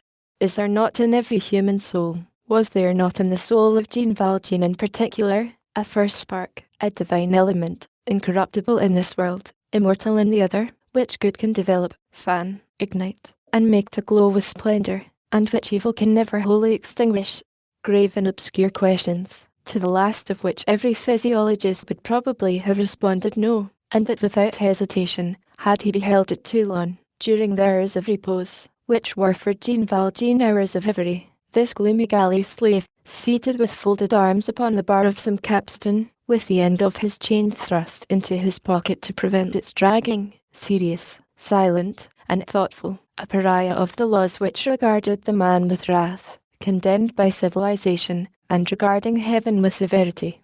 Certainly, and we make no attempt to dissimulate the fact, the observing physiologist would have beheld an irremediable misery. He would, perchance, have pitied this sick man, of the laws making, but he would not have even essayed any treatment. He would have turned aside his gaze from the caverns of which he would have caught a glimpse within this soul, and, like Dante at the portals of hell, he would have effaced from this existence the word which the finger of God has, nevertheless, inscribed upon the brow of every man, hope. Was this state of his soul, which we have attempted to analyze, as perfectly clear to Jean Valjean as we have tried to render it for those who read us? Did Jean Valjean distinctly perceive, after their formation, and had he seen distinctly during the process of their formation, all the elements of which his moral misery was composed? Had this rough and unlettered man gathered a perfectly clear perception of the succession of ideas through which he had, by degrees, mounted and descended to the lugubrious aspects which had, for so many years, formed the inner horizon of his spirit? Was he conscious of all that passed within him, and of all that was working there? That is something which we do not presume to state. It is something which we do not even believe. There was too much ignorance in Jean Valjean, even after his misfortune, to prevent much vagueness from still lingering there. At times he did not rightly know himself what he felt. Jean Valjean was in the shadows. He suffered in the shadows. He hated in the shadows. One might have said that he hated in advance of himself. He dwelt habitually in the shadow, feeling his way like a blind man and a dreamer. Only, at intervals, there suddenly came to him, from without and from within, an access of wrath, a surcharge of suffering, a livid and rapid flash which illuminated his whole soul, and caused to appear abruptly all around him, in front, behind, amid the gleams of a frightful light, the hideous precipices and the sombre perspective of his destiny. The flash passed, the night closed in again, and where was he? He no longer knew. The peculiarity of pains of this nature, in which that which is pitiless, that is to say, that which is brutalizing, predominates, is to transform a man, little by a sort of stupid transfiguration, into a wild beast, sometimes into a ferocious beast. Jean Valjean's successive and obstinate attempts at escape would alone suffice to prove this strange working of the law upon the human soul. Jean Valjean would have renewed these attempts, utterly useless and foolish as they were, as often as the opportunity had presented itself, without reflecting for an instant on the result, nor on the experiences which he had already gone through. He escaped impetuously, like the wolf who finds his cage open. Instinct said to him, "Flee." Reason would have said, "Remain." But in the presence of so violent a temptation, reason vanished. Nothing remained but instinct. The beast alone acted. When he was recaptured, the fresh severities inflicted on him only served to render him still more wild. One detail, which we must not omit, is that he possessed a physical strength which was not approached by a single one of the denizens of the galleys. At work, at paying out a cable or winding up a capstan, Jean Valjean was worth 4 men. He sometimes lifted and sustained enormous weights on his back, and when the occasion demanded it, he replaced that implement which is called a jackscrew, and was formerly called arguile, pride, whence, we may remark in passing, is derived the name of the Rue Montorgueil, near the Halles, fish market, in Paris. His comrades had nicknamed him Dune the jackscrew. Once, when they were repairing the balcony of the town hall at Toulon, one of those admirable caryatids of Puget, which support the balcony, became loosened, and was on the point of falling. Jean Valjean, who was present, supported the caryatid with his shoulder, and gave the workmen time to arrive. His slowness even exceeded his strength. Certain convicts who were forever dreaming of escape, ended by making a veritable science of force and skill combined. It is the science of muscles. An entire system of mysterious statics is daily practiced by prisoners, men who are forever envious of the flies and birds, to climb a vertical surface, and to find points of support where hardly a projection was visible, was played to Jean Valjean. An angle of the wall being given, with the tension of his back and legs, with his elbows and his heels fitted into the unevenness of the stone, he raised himself as if by magic to the 3rd story. He sometimes mounted thus even to the roof of the galley prison. He spoke but little. He laughed not at all. An excessive emotion was required during from him, once or twice a year, that lugubrious laugh of the convict, which is like the echo of the laugh of a demon. To all appearance, he seemed to be occupied in the constant contemplation of something terrible. He was absorbed, in fact, athwart the unhealthy perceptions of an incomplete nature and a crushed intelligence. He was confusedly conscious that some monstrous thing was resting on him. In that obscure and wan shadow within which he crawled, each time that he turned his neck and essayed to raise his glance, he perceived with terror, mingled with rage, a sort of frightful accumulation of things, collecting and mounting above him, beyond the range of his vision, laws, prejudices, men, and deeds, whose outlines escaped him, whose mass terrified him, and which was nothing else than that prodigious pyramid which we call civilization. He distinguished, here and there in its swarming and formless mass, now near him, now afar off on inaccessible tablelands, some group, some detail, vividly illuminated. Here the galley sergeant and his cudgel, there the gendarme and his sword, yonder the maitre archbishop, away at the top, like a sort of sun, the emperor, crowned and dazzling. It seemed to him that these distant splendours, far from dissipating his night, rendered it more funereal and more black. All this, laws, prejudices, deeds, men, things, went and came above him, over his head, in accordance with the complicated and mysterious movement which God imparts to civilization, walking over him and crushing him with I know not what peacefulness in its cruelty and inexorability in its indifference. Souls which have fallen to the bottom of all possible misfortune, unhappy men lost in the lowest of those limbos at which no one any longer looks, the reproved of the law, feel the whole weight of this human society, so formidable for him who is without, so frightful for him who is beneath, resting upon their heads. In this situation Jean Valjean meditated, and what could be the nature of his meditation? If the grain of millet beneath the millstone had thoughts, it would, doubtless, think that same thing which Jean Valjean thought. All these things, realities full of spectres, phantasmagories full of realities, had eventually created for him a sort of interior state which is almost indescribable. At times, amid his convict toil, he paused. He fell to thinking. His reason, at one and the same time riper and more troubled than of yore, rose in revolt. Everything which had happened to him seemed to him absurd. Everything that surrounded him seemed to him impossible. He said to himself, "It is a dream." He gazed at the galley sergeant standing a few paces from him. The galley sergeant seemed a phantom to him. All of a sudden the phantom dealt him a blow with his cudgel. Visible nature hardly existed for him. It would almost be true to say that there existed for Jean Valjean neither sun, nor fine summer days, nor radiant sky, nor fresh April dawns. I know not what ventful daylight habitually illumined his soul. To sum up, in conclusion, that which can be summed up and translated into positive results in all that we have just pointed out, we will confine ourselves to the statement that, in the course of 19 years, Jean Valjean, the inoffensive tree-pruner of Faverolles, the formidable convict of Toulon, had become capable, thanks to the manner in which the galleys had moulded him, of two sorts of evil action. Firstly, of evil action which was rapid, unpremeditated, dashing, entirely instinctive, in the nature of reprisals for the evil which he had undergone. Secondly, of evil action which was serious, grave, consciously argued out and premeditated, with the false ideas which such a misfortune can furnish. His deliberate deeds passed through 3 successive phases, which natures of a certain stamp can alone traverse: reasoning, will, perseverance. He had for moving causes his habitual wrath, bitterness of soul, a profound sense of indignities suffered, the reaction even against the good, the innocent, and the just, if there are any such.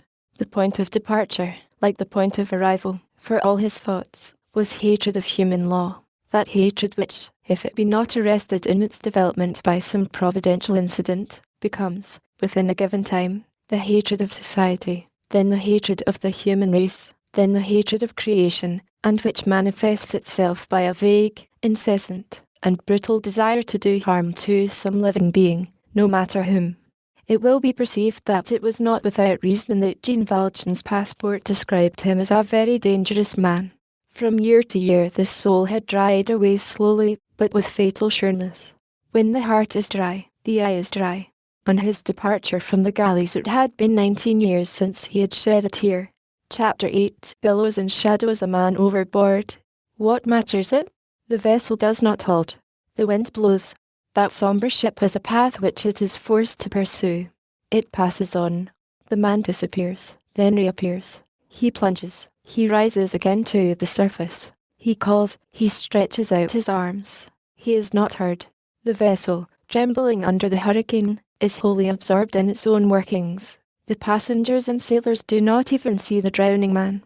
His miserable head is but a speck amid the immensity of the waves. He gives vent to desperate cries from out of the depths. What a spectre is that retreating sail! He gazes and gazes at it frantically. It retreats. It grows dim. It diminishes in size. He was there but just now. He was one of the crew. He went and came along the deck with the rest. He had his part of breath and of sunlight. He was a living man. Now, what has taken place? He has slipped. He has fallen. All is at an end. He is in the tremendous sea. Underfoot he has nothing but what flees and crumbles. The billows, torn and lashed by the wind, encompass him hideously. The tossings of the abyss bear him away. All the tongues of water dash over his head. A populace of waves spits upon him. Confused openings half devour him. Every time that he sinks, he catches glimpses of precipices filled with night. Frightful and unknown vegetation seize him, not about his feet, draw him to them. He is conscious that he is becoming an abyss, that he forms part of the foam. The waves toss him from one to another. He drinks in the bitterness. The cowardly ocean attacks him furiously, to drown him. The enormity plays with his agony. It seems as though all that water were hate. Nevertheless, he struggles.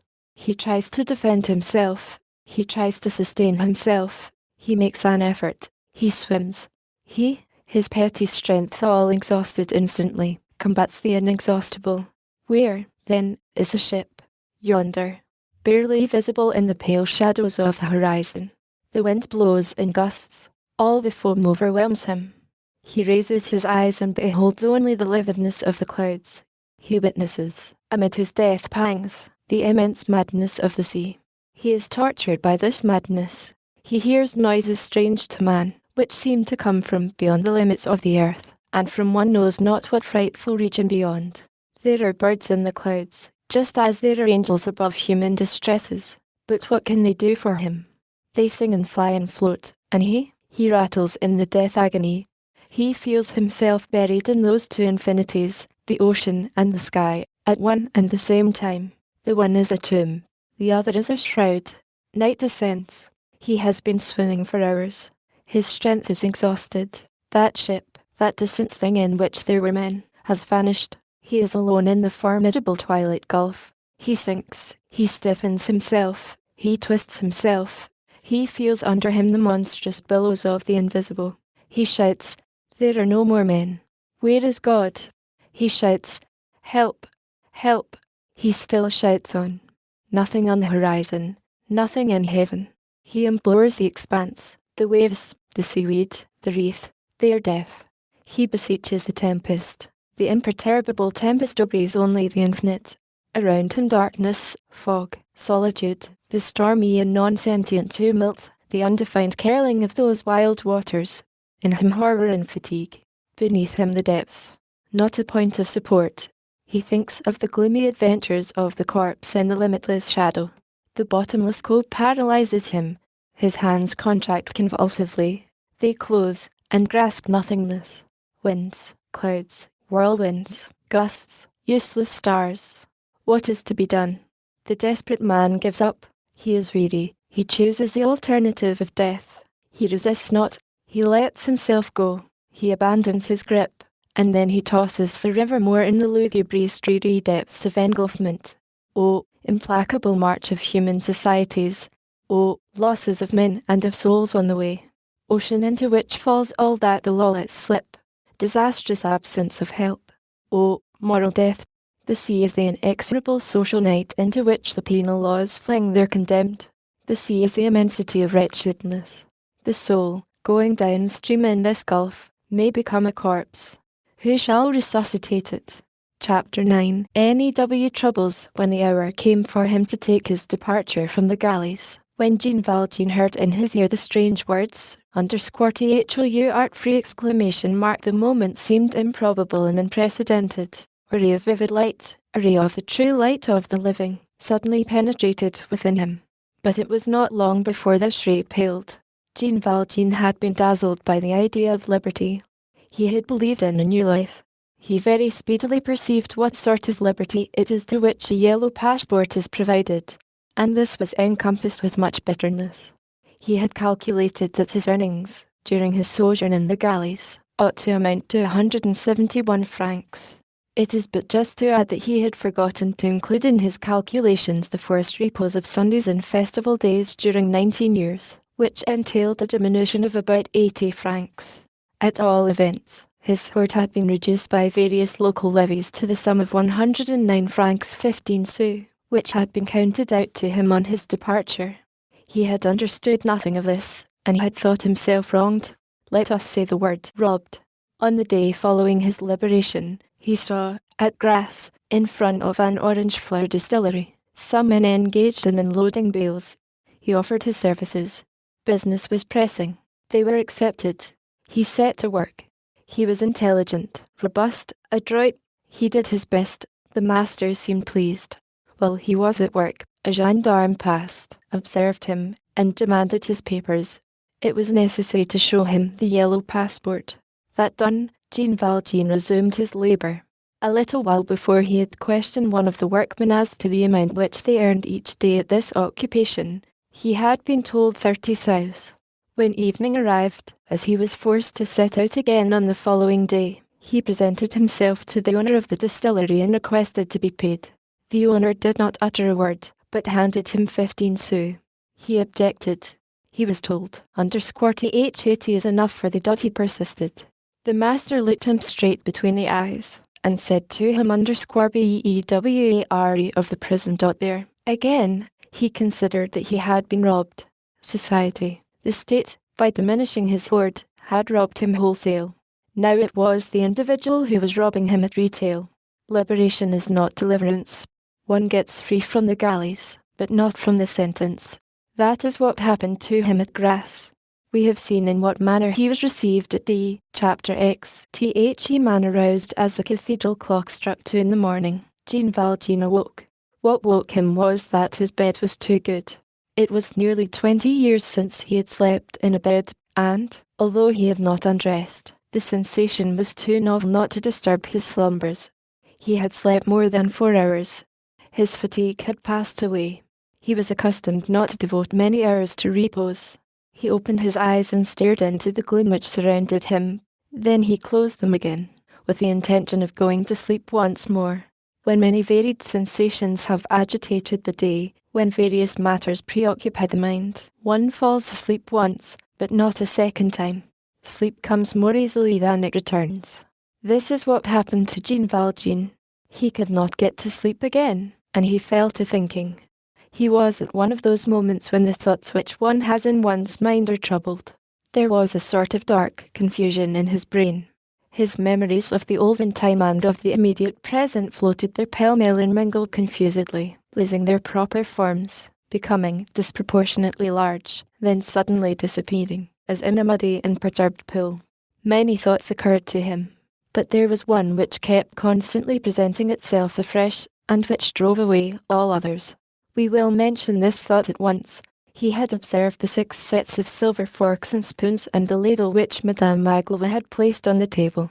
Those 6 sets of silver haunted him. They were there, a few paces distant. Just as he was traversing the adjoining room to reach the one in which he then was, the old servant woman had been in the act of placing them in a little cupboard near the head of the bed. He had taken careful note of this cupboard. On the right, as you entered from the dining room, they were solid and old silver. From the ladle one could get at least 200 francs, double what he had earned in 19 years. It is true that he would have earned more if the administration had not robbed him. His mind wavered for a whole hour in fluctuations with which there was certainly mingled some struggle. 3 o'clock struck. He opened his eyes again, drew himself up abruptly into a sitting posture, stretched out his arm and felt of his knapsack, which he had thrown down on a corner of the alcove. Then he hung his legs over the edge of the bed, and placed his feet on the floor, and thus found himself, almost without knowing it, seated on his bed. He remained for a time thoughtfully in this attitude, which would have been suggestive of something sinister for anyone who had seen him thus in the dark, the only person awake in that house where all were sleeping. All of a sudden he stooped down, removed his shoes and placed them softly on the mat beside the bed. Then he resumed his thoughtful attitude, and became motionless once more. Throughout this hideous meditation, the thoughts which we have above indicated moved incessantly through his brain, entered, withdrew, re-entered, and in a manner oppressed him. And then he thought, also, without knowing why, and with the mechanical persistence of a convict named Brevet, whom he had known in the galleys, and whose trousers had been upheld by a single suspender of knitted cotton. The checkered pattern of that suspender recurred incessantly to his mind. He remained in this situation, and would have so remained indefinitely, even until daybreak, had not the clock struck 1, the half or quarter hour. It seemed to him that stroke said to him, "Come on." He rose to his feet, hesitated still another moment, and listened. All was quiet in the house. Then he walked straight ahead, with short steps, to the window, of which he caught a glimpse. The night was not very dark. There was a full moon, across which coursed large clouds driven by the wind. This created, outdoors, alternate shadow and gleams of light, eclipses, then bright openings of the clouds, and indoors a sort of twilight. This twilight, sufficient to enable a person to see his way, intermittent on account of the clouds, resembled the sort of livid light which falls through an air hole in a cellar, before which the passers-by come and go. On arriving at the window, Jean Valjean examined it. It had no grating. It opened in the garden and was fastened, according to the fashion of the country, only by a small pin. He opened it, but as a rush of cold and piercing air penetrated the room abruptly, he closed it again immediately. He scrutinized the garden with that attentive gaze which studies rather than looks. The garden was enclosed by a tolerably low white wall, easy to climb. Far away, at the extremity, he perceived tops of trees, spaced at regular intervals, which indicated that the wall separated the garden from an avenue or lane planted with trees. Having taken this survey, he executed a movement like that of a man who has made up his mind, strode to his alcove, grasped his knapsack, opened it, fumbled in it, pulled out of it something which he placed on the bed, put his shoes into one of his pockets, shut the whole thing up again, threw the knapsack on his shoulders, put on his cap, drew the visor down over his eyes, felt for his cudgel, went and placed it in the angle of the window, then returned to the bed, and resolutely seized the object which he had deposited there. It resembled a short bar of iron, pointed like a pick at one end. It would have been difficult to distinguish in the darkness for what employment that bit of iron could have been designed. Perhaps it was a lever, possibly it was a club. In the daytime it would have been possible to recognize it as nothing more than a miner's candlestick. Convicts were, at that period, sometimes employed in quarrying stone from the lofty hills which environed Toulon, and it was not rare for them to have miners' tools at their command. These miners' candlesticks are of massive iron, terminated at the lower extremity by a point, by means of which they are stuck into the rock. He took the candlestick in his right hand. Holding his breath and trying to deaden the sound of his tread, he directed his steps to the door of the adjoining room, occupied by the bishop, as we already know. On arriving at this door, he found it ajar. The bishop had not closed it. Chapter 11. What's Jean Valjean listened. Not a sound. He gave the door a push. He pushed it gently with the tip of his finger, lightly, with the furtive and uneasy gentleness of a cat which is desirous of entering. The door yielded to this pressure, and made an imperceptible and silent movement, which enlarged the opening a little. He waited a moment, then gave the door a second and a bolder push. It continued to yield in silence. The opening was now large enough to allow him to pass, but near the door there stood a little table, which formed an embarrassing angle with it, and barred the entrance. Jean Valjean recognized the difficulty. It was necessary, at any cost, to enlarge the aperture still further. He decided on his course of action, and gave the door a third push, more energetic than the two preceding. This time a badly oiled hinge suddenly emitted amid the silence a hoarse and prolonged cry. Jean Valjean shuddered. The noise of the hinge rang in his ears with something of the piercing and formidable sound of the trump of the Day of Judgment. In the fantastic exaggerations of the first moment he almost imagined that hinge had just become animated, and had suddenly assumed a terrible life, and that it was barking like a dog to arouse everyone, and to warn and to wake those who were asleep. He halted, shuddering, bewildered, and fell back from the tips of his toes upon his heels. He heard the arteries in his temples beating like to forge hammers, and it seemed to him that his breath issued from his breast with the roar of the wind issuing from a cavern. It seemed impossible to him that the horrible clamour of that irritated hinge should not have disturbed the entire household, like the shock of an earthquake. The door, pushed by him, had taken the alarm, and he had shouted. The old man would rise at once, the two old women would shriek out, people would come to their assistance. In less than a quarter of an hour the town would be in an uproar, and the gendarmerie on hand. For a moment he thought himself lost. He remained where he was, petrified like the statue of salt, not daring to make a movement. Several minutes elapsed. The door had fallen wide open. He ventured to peep into the next room. Nothing had stirred there. He leant near. Nothing was moving in the house. The noise made by the rusty hinge had not awakened anyone. This first danger was past, but there still reigned a frightful tumult within him. Nevertheless, he did not retreat. Even when he had thought himself lost, he had not drawn back. His only thought now was to finish as soon as possible. He took a step and entered the room. This room was in a state of perfect calm. Here and there vague and confused forms were distinguishable, which in the daylight were papers scattered on a table, open folios, volumes piled upon a stool, an armchair heaped with clothing, a prie-dieu, and which at the tower were only shadowy corners and whitish spots. Jean Valjean advanced with precaution, taking care not to knock against the furniture. He could hear, at the extremity of the room, the even and tranquil breathing of the sleeping bishop. He suddenly came to a halt. He was near the bed. He had arrived there sooner than he had thought for. Nature sometimes mingles her effects and her spectacles with her actions with sombre and intelligent appropriateness, as though she desired to make us reflect. For the last half hour a large cloud had covered the heavens. At the moment when Jean Valjean paused in front of the bed, this cloud parted, as though on purpose, and a ray of light, traversing the long window, suddenly illuminated the bishop's pale face. He was sleeping peacefully.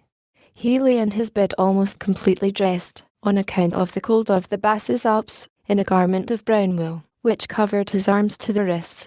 His head was thrown back on the pillow, in the careless attitude of repose. His hand, adorned with a pastoral ring, and whence had fallen so many good deeds and so many holy actions, was hanging over the edge of the bed. His whole face was illumined with a vague expression of satisfaction, of hope, and of felicity. It was more than a smile, and almost a radiance. He bore upon his brow the indescribable reflection of a light which was invisible. The soul of the just contemplates in sleep a mysterious heaven. A reflection of that heaven rested on the bishop. It was, at the same time, a luminous transparency, for the heaven was within him. That heaven was his conscience, enlarged at the moment when the ray of moonlight superposed itself, so to speak, upon that inward radiance. The sleeping bishop seemed as in a glory. It remained, however, gentle and veiled in an ineffable of light. That moon in the sky, that slumbering nature, that garden without a quiver, that house which was so calm, the hour, the moment, the silence, added some solemn and unspeakable quality to the venerable repose of this man, and enveloped in a sort of serene and majestic aureole that white hair, those closed eyes, that face in which all was hope and all was confidence, that head of an old man, and that slumber of an infant. There was something almost divine in this man, who was thus august, without being himself aware of it. Jean Valjean was in the shadow, and stood motionless, with his iron candlestick in his hand, frightened by this luminous old man. Never had he beheld anything like this. This confidence terrified him. The moral world has no grander spectacle than this, a troubled and uneasy conscience, which has arrived on the brink of an evil action, contemplating the slumber of the just, that slumbering that isolation, and with a neighbour like himself, had about it something sublime, of which he was vaguely but imperiously conscious. No one could have told what was passing within him, not even himself.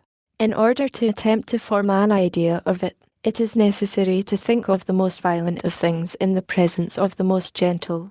Even on his visage it would have been impossible to distinguish anything with certainty. It was a sort of haggard astonishment.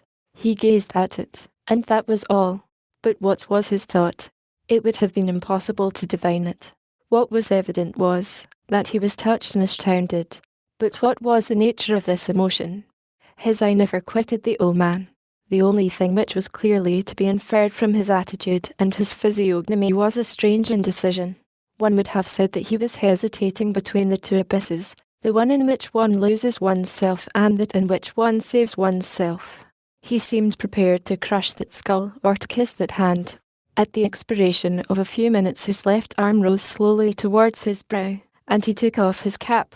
Then his arm fell back with the same deliberation, and Jean Valjean fell to meditating once more, his cap in his left hand, his club in his right hand, his hair bristling all over his savage head. The bishop continued to sleep in profound peace beneath that terrifying gaze. The gleam of the moon rendered confusedly visible the crucifix over the chimney-piece, which seemed to be extending its arms to both of them, with the benediction for one and pardon for the other.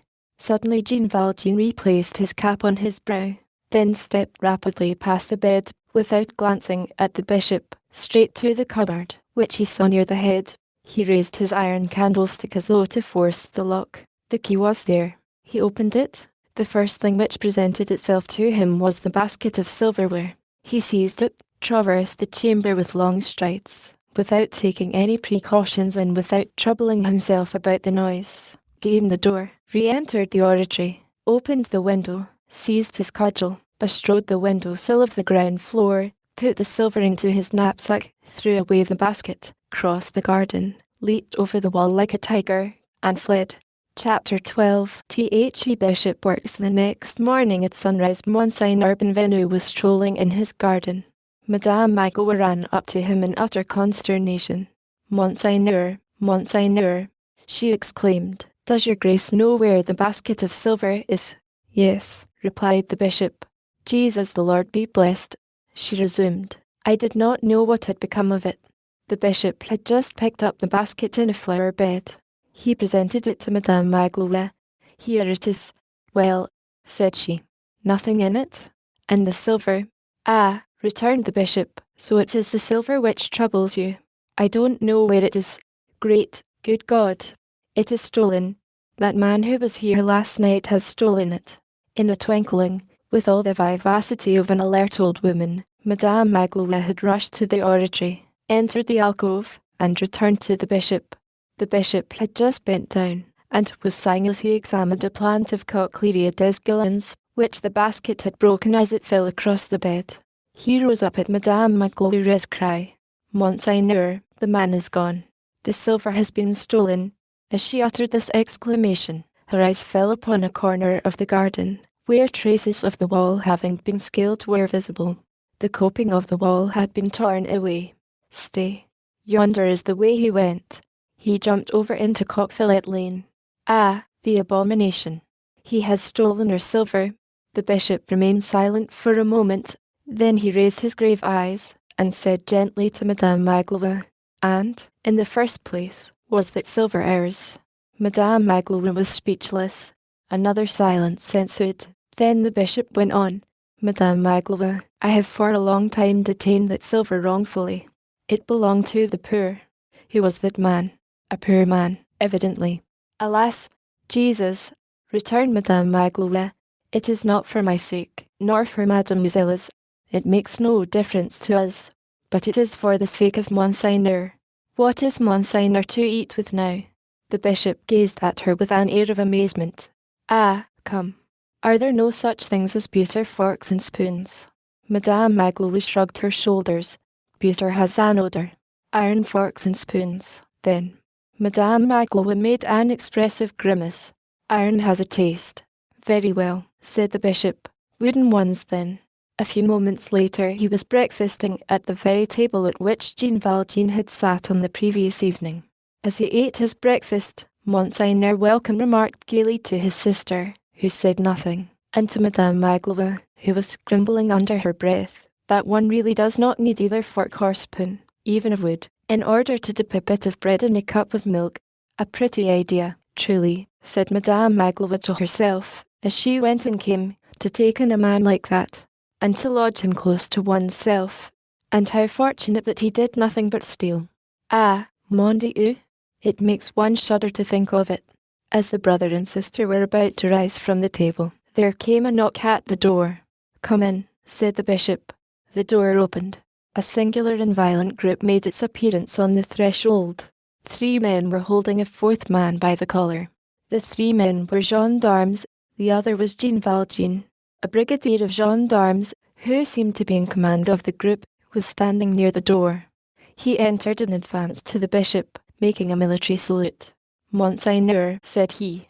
At this word, Jean Valjean, who was dejected and seemed overwhelmed, raised his head with an air of stupefaction. Monseigneur, he murmured. So he is not the cure? Silence, said the gendarme. He is Monsignor the Bishop. In the meantime, Monsignor Benvenu had advanced as quickly as his great age permitted. "Ah, here you are," he exclaimed, looking at Jean Valjean. "I am glad to see you. Well, but how is this? I gave you the candlesticks too, which are of silver like the rest, and for which you can certainly get 200 francs. Why did you not carry them away with your forks and spoons?" Jean Valjean opened his eyes wide, and stared at the venerable bishop with an expression which no human tongue can render any account of. "Monseigneur," said the brigadier of gendarmes, "so what this man said is true, then? We came across him. He was walking like a man who is running away. We stopped him to look into the matter." "He had this silver, and he told you," interposed the bishop with a smile, "that it had been given to him by a kind old fellow of a priest with whom he had passed the night. I see how the matter stands. And you have brought him back here. It is a mistake." "In that case," replied the brigadier, "we can let him go." "Certainly," replied the bishop.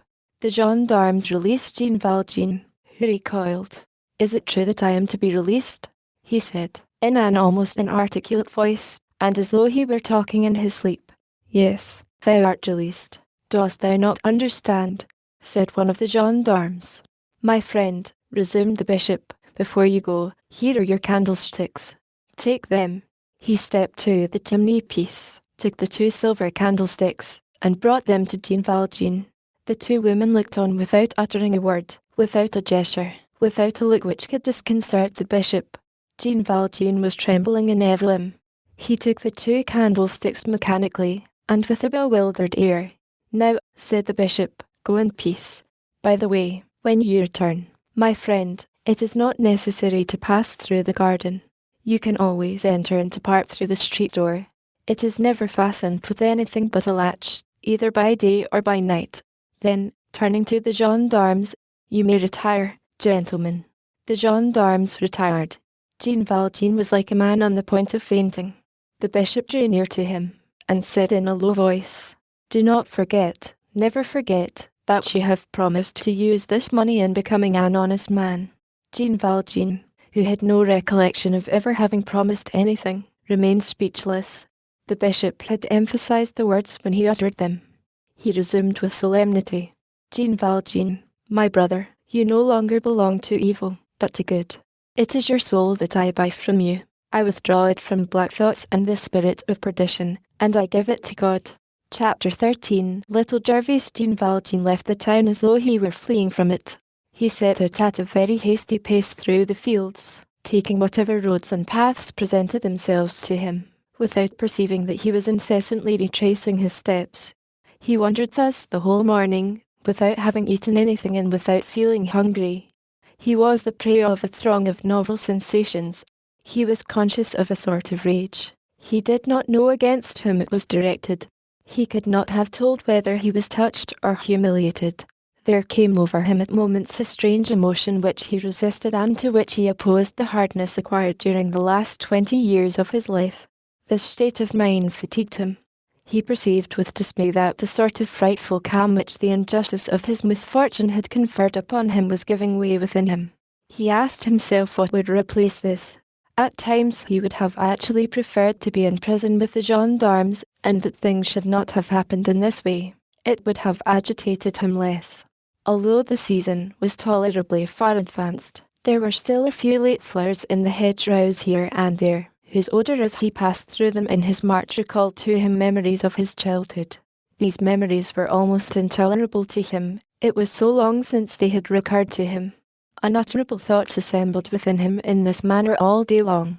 As the sun declined to its setting, casting long shadows athwart the soil from every pebble, Jean Valjean sat down behind a bush upon a large ruddy plain, which was absolutely deserted. There was nothing on the horizon except the Alps, not even the spire of a distant village. Jean Valjean might have been 3 leagues distant from day. A path which intersected the plain passed a few paces from the bush. In the middle of this meditation, which would have contributed not a little to render his rags terrifying to anyone who might have encountered him, a joyous sound became audible. He turned his head and saw little Savoyard, about 10 years of age, coming up the path and singing, his hurdy-gurdy on his hip, and his marmot box on his back. one of those gay and gentle children who go from land to land affording a view of their knees through the holes in their trousers. Without stopping his song, the lad halted in his march from time to time, and played at knuckle-bones with some coins which he had in his hand, his whole fortune, probably. Among this money there was 1 40-sou piece. The child halted beside the bush, without perceiving Jean Valjean, and tossed up his handful of sous, which, up to that time, he had caught with a good deal of adroitness on the back of his hand. This time the 40-sou piece escaped him, and went rolling towards the brushwood until it reached Jean Valjean. Jean Valjean set his foot upon it. In the meantime, the child had looked after his coin and had caught sight of him. He showed no astonishment, but walked straight up to the man. The spot was absolutely solitary. As far as the eye could see, there was not a person on the plain or on the path. The only sound was the tiny, feeble cries of a flock of birds of passage, which was traversing the heavens at an immense height. The child was standing with his back to the sun, which cast threads of gold in his hair and empurpled with its blood-red gleam the savage face of Jean Valjean. "Sir," said the little Savoyard, with the childish confidence which is composed of ignorance and innocence, "my money." "What is your name?" said Jean Valjean. "Little Gervais, sir." "Go away," said Jean Valjean. "Sir," resumed the child, "give me back my money." Jean Valjean dropped his head, and made no reply. The child began again, "My money, sir." Jean Valjean's eyes remained fixed on the earth. "My piece of money," cried the child, "my white piece, my silver." It seemed as though Jean Valjean did not hear him. The child grasped him by the collar of his blouse and shook him. At the same time he made an effort to displace the big iron-shod shoe which rested on his treasure. "I want my piece of money, my piece of 40 sous." The child wept. Jean Valjean raised his head. He still remained seated. His eyes were troubled. He gazed at the child, in a sort of amazement. Then he stretched out his hand towards his cudgel and cried in a terrible voice, "Who's there?" "I, sir," replied the child. "Little Gervais." "I. Give me back my 40 sous, if you please." "Take your foot away, sir, if you please." Then irritated, though he was so small, and becoming almost menacing. "Come now, will you take your foot away? Take your foot away, or we'll see." "Ah, it's to you," said Jean Valjean, and rising abruptly to his feet, his foot still resting on the silver piece, he added, "Will you take yourself off?" The frightened child looked at him, then began to tremble from head to foot, and after a few moments of stupor he set out, running at the top of his speed, without daring to turn his neck or to utter a cry. Nevertheless, lack of breath forced him to halt after a certain distance, and Jean Valjean heard him sobbing, in the midst of his own reverie. At the end of a few moments the child had disappeared. The sun had set. The shadows were descending around Jean Valjean. He had eaten nothing all day. It is probable that he was feverish. He had remained standing and had not changed his attitude after the child's flight. The breath heaved his chest at long and irregular intervals. His gaze, fixed 10 or 12 paces in front of him, seemed to be scrutinizing with profound attention the shape of an ancient fragment of blue earthenware which had fallen in the grass. All at once he shivered. He had just begun to feel the chill of evening. He settled his cap more firmly on his brow, sought mechanically to cross and button his blouse, advanced a step and stopped to pick up his cudgel. At that moment he caught sight of the 40-sou piece, which his foot had half ground into the earth, and which was shining among the pebbles. It was as though he had received a galvanic shock. "What is this?" he muttered between his teeth. He recoiled 3 paces, then halted, without being able to detach his gaze from the spot which his foot had trodden but an instant before, as though the thing which lay glittering there in the gloom had been an open eye riveted upon him. At the expiration of a few moments he darted convulsively towards the silver coin, seized it, and straightened himself up again and began to gaze afar off over the plain, at the same time casting his eyes towards all points of the horizon, as he stood there erect and shivering, like a terrified wild animal which is seeking refuge. He saw nothing. Night was falling. The plain was cold and vague. Great banks of violet haze were rising in the gleam of the twilight. He said, "Ah," and set out rapidly in the direction in which the child had disappeared. After about 30 paces he paused, looked about him and saw nothing. Then he shouted with all his might, "Little Gervase! Little Gervase!" He paused and waited. There was no reply. The landscape was gloomy and deserted. He was encompassed by space. There was nothing around him but an obscurity in which his gaze was lost, and a silence which engulfed his voice. An icy north wind was blowing, and imparted to things around him a sort of lugubrious life. The bushes shook their thin little arms with incredible fury. One would have said that they were threatening and pursuing someone.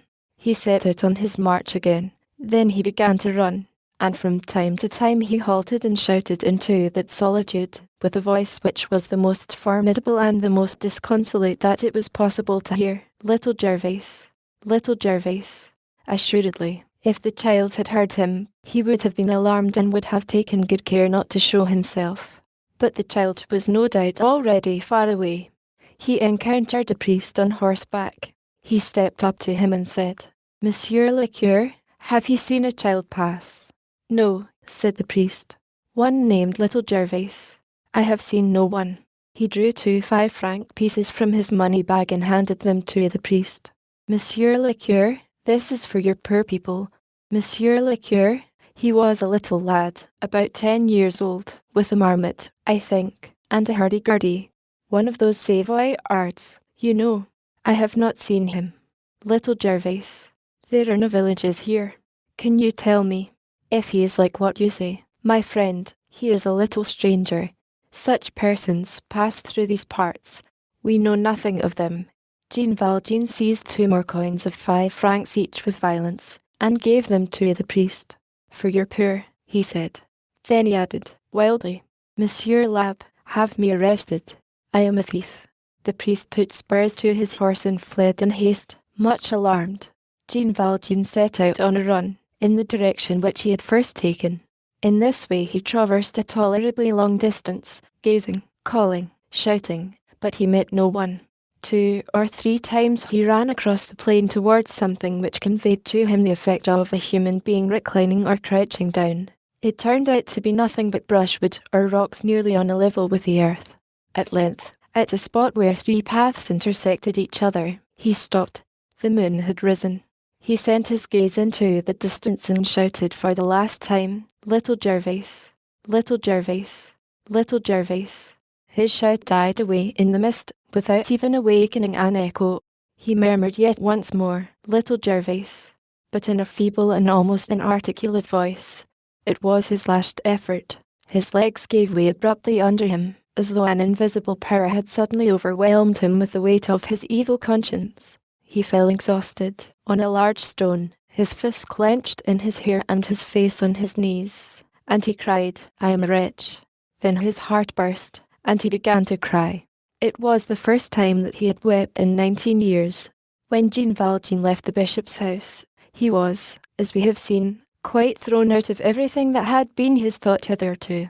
He could not yield to the evidence of what was going on within him. He hardened himself against the angelic action and the gentle words of the old man. "You have promised me to become an honest man. I buy your soul. I take it away from the spirit of perversity. I give it to the good God." This recurred to his mind unceasingly. To this celestial kindness he opposed pride, which is the fortress of evil within us. He was indistinctly conscious that the pardon of this priest was the greatest assault and the most formidable attack which had moved him yet. That his obduracy was finally settled if he resisted this clemency, that if he yielded, he should be obliged to renounce that hatred with which the actions of other men had filled his soul through so many years, and which pleased him. That this time it was necessary to conquer or to be conquered, and that a struggle, a colossal and final struggle, had been begun between his viciousness and the goodness of that man. In the presence of these lights, he proceeded like a man who is intoxicated. As he walked thus with haggard eyes, did he have a distinct perception of what might result to him from his adventure at D? Did he understand all those mysterious murmurs which warn or import in the spirit at certain moments of life? Did a voice whisper in his ear that he had just passed the solemn hour of his destiny, that there no longer remained a middle course for him, that if he were not henceforth the best of men, he would be the worst, that it behoved him now, so to speak, to mount higher than the bishop, or fall lower than the convict, that if he wished to become good he must become an angel, that if he wished to remain evil, he must become a monster. Here, again, some questions must be put, which we have already put to ourselves elsewhere. Did he catch some shadow of all this in his thought, in a confused way? Misfortune certainly, as we have said, does form the education of the intelligence. Nevertheless, it is doubtful whether Jean Valjean was in a condition to disentangle all that we have here indicated.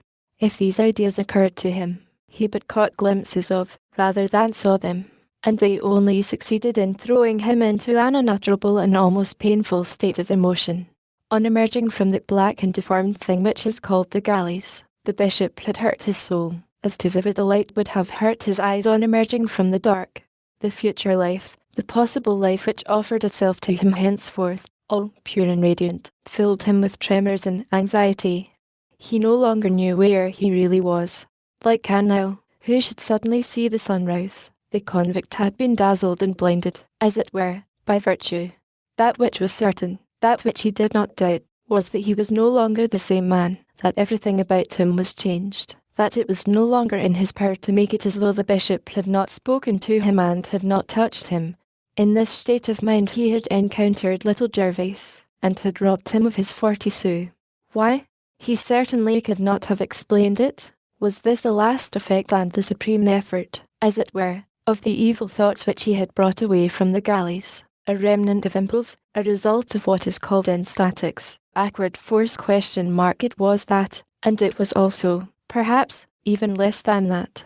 Let us say it simply, it was not he who stole, it was not the man, it was the beast, by habit and instinct, had simply placed his foot upon the money, while the intelligence was struggling amid so many novel and hitherto unheard of thoughts besetting it. When intelligence reawakened and beheld that action of the brute, Jean Valjean recoiled with anguish and uttered a cry of terror. In large it was because, strange phenomenon, and one which was possible only in the situation in which he found himself, in stealing the money from the child, he had done a thing of which he was no longer capable. However that may be, this last evil action had a decisive effect on him. It abruptly traversed the chaos which he bore in his mind, and dispersed it, placed on one side the thick obscurity, and on the other the light, and acted on his soul, in the state in which it then was, as certain chemical reagents act upon a troubled mixture by precipitating one element and clarifying the other.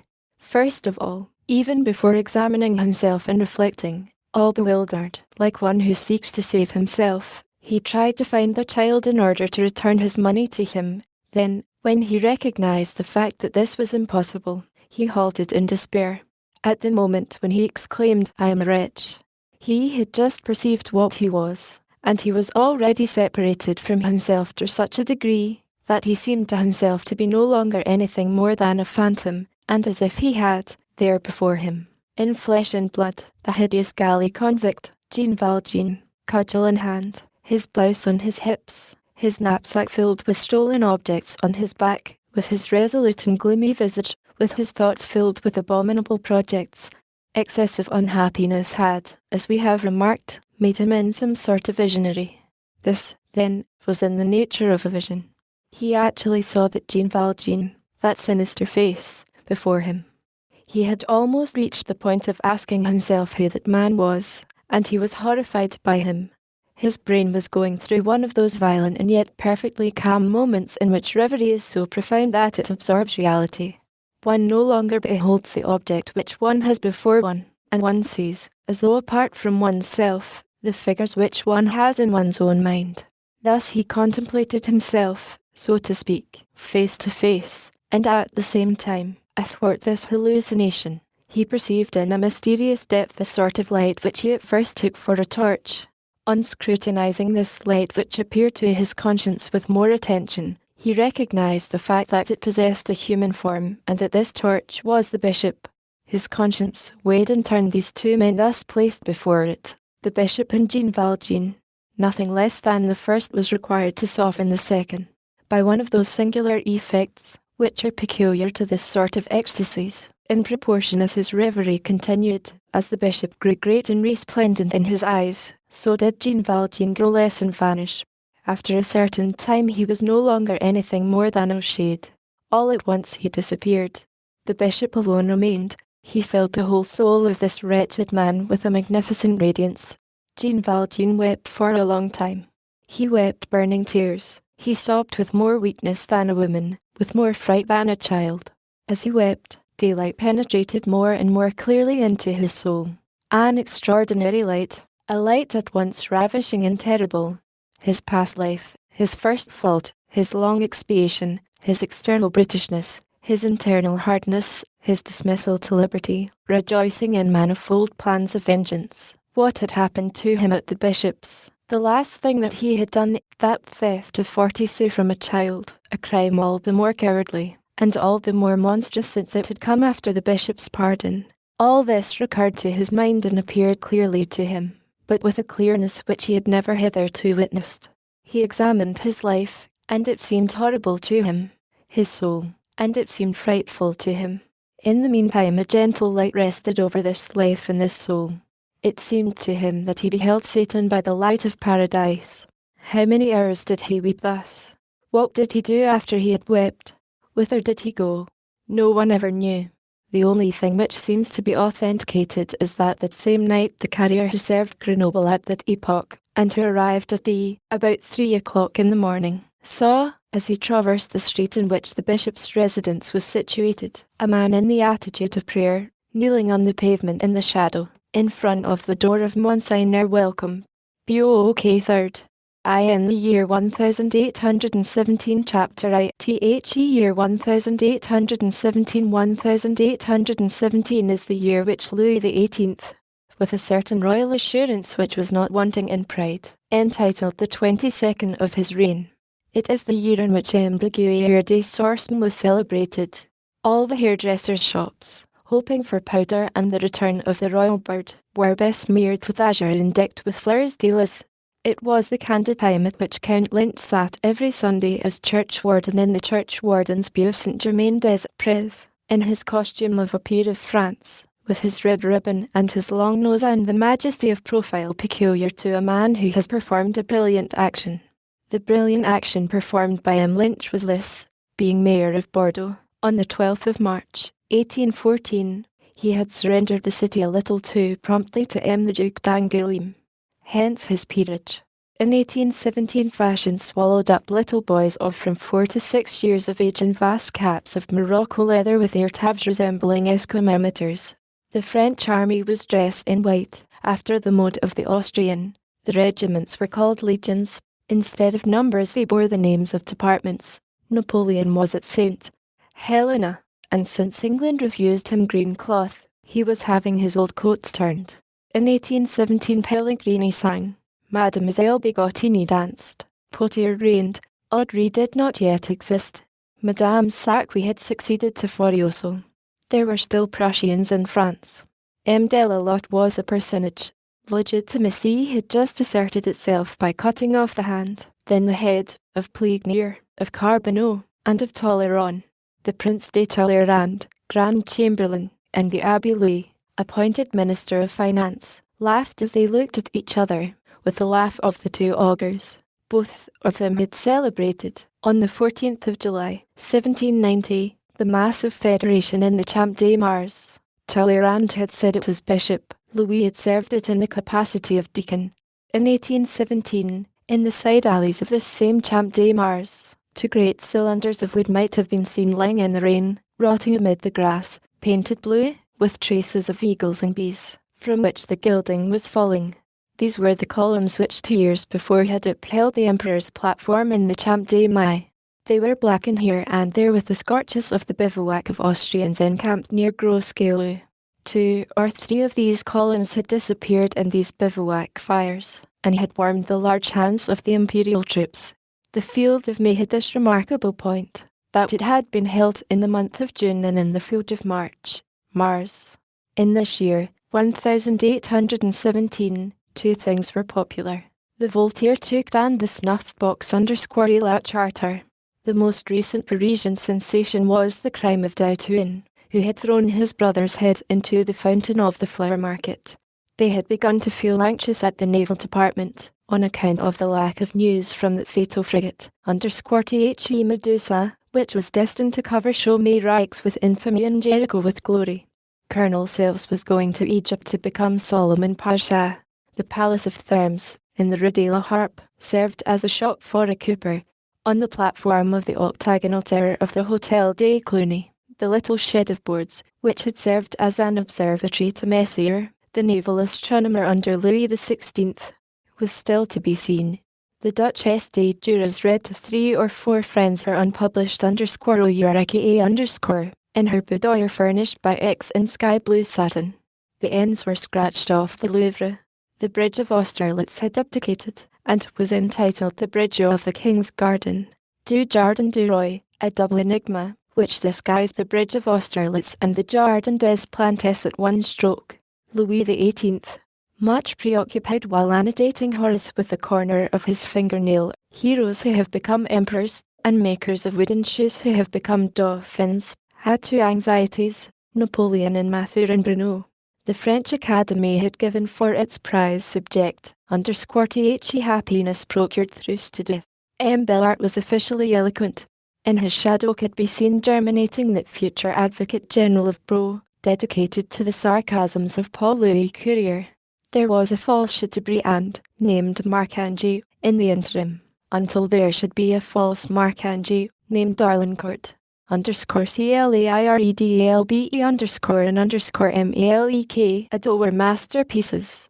Madame Cotton was proclaimed the chief writer of the epoch. The Institute had the academician, Napoleon Bonaparte, stricken from its list of members. A royal ordinance erected Angoulême into a naval school, for the Duc d'Angoulême, being Lord High Admiral. It was evident that the city of Angoulême had all the qualities of a seaport, otherwise the monarchical principle would have received a wound. In the Council of Ministers the question was agitated whether vignettes representing slack rope performances, which adorn Francona's advertising posters, and which attracted throngs of street urchins, should be tolerated. M. Peer, the author of _AGNESE_, a good sort of fellow, with a square face and a wart on his cheek, directed the little private concerts of the Marquis de Sassany in the Rue Villevic. All the young girls were singing the _HERMIT of St. Avelle, with words by Edmond Giraud. _THE Yellow Dwarf was transferred into _MIROR_. The Café Lemblin stood up for the Emperor, against the Café Valois, which upheld the Bourbons. The Duc de Berry, already surveyed from the shadow by Lauville, had just been married to a princess of Sicily. Madame de Staël had died a year previously. The bodyguard hissed Mademoiselle Mars. The grand newspapers were all very small. Their form was restricted, but their liberty was great. The _CONSTITUTIONNEL_ was constitutional. _LA Minerve called Chateaubriand _CHATEABRIANT_. That day made the good middle-class people laugh heartily at the expense of the great writer. In journals which sold themselves, prostituted journalists insulted the exiles of 1815. David had no longer any talent, Arnaud had no longer any wit, Carnot was no longer honest, Soult had won no battles. It is true that Napoleon had no longer any genius. No one is ignorant of the fact that letters sent to an exile by post very rarely reached him, as the police made it their religious duty to intercept them. This is no new fact. Descartes complained of it in his exile. Now David, having, in a Belgian publication, shown some displeasure at not receiving letters which had been written to him, it struck the royalist journals as amusing, and they derided the prescribed man well on this occasion. What separated 2 men more than Anubis was to say the Regis Death, or to say the voters, to say the enemies, or to say the allies, to say _NAPOLEON_, or to say _BUONAPART_. All sensible people were agreed that the era of revolution had been closed forever by King Louis XVIII, surnamed the immortal author of the Charter. On the platform of the Pont Neuf, the word _REDIVIVUS_ was carved on the pedestal that awaited the statue of Henry IV. M. Piat, in the Rue Thérèse, No. 4, was making the rough draft of his Privy Assembly to consolidate the monarchy. The leaders of the right said at grave conjunctures, "We must write to back it." Caniel, O'Mahony, and D. Chap Teddlin were preparing the sketch, to some extent with Minceyre's approval, of what was to become later on the conspiracy of the Bord de Lo of the waterside. Lepinglemois was already plotting in his own quarter. De la Verderie was conferring with Trogoff. M. Decazes, who was liberal to a degree, reigned. Chateaubriand stood every morning at his window at No. 27 Rue Saint Dominique, clad in footed trousers and slippers, with a madras kerchief knotted over his grey hair, with his eyes fixed on a mirror, a complete set of dentist's instruments spread out before him, cleaning his teeth, which were charming, while he dictated _the monarchy according to the charter to M. Pillard, his secretary. Criticism, assuming an authoritative tone, preferred Laffin to Talma. M. de Filetes signed himself A. M. Hoffman signed himself Z. Charles Nodier wrote _Theres Hubert. Divorce was abolished. Lyceums called themselves colleges. The collegians, decorated on the collar with a golden fleur-de-lis, fought each other apropos of the King of Rome. The counter-police of the chateau had denounced to Her Royal Highness Madame the portrait, everywhere exhibited, of M. the Duc d'Orleans, who made a better appearance in his uniform of a Colonel-General of Hussars than M. the Duc de Berry, in his uniform of Colonel-General of Dragoons, a serious inconvenience.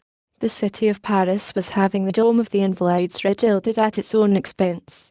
Serious men asked themselves what M. de Trinquelague would do on such or such an occasion. M. Clausel de Montels differed on divers points from M. Clausel de Courx. M. de Salaberry was not satisfied. The comedian Picard, who belonged to the Academy, which the comedian Molière had not been able to do, had _The 2 Philiberts played at the Odeon, upon whose pediment the removal of the letters still allowed Theatre of the Empress to be plainly read. People took part for or against Cognet de Monterlot.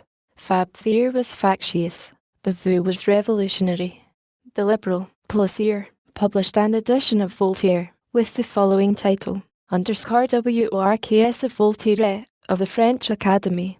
That will attract purchasers, said the ingenious editor. The general opinion was that M. Charles Loyson would be the genius of the century. Envy was beginning to gnaw at him, a sign of glory, and this verse was composed on him. Even when Loyson steals, one feels that he has pause. As Cardinal Fesch refused to resign, M. de Pins, Archbishop of Amacy, administered the Diocese of Lens. The quarrel over the Valley of Daps was begun between Switzerland and France by a memoir from Captain, afterwards General Dufour. St. Simon, ignored, was erecting his sublime dream. There was a celebrated Fourier at the Academy of Science, whom posterity has forgotten, and in some garret an obscure Fourier, whom the future will recall. Lord Byron was beginning to make his mark. A note to a poem by Millevoye introduced him to France in these terms. A certain Lord Baron. David Angers was trying to work in marble. The Abbé Caron was speaking, in terms of praise, to a private gathering of seminarists in the blind alley of Feuillantines, of an unknown priest, named Felicite. Robert, at a latter date, became Lamennais, a thing which smoked and clattered on the Seine with the noise of a swimming dog vent and came beneath the windows of the Tuileries. From the Pont Royal to the Pont Louis XV, it was a piece of mechanism which was not good for much, a sort of plaything, the idle dream of a dream-ridden inventor, and utopia, a steamboat. The Parisians stared indifferently at this useless thing. M. de Vaublanc, the reformer of the Institute by a coup d'état, the distinguished author of numerous academicians, ordinances, and batches of members, after having created them, could not succeed in becoming one himself. The Faubourg Saint-Germain and the Pavilion des Marsan wished to have M. de Lavaux for prefect of police, on account of his piety. Dupuytren and Récamier entered into a quarrel in the amphitheatre of the School of Medicine, and threatened each other with their fists on the subject of the divinity of Jesus Christ. Cuvier, with one eye on Genesis and the other on nature, tried to please bigoted reaction by reconciling fossils with texts and by making Mistudens flatter Moses. M. François de Neufchâteau, the praiseworthy cultivator of the memory of Parmentier, made 1,000 efforts to have pomme de terre, potato, pronounced _Parmentier_, and succeeded therein not at all. The Abbé Grégoire, ex-bishop, ex-conventionary, ex-senator, had passed, in the royalist polemics, to the state of infamous Gregoire, the locution of which we have made use, passed to the state of, has been condemned as a neologism by M. Royer Collard. Under the third arch of the Pont de Duna, the new stone with which, the 2 years previously, the mining aperture made by Blucher to blow up the bridge had been stopped up, was still recognisable on account of its whiteness. Justice summoned to its bar a man who, on seeing the Comte d'Artois enter Notre Dame, had said aloud, _SAPRISTI, I regret the time when I saw Bonaparte and Talma enter the Belle Sauvage, arm in arm. A seditious utterance. 6 months in prison. Traitors showed themselves unbuttoned. Men who had gone over to the enemy on the eve of battle made no secret of their recompense, and strutted immodestly in the light of day, in the cynicism of riches and dignities.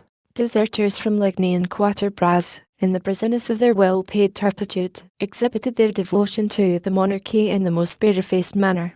This is what floats up confusedly, pell-mell, for the year 1817, and is now forgotten. History neglects nearly all these particulars, and cannot do otherwise. The infinity would overwhelm it. Nevertheless, these details, which are wrongly called trivial, there are no trivial facts in humanity, nor little leaves in vegetation, are useful. It is of the physiognomy of the years that the physiognomy of the centuries is composed. In this year of 1817, 4 young Parisians arranged a fine farce. Chapter 2. A double quartet. These Parisians came, one from Toulouse, another from Limoges, the third from Cahors, and the fourth from Montauban. But they were students, and when one says student, one says Parisian. To study in Paris is to be born in Paris. These young men were insignificant. Everyone has seen such faces, 4 specimens of humanity taken at random, neither good nor bad, neither wise nor ignorant, neither geniuses nor fools, handsome, with that charming April which is called 20 years. They were 4 Oscars, for, at that epoch, Arthurs did not yet exist. _BURN for him the perfumes of Arabia! Exclaimed romance. _OSCAR advances. Oscar, I shall behold him! People had just emerged from Ocean. Elegance was Scandinavian and Caledonian. A pure English style was only to prevail later, and the first of the Arthurs, Wellington, had but just won the Battle of Waterloo. These Oscars bore the names, one of Felix Tholomyès, of Toulouse, the second, Listolier, of Cahors, the next, Fameuil, of Limoges, the last, Blachevelle, of Montauban. Naturally, each of them had his mistress. Blachevelle loved Favourite, so named because she had been in England. Listolier adored Dahlia, who had taken for her nickname the name of a flower.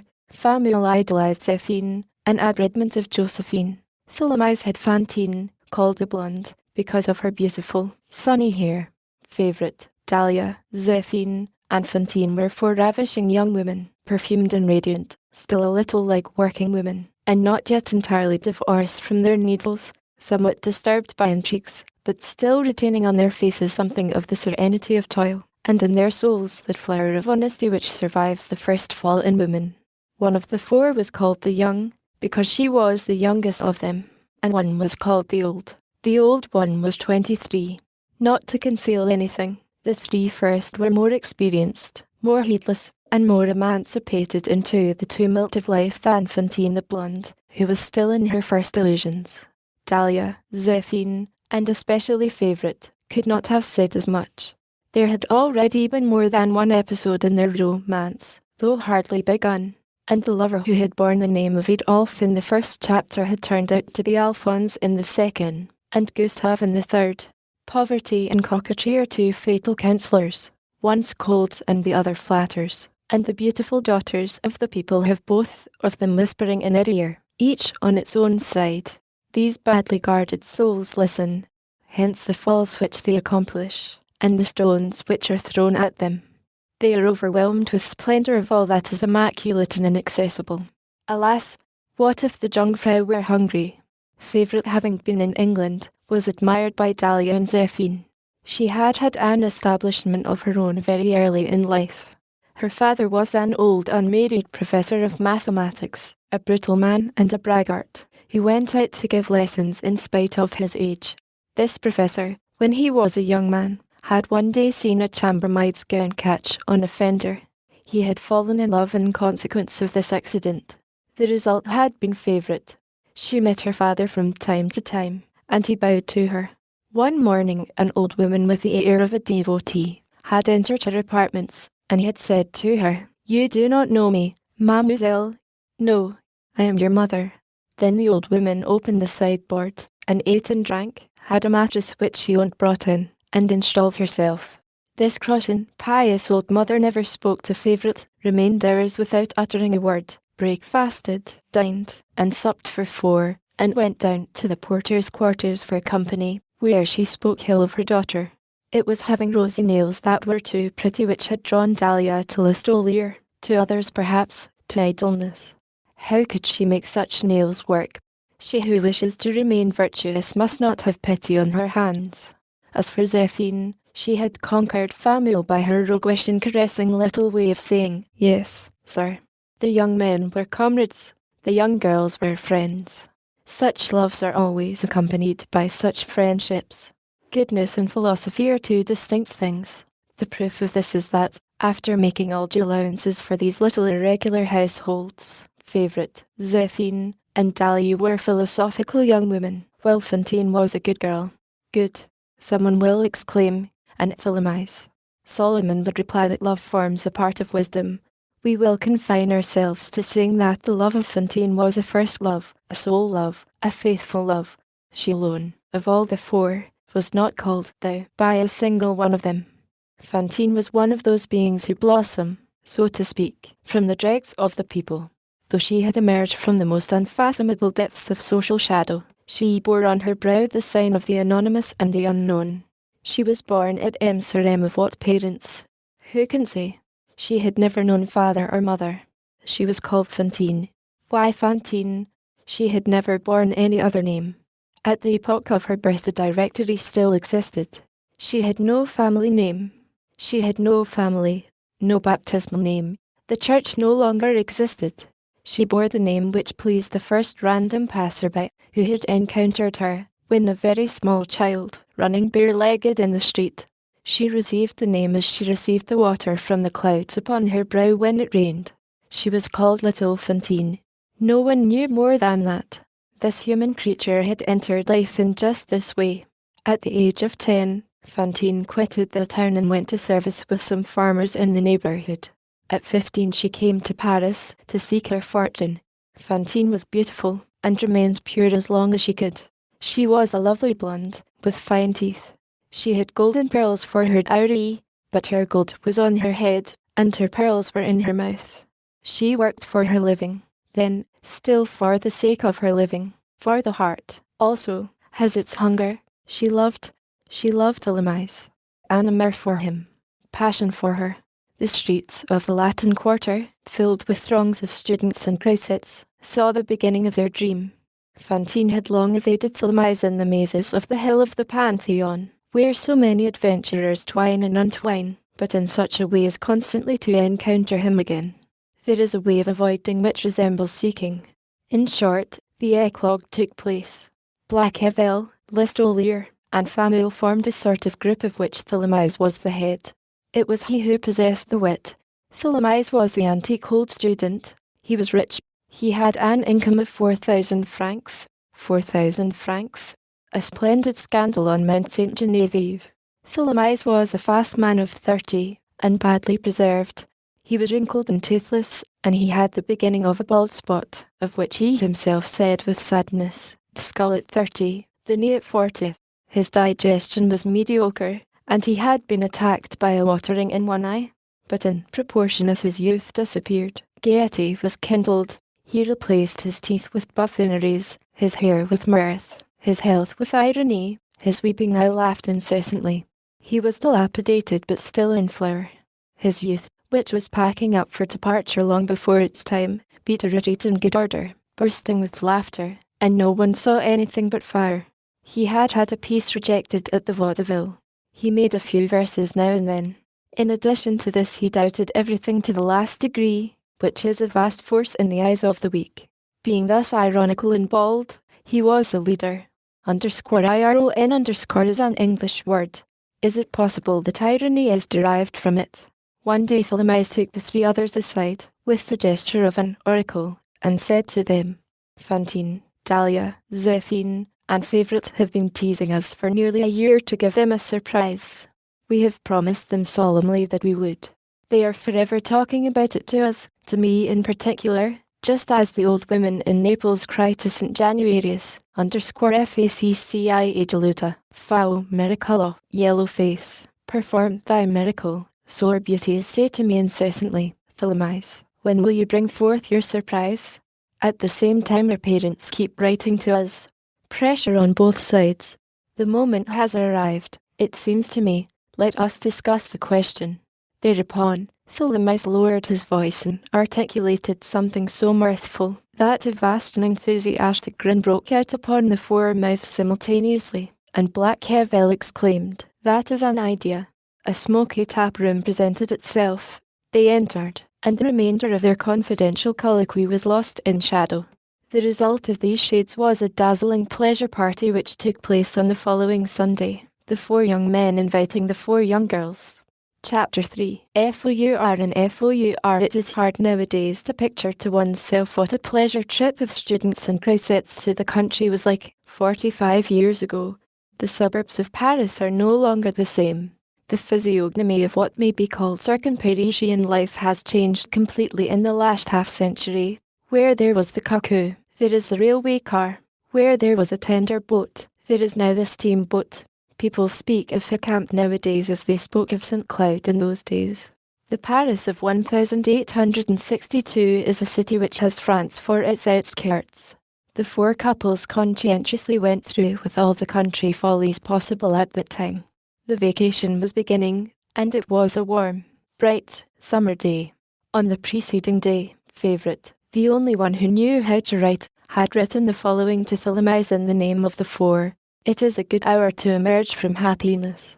That is why they rose at 5 o'clock in the morning. Then they went to St. Cloud by the coach, looked at the dry cascade and exclaimed, This must be very beautiful when there is water. They breakfasted at the _TTE, where casting had not yet been. They treated themselves to a game of ring-throwing under the quinkings of trees of the Grand Fountain. They ascended Diogenes' lantern. They gambled for macaroons at the roulette establishment of the Pont des Sèvres, picked bouquets at Pate-O, bought reed pipes at Neuilly, ate apple tarts everywhere, and were perfectly happy. The young girls rustled and chatted like warblers escaped from their cage. It was a perfect delirium. From time to time they bestowed little taps on the young men. Matutinal intoxication of life. Adorable years. The wings of the dragonfly quiver. Oh, whoever you may be, do you not remember? Have you rambled through the brushwood, holding aside the branches, on account of the charming head which is coming on behind you? Have you slid, laughing, down the slope all wet with rain, with the beloved woman holding your hand, and crying, Ah, my new boots! What a state they are in! Let us say at once that the merry obstacle, a shower, was lacking in the case of this good-humoured party, although Favourite had said as they set out, with a magisterial and maternal tone, _THE slugs are crawling in the paths, a sign of rain. Children. All four were madly pretty. A good old classic poet, then famous, a good fellow who had an alien ori, Le Chevalier de la Buse, as he strolled that day beneath the chestnut trees of St. Cloud, saw them pass about 10 o'clock in the morning, and exclaimed, There is one too many of them, as he thought of the Graces. Favourite, Black Hevel's friend, the one aged 23, the old one, ran on in front under the great green boughs, jumped the ditches, stalked distractedly over bushes, and presided over this merrymaking with the spirit of a young female fawn. Zéphine and Dahlia, whom chance had made beautiful in such a way that they set each off when they were together, and completed each other, never left each other, more from an instinctive coquetry than from friendship, and clinging to each other, they assumed English poses. The first keepsakes had just made their appearance. Melancholy was dawning for women, as later on, Byronism dawned for men, and the hair of the tender sex began to droop dolefully. Zéphine and Dahlia had their hair dressed in rolls. Listolier and Famuel, who were engaged in discussing their professors, explained to Fantine the difference that existed between M. Delvincourt and M. Blondeau. Black Evel seemed to have been created expressly to carry favourite single-bordered, imitation India shawl of Dernaux's manufacture, on his arm on Sundays. Tholomyès followed, dominating the group. He was very gay, but one felt the force of government in him.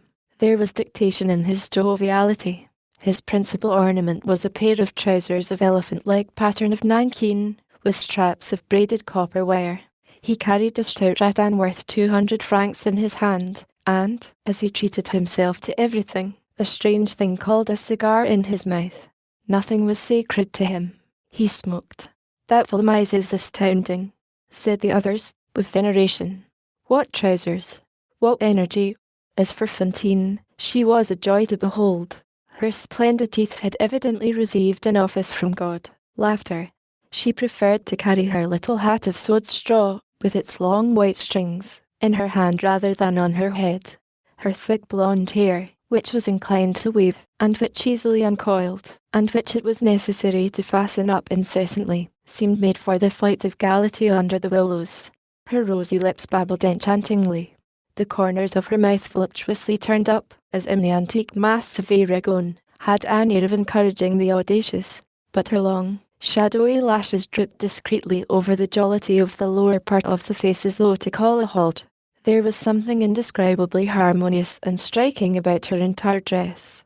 She wore a gown of mauve barège, little reddish-brown buskins, whose ribbons traced an X in her fine, white, open-worked stockings, and that sort of muslin spencer, a Marseille invention, whose name, Quinze, a corruption of the words quinze out_, pronounced after the fashion of the canopier, signifies fine weather, heat, and midday.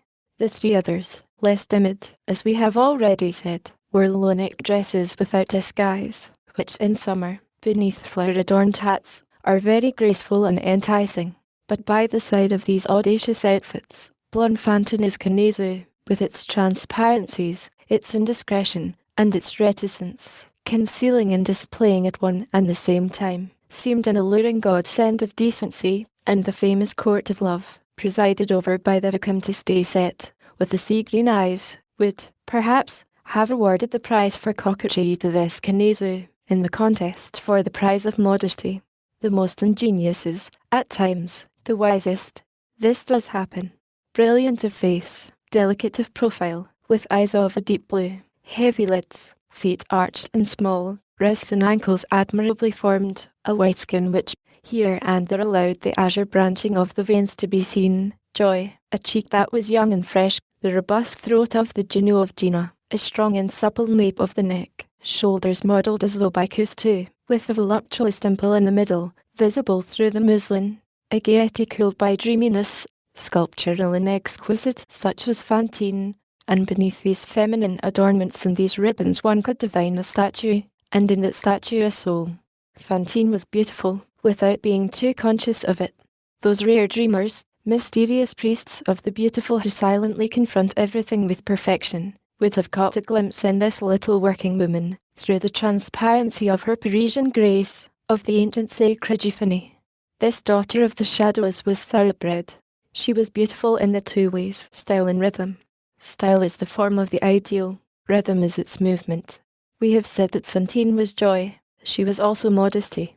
To an observer who studied her attentively, that which breathed from her athwart all the intoxication of her age, the season, and her love affair, was an invincible expression of reserve and modesty. She remained a little astonished. This chaste astonishment is the shade of difference which separates Psyche from Venus.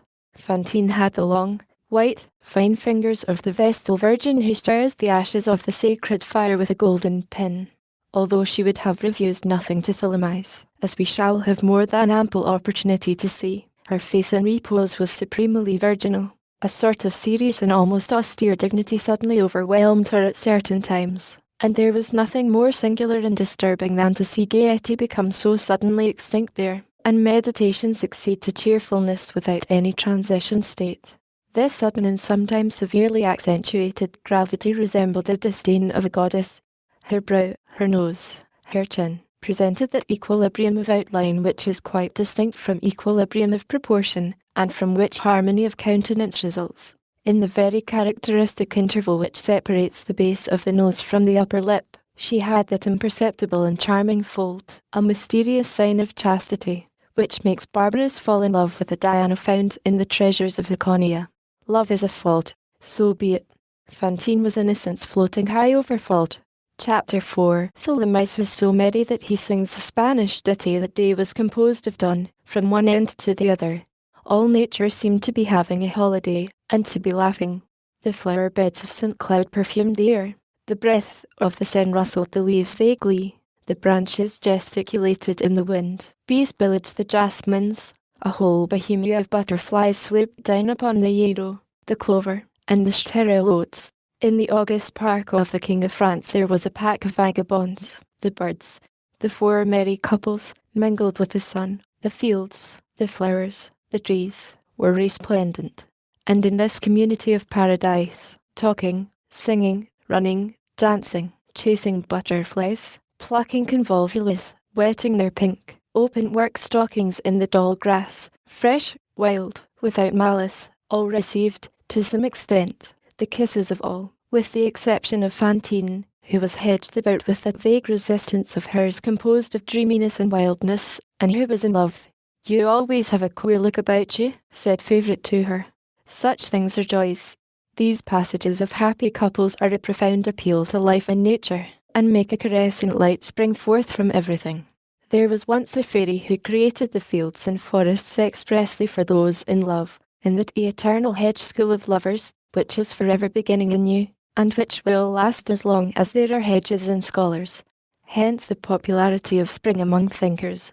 The patrician and the knife grinder, the duke and the peer, the limb of the law, the courtiers and townspeople, as they used to say in olden times, all are subjects of this fairy. They laugh and hunt, and there is in the air the brilliance of an apotheosis. What a transfiguration effected by love! Notaries' clerks are gods, and the little grouse, the pursuits through the grass, the wastes embraced on the fly, those jargons which are melodies, those adorations which burst forth in the manner of pronouncing a syllable, those cherries torn from one mouth by another. All this blazes forth and takes its place among the celestial glories. Beautiful women waste themselves sweetly. They think that this will never come to an end. Philosophers, poets, painters, observe these ecstasies and know not what to make of it. So greatly are they dazzled by it. "The departure for Cythera," exclaims Watteau. Lancret, the painter of plebeians, contemplates his bourgeois, who have flitted away into the azure sky. Diderot stretches out his arms to all these love idylls, and Darth mingles rudes with them. After breakfast the four couples went to what was then called the King's Square to see a newly arrived plant from India, whose name escapes our memory at this moment, and which, at that epoch, was attracting all Paris to St. Cloud. It was an odd and charming shrub with a long stem, whose numerous branches, bristling and leafless and as fine as threads, were covered with a million tiny white rosettes. This gave the shrub the air of a head of hair studded with flowers. There was always an admiring crowd about it. After viewing the shrub, Tholomyès exclaimed, "I offer you asses." And having agreed upon a price with the owner of the asses, they returned by way of Van Vrienisse. At Dussy an incident occurred. The Truly National Park, at that time owned by Bergin the contractor, happened to be wide open. They passed the gates, visited the mannequin anchorite in his grotto, tried the mysterious little effects of the famous cabinet of mirrors, the wanton trap worthy of a satyr become a millionaire or of Turcaret metamorphosed into Priapus. They had stoutly shaken the swing attached to the chestnut trees celebrated by the Abbé de Bernis. As he swung these beauties, one after the other, producing folds in the fluttering skirts which Greuze would have found to his taste, amid peals of laughter, the Toulouse and Tholomyès, who was somewhat of a Spaniard, Toulouse being the cousin of Tolosa, sang, to a melancholy chant, the old ballad Gallega, probably inspired by some lovely maid dashing in full flight upon a rope between two trees.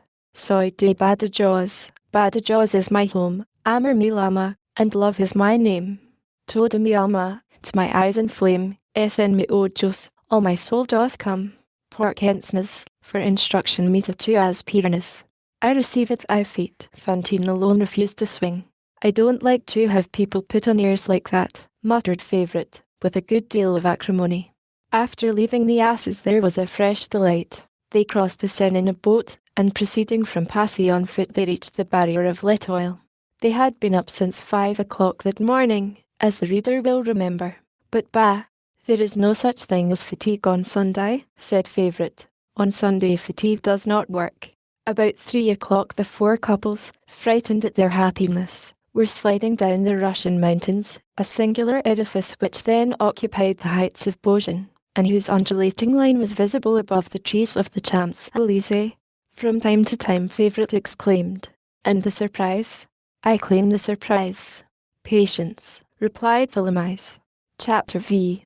Bombarded as the Russian mountains having been exhausted, they began to think about dinner, and the radiant party of 8, somewhat weary at last, became stranded in Bombardet's public house, a branch establishment which had been set up in the Champs-Élysées by that famous restaurant keeper, Bombarda, whose sign could then be seen in the Rue de Rivoli, near Delorme Alley, a large but ugly room, with an alcove and a bed at the end. They had been obliged to put up with this accommodation in view of the Sunday crowd. 2 windows whence they could survey beyond the elms, the quay and the river, a magnificent August sunlight lightly touching the panes. 2 tables, upon one of them a triumphant mountain of bouquets, mingled with the hats of men and women. At the other the 4 couples seated round a merry confusion of platters, dishes, glasses, and bottles, jugs of beer mingled with flasks of wine. Very little order on the table, some disorder beneath it. They made beneath the table a noise, a clatter of the feet that was abominable, says Molière. This was the state which the shepherdettle, begun at 5 o'clock in the morning, had reached at 4:30 in the afternoon. The sun was setting. Their appetites were satisfied. The Champs-Élysées, filled with sunshine and with people, were nothing but light and dust, the 2 things of which glory is composed. The horses of Marly, those neighing marbles, were prancing in a cloud of gold.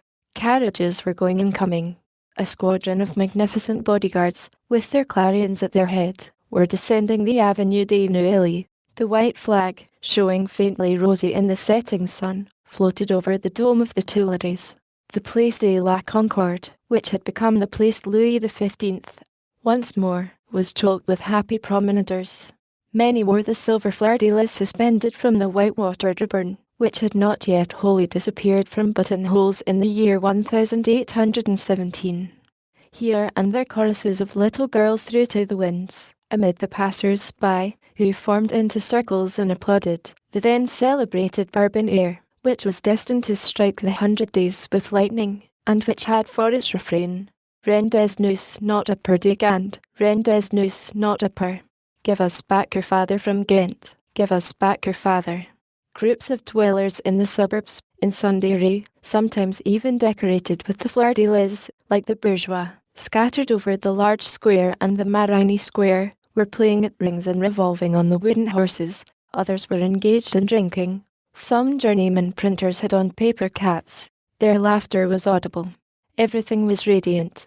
It was a time of undisputed peace and profound royalist security. It was the epoch when a special and private report of Chief of Police Angles to the King, on the subject of the suburbs of Paris, terminated with these lines: "Taking all things into consideration, sire, there is nothing to be feared from these people. They are as heedless and as indolent as cats. The populace is restless in the provinces. It is not in Paris. These are very pretty men, sire. It would take all of 2 of them to make one of your grenadiers. There is nothing to be feared on the part of the populace of Paris, the capital. It is remarkable that the stature of this population should have diminished in the last 50 years, and the populace of the suburbs is still more puny than at the time of the Revolution. It is not dangerous. In short, it is an amiable rabble. Prefects of the police do not deem it possible that a cat can transform itself into a lion. That does happen, however, and in that lies the miracle wrought by the populace of Paris. Moreover, the cat so despised by Count Angles possessed the esteem of the republics of old. In their eyes it was liberty incarnate, and as though to serve as pendant to the Minerva Apteria of the period, there stood on the public square in Corinth the colossal bronze figure of a cat.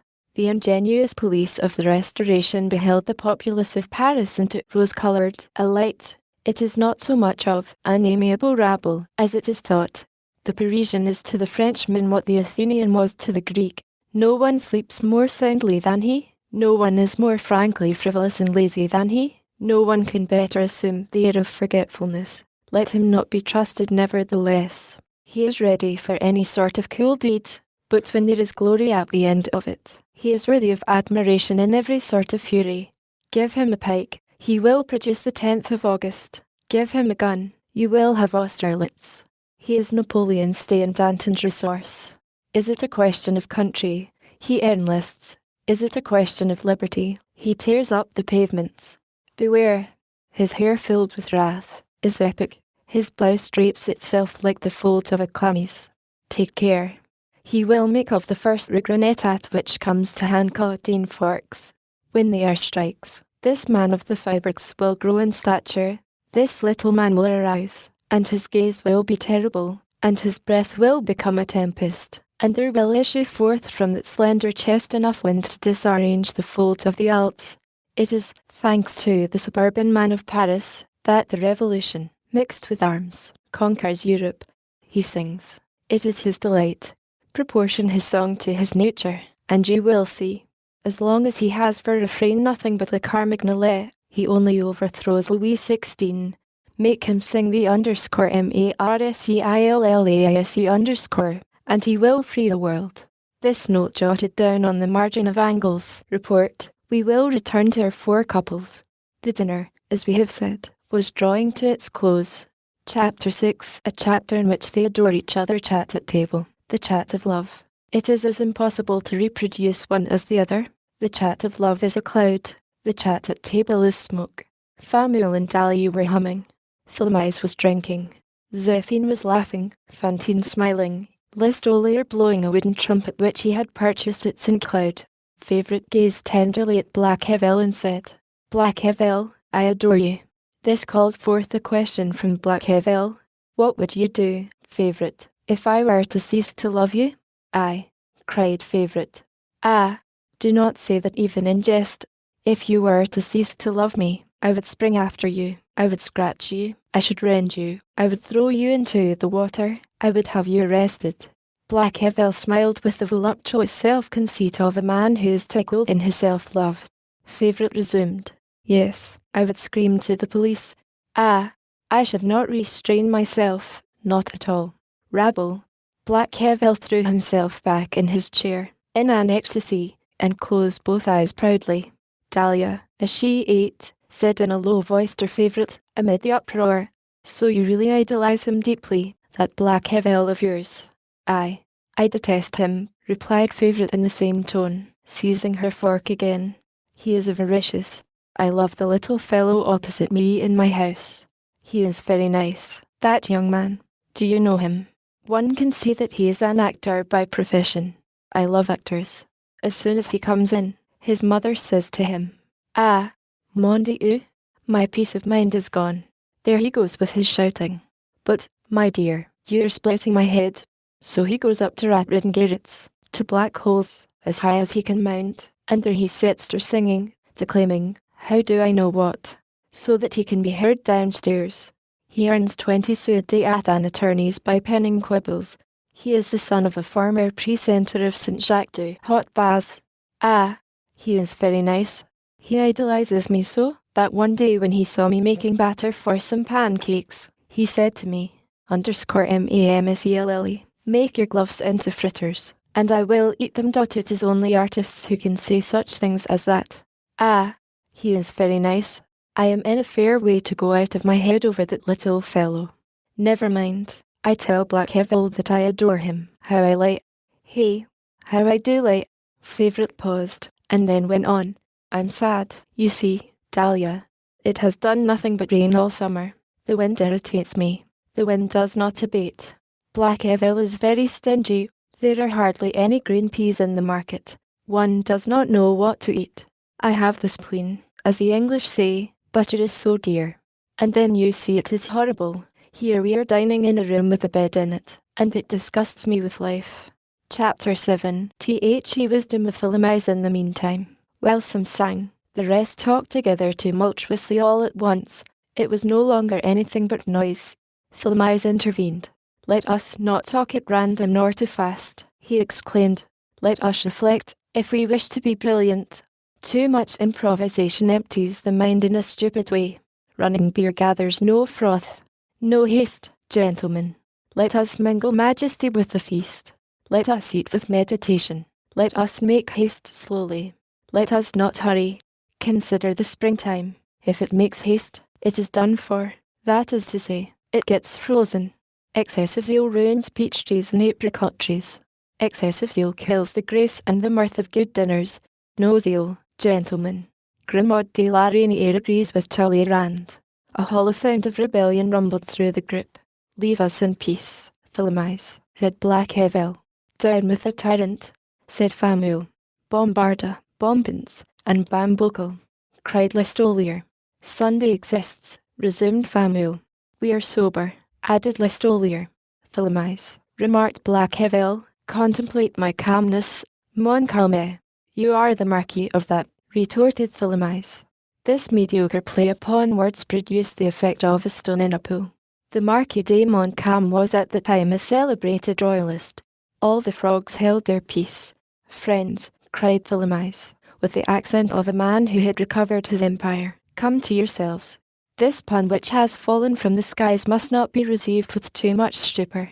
Everything which falls in the way is not necessarily worthy of enthusiasm and respect. The pun is the dung of the mind which soars. The jest falls, no matter where, and the mind, after producing a piece of stupidity, plunges into the azure depths. A whitish speck flattened against the rock does not prevent the condor from soaring aloft. Far be it from me to insult the pun. I honour it in proportion to its merits. Nothing more. All the most august, the most sublime, the most charming of humanity, and perhaps outside of humanity, have made puns. Jesus Christ made a pun on Saint Peter, Moses on Isaac, Schillus on Paulinus, Cleopatra on Octavius. And observe that Cleopatra's pun preceded the Battle of Actium, and that had it not been for it, no one would have remembered the city of Toryne, a Greek name which signifies a ladle. That once conceded, I return to my exhortation. I repeat, brothers, I repeat, no zeal, no hubbub, no excess, even in witticisms, gaiety, jollities, or plays on words. Listen to me. I have the prudence of Amphiaraus and the boldness of Caesar.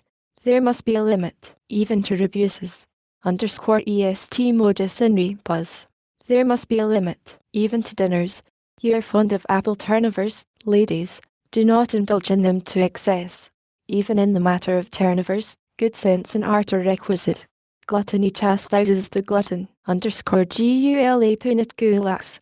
Indigestion is charged by the good God with preaching morality to stomachs.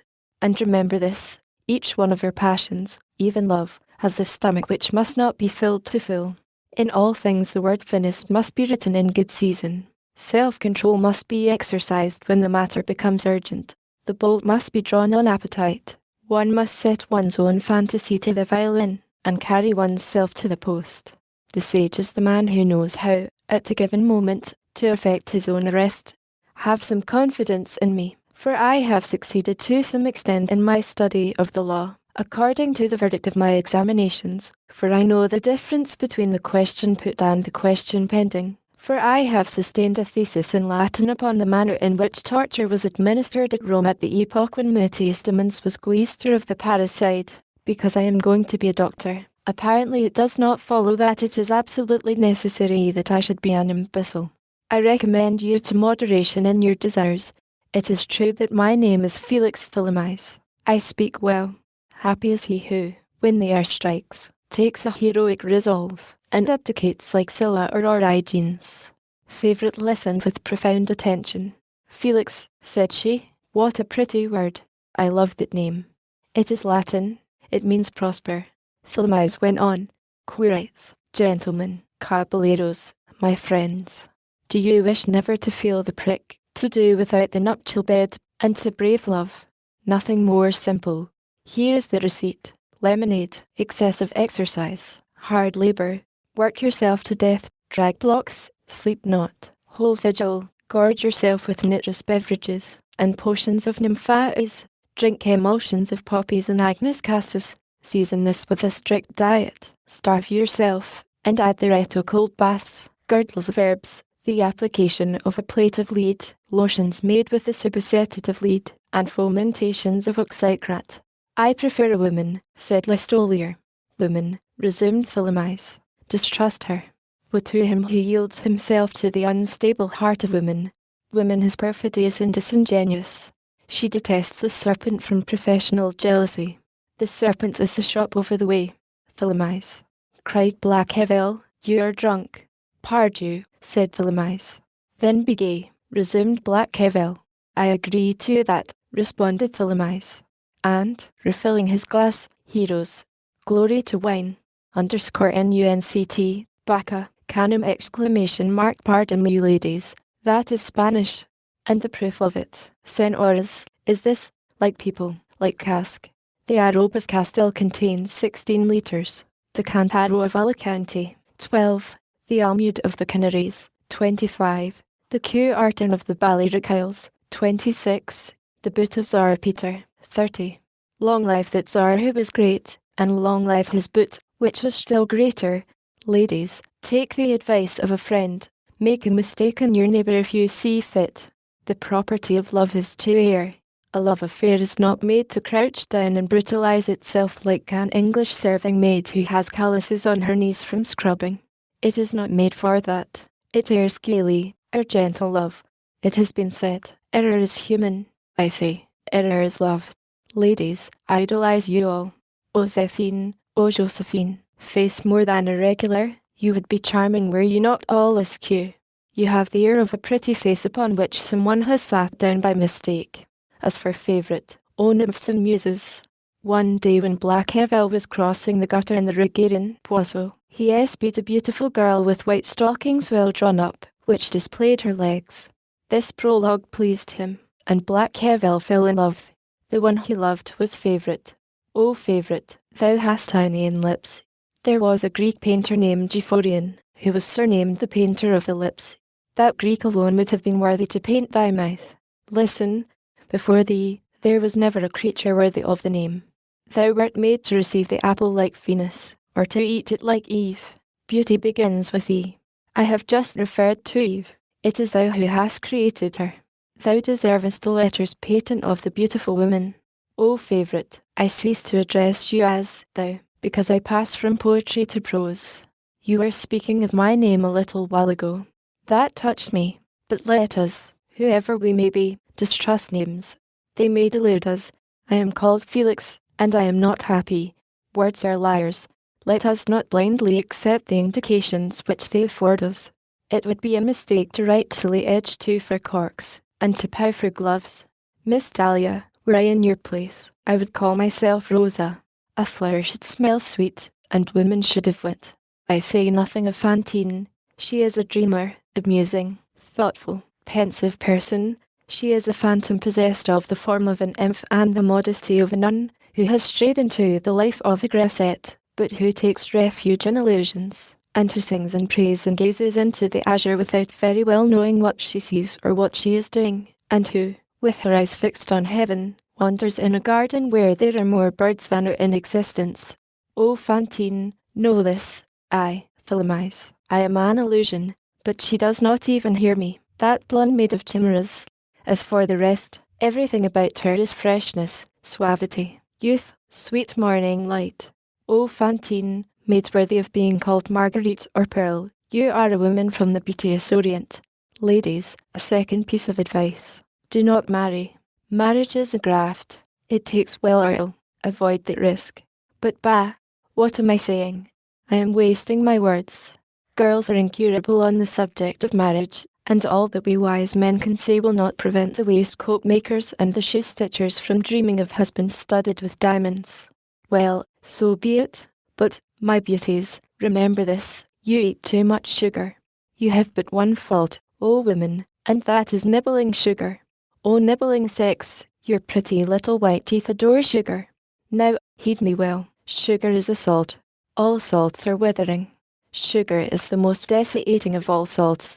It sucks the liquid of the blood through the veins, hence the coagulation, and then the solidification of the blood, hence tubercles in the lungs, hence death.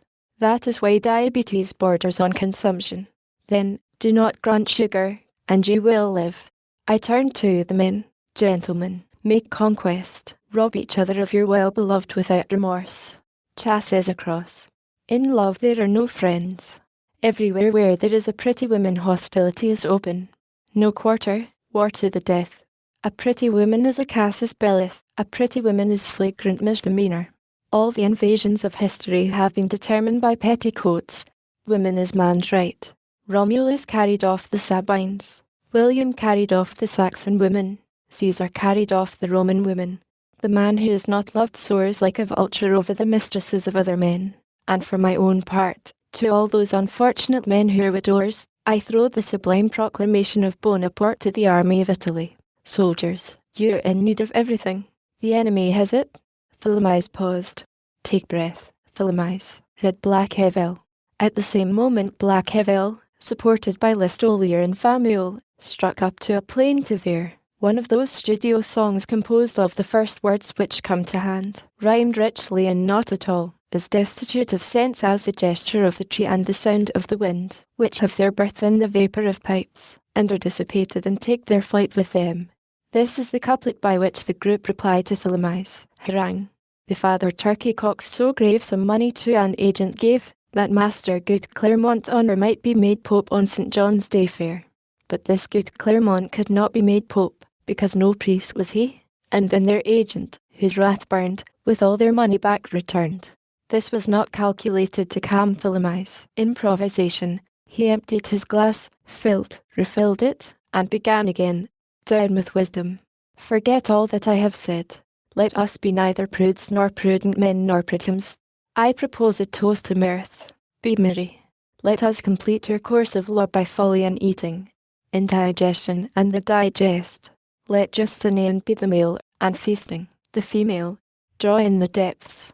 Life, O creation, the world is a great diamond. I am happy. The birds are astonishing. What a festival everywhere. The nightingale is a gratuitous you. Summer, I salute thee. O Luxembourg, O Georgix of the Rue Madame, and of the Ile de l'Observateur. O pensive infantry soldiers. O all those charming nurses who, while they guard the children, amuse themselves. The pampas of America would please me if I had not the arcades of the Odeon. My soul flits away into the virgin forests and to the savannas. All is beautiful. The flies buzz in the sun. The sun has sneezed out the hummingbird. Embrace me, Fantine. He made a mistake and embraced favourite. Chapter 8. The death of a horse. The dinners are better at Edon's than at Bombarda's, exclaimed Zéphine. I prefer Bombarda to Edon, declared Black Hevel. There is more luxury. It is more Asiatic. Look at the room downstairs. There are mirrors, glass, on the walls. I prefer them, glass, ices, on my plate, said favourite. Black Hevel persisted.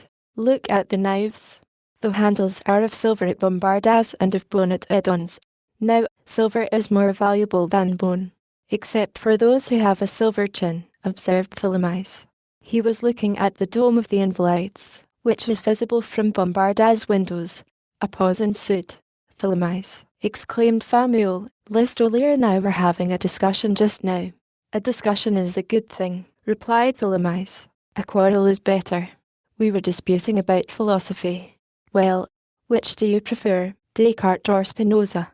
De Saugiers, said Thelemize. This decree pronounced, he took a drink, and went on. I consent to live. All is not at an end on earth since we can still talk nonsense. For that I return thanks to the immortal gods. We lie. One lies, but one laughs. One affirms, but one doubts. The unexpected bursts forth from the syllogism. That is fine. There are still human beings here below who know how to open and close the surprise box of the paradox merrily. This, ladies, which you are drinking with so tranquil an air is Madeira wine, you must know, from the vineyard of Coral das Freiras, which is 317 fathoms above the level of the sea. Attention while you drink. 317 fathoms, And Monsieur Bombarda, the magnificent eating housekeeper, gives you those 317 fathoms for 4 francs and 50 centimes. Again Famuel interrupted him. Philomise, your opinions fix the law. Who is your favourite author? Quin. No, Chew. And Philomise continued. Honour to Bombarda. He would equal Munificus of Elephant if he could but get me an Indian dancing girl, and Thgelion of Chaeronea if he could bring me a Greek courtesan, for, oh, ladies, there were Bombardas in Greece and in Egypt. Apuleius tells us of them. Alas, always the same, and nothing new, nothing more than published by the Creator in creation, _nil sub sol novum, says Solomon, amor omnibus idem, says Virgil, and Groping mounts with groping into the bark at St. Cloud, as Aspasia embarked with Pericles upon the fleet at Samos. One last word. Do you know what Aspasia was, ladies? Although she lived at an epoch when women had, as yet, no soul, she was a soul of a rosy and purple hue, more ardent hue than fire, fresher than the dawn. Aspasia was a creature in whom two extremes of womanhood met. She was the goddess prostitute, Socrates plus Monon Lescaut. Aspasia was created in case a mistress should be needed for Prometheus. Philomise, once started, would have found some difficulty in stopping, had not a horse fallen down upon the quay just at that moment. The shock caused the cart and the orator to come to a dead halt. It was a Beauceron mare, old and thin, and one fit for the knacker, which was dragging a very heavy cart. On arriving in front of Bombardas, the worn-out, exhausted beast had refused to proceed any further. This incident attracted a crowd. Hardly had the cursing and indignant carter had time to utter with proper energy the sacramental word, _MATIN_, the jade, backed up with a pitiless cut of the whip, when the jade fell, never to rise again. On hearing the hubbub made by the passers-by, Philomise, merry auditors turned their heads, and Philomise took advantage of the opportunity to bring his allocution to a close with this melancholy strophe. Elle était décimant de que ses caresses ont le même destin, et, Russ, elle a vécu si que vivant les roses, l'espace d'un matin. 3 per horse, sighed Fantine, and Dahlia exclaimed, there is Fantine on the point of crying over horses. How can one be such a pitiful fool as that? At that moment Favourite, folding her arms and throwing her head back, looked resolutely at Philomise and said, Come, now, the surprise? Exactly. The moment has arrived, replied Philomise. Gentlemen, you are forgiving these ladies, a surprise has struck. Wait for us a moment, ladies. It begins with a kiss, said Blackwell. On the brow, added Philomise. Each gravely bestowed a kiss on his mistress's brow. Then all 4 filed out through the door, with their fingers on their lips. Favourite clapped her hands on their departure. It is beginning to be amusing already, said she. Don't be too long, murmured Fantine. We are waiting for you.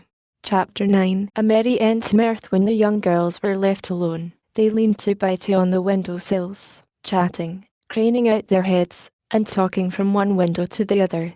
They saw the young men emerge from the Café Bombard arm in arm. The latter turned round, made signs to them, smiled, and disappeared in the dusty Sunday throng which makes a weekly invasion into the Champs-Élysées. Don't be long, cried Fantine. What are they going to bring us? Said Zéphine. It will certainly be something pretty, said Dahlia. For my part, said Favourite, I want it to be of gold.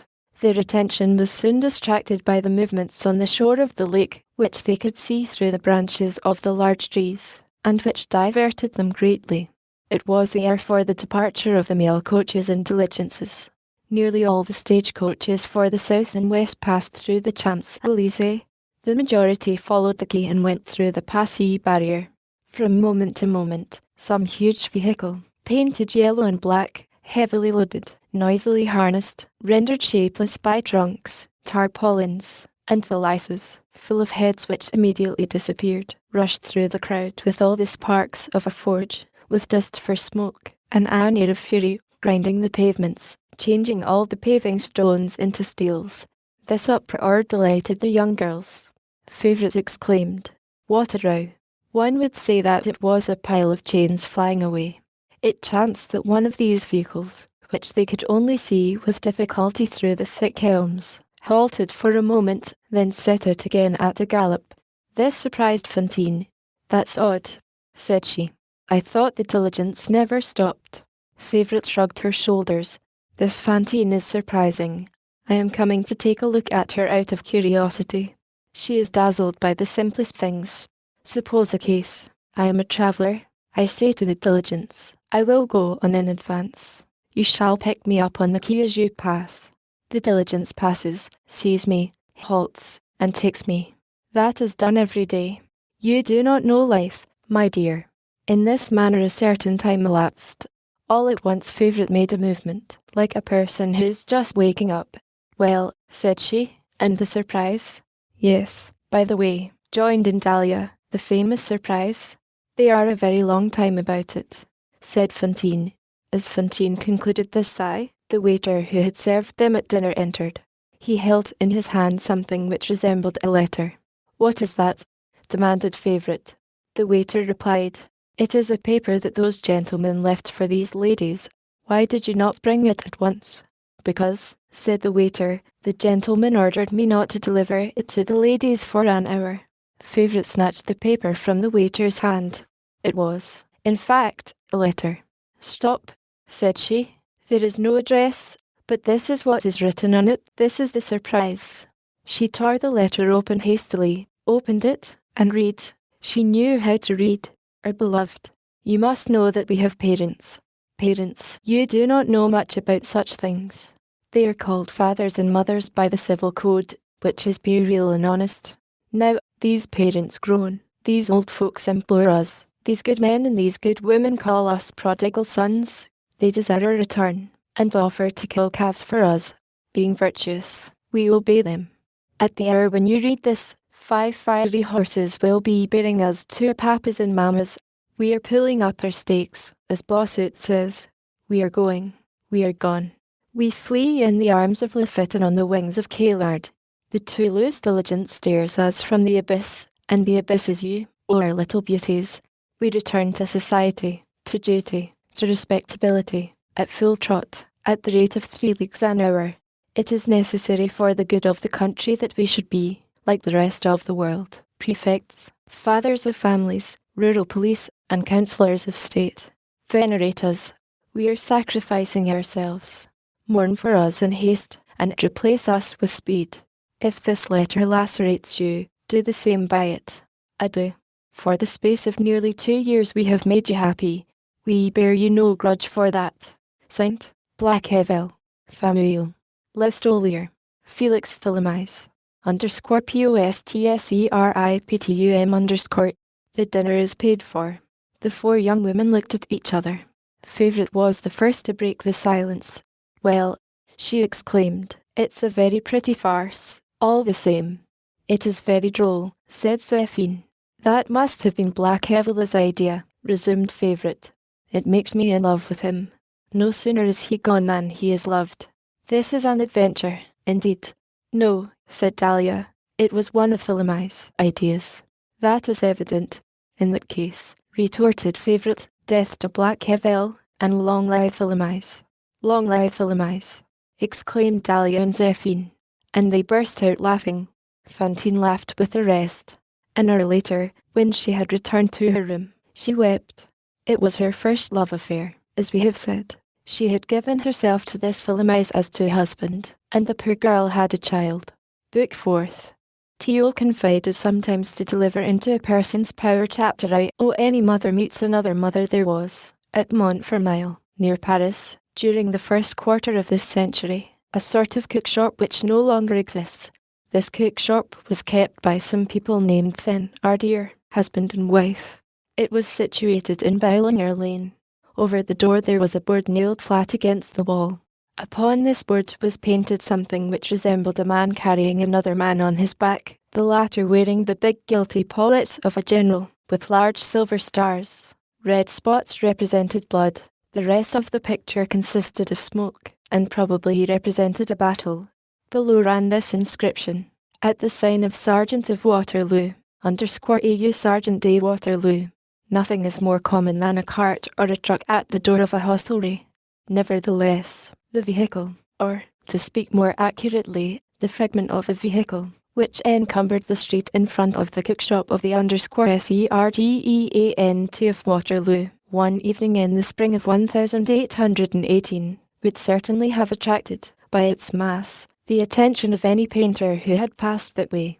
It was the forecarriage of one of those trucks which are used in wooded tracts of country, and which serve to transport thick planks and the trunks of trees. This forecarriage was composed of a massive iron axle-tree with a pivot, into which was fitted a heavy shaft, and which was supported by two huge wheels. The whole thing was compact, overwhelming, and misshapen. It seemed like the gun carriage of an enormous cannon. The ruts of the road had bestowed on the wheels, the fellies, the hub, the axle, and the shaft, a layer of mud, a hideous yellowish daubing hue, tolerably like that with which people are fond of ornamenting cathedrals. The wood was disappearing under mud, and the iron beneath rust. Under the axle-tree hung, like drapery, a huge chain, worthy of St. Goliath or a convict. This chain suggested, not the beams, which it was its office to transport, but the mastodons and mammoths which it might have served to harness. It had the air of the galleys, but of cyclopean and superhuman galleys, and it seemed to have been detached from some monster. Homer would have bound Polyphemus with it, and Shakespeare, Caliburn. Why was the forecarriage of a truck in that place in the street? In the first place, to encumber the street. Next, in order that it might finish the process of rusting. There is a throng of institutions in the old social order, which one comes across in this fashion as one walks about outdoors, and which have no other reasons for existence than the above. The centre of the chain swung very near the ground in the middle, and in the loop, as in the rope of a swing, there were seated and grouped, on the particular evening, in exquisite interlacement, two little girls, one about 2 years and a half old, the other 18 months, the younger in the arms of the other. A handkerchief, cleverly knotted about them, prevented their falling out. A mother had caught sight of the frightful chain, and had said, "Come, there's a plaything for my children." The two children, who were dressed brightly and with some elegance, were radiant with pleasure. One would have said that they were two roses amid old down. Their eyes were a triumph. Their fresh cheeks were full of laughter. One had chestnut hair, the other brown. Their innocent faces were two delighted surprises. A blossoming shrub which grew near wafted to the passers-by perfumes which seemed to emanate from them. The child of 18 months displayed her pretty little bare stomach with the chaste indecency of childhood. Above and around these two delicate heads, all made of happiness and steeped in light, the gigantic forecarriage, black with rust, almost terrible, all entangled in curves and wild angles, rose in a vault, like the entrance of a cavern. A few paces apart, crouching down upon the threshold of the hostelry, the mother, not a very prepossessing woman, by the way, though touching at that moment, was swinging the two children by means of a long cord, watching them carefully, for fear of accidents, with the animal and celestial expression which is peculiar to maternity. At every backward and forward swing the hideous lynx emitted a strident sound, which resembled a cry of rage. The little girls were in ecstasies. The setting sun mingled in this joy, and nothing could be more charming than this caprice of chance which had made of a chain of titans the swing of cherubim. As she rocked her little ones, the mother hummed in a discordant voice a romance then celebrated. "It must be," said a warrior. Her song, and the contemplation of her daughters, prevented her hearing and seeing what was going on in the street. In the meantime, someone had approached her, as she was beginning the first couplet of the romance, and suddenly she heard a voice saying very near her ear, "You have two beautiful children there, madame." "To the fair and tender Imogen," replied the mother, continuing her romance. Then she turned her head. A woman stood before her, a few paces distant. This woman also had a child, which she carried in her arms. She was carrying, in addition, a large carpet bag, which seemed very heavy. This woman's child was one of the most divine creatures that it is possible to behold. It was a girl, 2 or 3 years of age. She could have entered into competition with the two other little ones, so far as the coquetry of her dress was concerned. She wore a cap of fine linen, ribbons on her bodice, and Valenciennes lace on her cap. The folds of her skirt were raised so as to permit a view of her white, firm, and dimpled leg. She was admirably rosy and healthy. The little beauty inspired a desire to take a bite from the apples of her cheeks. Of her eyes nothing could be known, except that they must be very large, and that they had magnificent lashes. She was asleep. She slept with the slumber of absolute confidence peculiar to her age. The arms of mothers are made of tenderness. In them children sleep profoundly. As for the mother, her appearance was sad and poverty-stricken. She was dressed like a working woman who is inclined to turn into a peasant again. She was young. Was she handsome? Perhaps, but in that attire it was not apparent. Her hair, a golden lock of which had escaped, seemed very thick, but was severely concealed beneath an ugly, tight clothes, nun-like cap, tied under the chin. A smile displays beautiful teeth when one has them, but she did not smile. Her eyes did not seem to have been dry for a very long time. She was pale. She had a very weary and rather sickly appearance. She gazed upon her daughter asleep in her arms with the air peculiar to a mother who has nursed her own child. A large blue handkerchief, such as the invalids use, was folded into a fichu, and concealed her figure clumsily. Her hands were sunburnt and all dotted with freckles. Her forefinger was hardened and lacerated with the needle. She wore a cloak of coarse brown woolen stuff, a linen gown, and coarse shoes. It was Fantine. It was Fantine, but difficult to recognize. Nevertheless, on scrutinizing her attentively, it was evident that she still retained her beauty. A melancholy fold, which resembled the beginning of irony, wrinkled her right cheek. As for her toilet, that aerial toilet of muslin and ribbons, which seemed made of mirth, of folly, and of music, full of bells, and perfumed with lilacs, had vanished like that beautiful and dazzling hoar frost which is mistaken for diamonds in the sunlight. It melts and leaves the branch quite black. 10 months had elapsed since the pretty farce. What had taken place during those 10 months? It can be divined. After abandonment, straitened circumstances, Fantine had immediately lost sight of favourite, Zéphine and Dahlia. The bond once broken on the side of the men, it was loose between the women. They would have been greatly astonished had anyone told them a fortnight later that they had been friends. There no longer existed any reason for such a thing. Fantine had remained alone.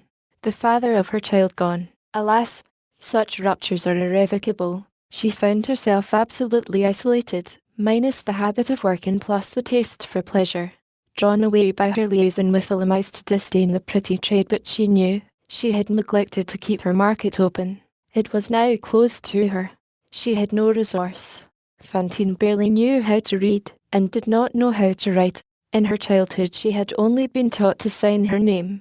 She had a public letter writer and write an epistle to Thelemice, then a second, then a third. Thelemice replied to none of them. Fantine heard the gossips say, as they looked at her child, "Who takes those children seriously? One only shrugs one's shoulders over such children." Then she thought of Thelemice, who had shrugged his shoulders over his child, and who did not take that innocent being seriously, and her heart grew gloomy toward that man. But what was she to do? She no longer knew to whom to apply. She had committed a fault, but the foundation of her nature, as will be remembered, was modesty and virtue. She was vaguely conscious that she was on the verge of falling into distress, and of gliding into a worse state. Courage was necessary. She possessed it, and held herself firm. The idea of returning to her native town of Misérables occurred to her. There, someone might possibly know her and give her work. Yes, but it would be necessary to conceal her fault. In a confused way she perceived the necessity of a separation which would be more painful than the first one. Her heart contracted, but she took her resolution. Fantine, as we shall see, had the fierce bravery of life. She had already valiantly renounced finery, had dressed herself in linen, and had put all her silks, all her ornaments, all her ribbons, and all her laces on her daughter, the only vanity which was left to her, and a holy one it was. She sold all that she had, which produced for her 200 francs. Her little debts paid, she had only about 80 francs left. At the age of 22, on a beautiful spring morning, she quitted Paris, bearing her child on her back. Anyone who had seen these two pass would have had pity on them. This woman had, in all the world, nothing but her child, and the child had, in all the world, no one but this woman. Fantine had nursed her child, and this had tired her chest, and she coughed a little. We shall have no further occasion to speak of M. Felix Tholomyès. Let us confine ourselves to saying that, 20 years later, under King Louis Philippe, he was a great provincial lawyer, wealthy and influential, a wise elector, and a very severe juryman. He was still a man of pleasure. Towards the middle of the day, after having, from time to time, for the sake of resting herself, travelled, for 3 or 4 sous a league, in what was then known as the _PETITS voitures des environs de Paris, the little suburban coach service, Fantine found herself at Montfermeil, in the Allée Bellinger. As she passed the thin, ardier hostelry, the 2 little girls, blissful in the monster swing, had dazzled her in a manner, and she had halted in front of that vision of joy. Charms exist. These 2 little girls were a charm to this mother. She gazed at them in much emotion. The presence of angels is an announcement of paradise. She thought that, above the sin, she beheld the mysterious Hierarchy of Providence. These 2 little creatures were evidently happy. She gazed at them, she admired them, in such emotion that at the moment when their mother was recovering her breath between 2 couplets of her song, she could not refrain from addressing to her the remark which we have just read. You have 2 pretty children, madame. The most ferocious creatures are disarmed by caresses bestowed on their young. The mother raised her head and thanked her, and bade the wayfarer sit down on the bench at the door, she herself being seated on the threshold. The 2 women began to chat. My name is Madame Thénardier, said the mother of the 2 little girls. We keep this in. Then, her mind still running on her romance, she resumed humming between her teeth. It must be so. I am a knight, and I am off to Palestine. This Madame Thénardier was a sandy complexion woman, thin and angular, the type of the soldier's wife in all its unpleasantness, and what was odd, with the languishing air, which she owed to her perusal of romances. She was a simpering, but masculine creature. Old romances produce that effect when rubbed against the imagination of cookshop women. She was still young. She was barely 30. If this crouching woman had stood upright, her lofty stature and her frame of a perambulating colossus suitable for fairs might have frightened the traveller at the outset, troubled her confidence, and disturbed what caused what we have to relate to vanish. A person who is seated instead of standing erect, destinies hang upon such a thing as that. The traveller told her story, with slight modifications, that she was a working woman, that her husband was dead, that her work in Paris had failed her, and that she was on her way to seek it elsewhere, in her own native parts, that she had left Paris that morning on foot, that, as she was carrying her child, and felt fatigued, she had got into the Villemomble coach when she met it, that from Villemomble she had come to Montfermeil on foot, that the little one had walked a little, but not much, because she was so young, and that she had been obliged to take her up, and that Jewel had fallen asleep. At this word she bestowed on her daughter a passionate kiss, which woke her. The child opened her eyes, great blue eyes like her mother's, and looked at what? Nothing, with that serious and sometimes severe air of little children, which is a mystery of their luminous innocence in the presence of her twilight of virtue. One would say that they feel themselves to be angels, and that they know us to be men. Then the child began to laugh, and although the mother held fast to her, she slipped to the ground with the unconquerable energy of a little being which wished to run. All at once she caught sight of the 2 others in the swing, stopped short, and put out her tongue, in sign of admiration. Mother Thénardier released her daughters, made them descend from the swing, and said, Now amuse yourselves, all 3 of you. Children become acquainted quickly at that age, and at the expiration of a minute the little Thénardiers were playing with a newcomer at making holes in the ground, which was an immense pleasure.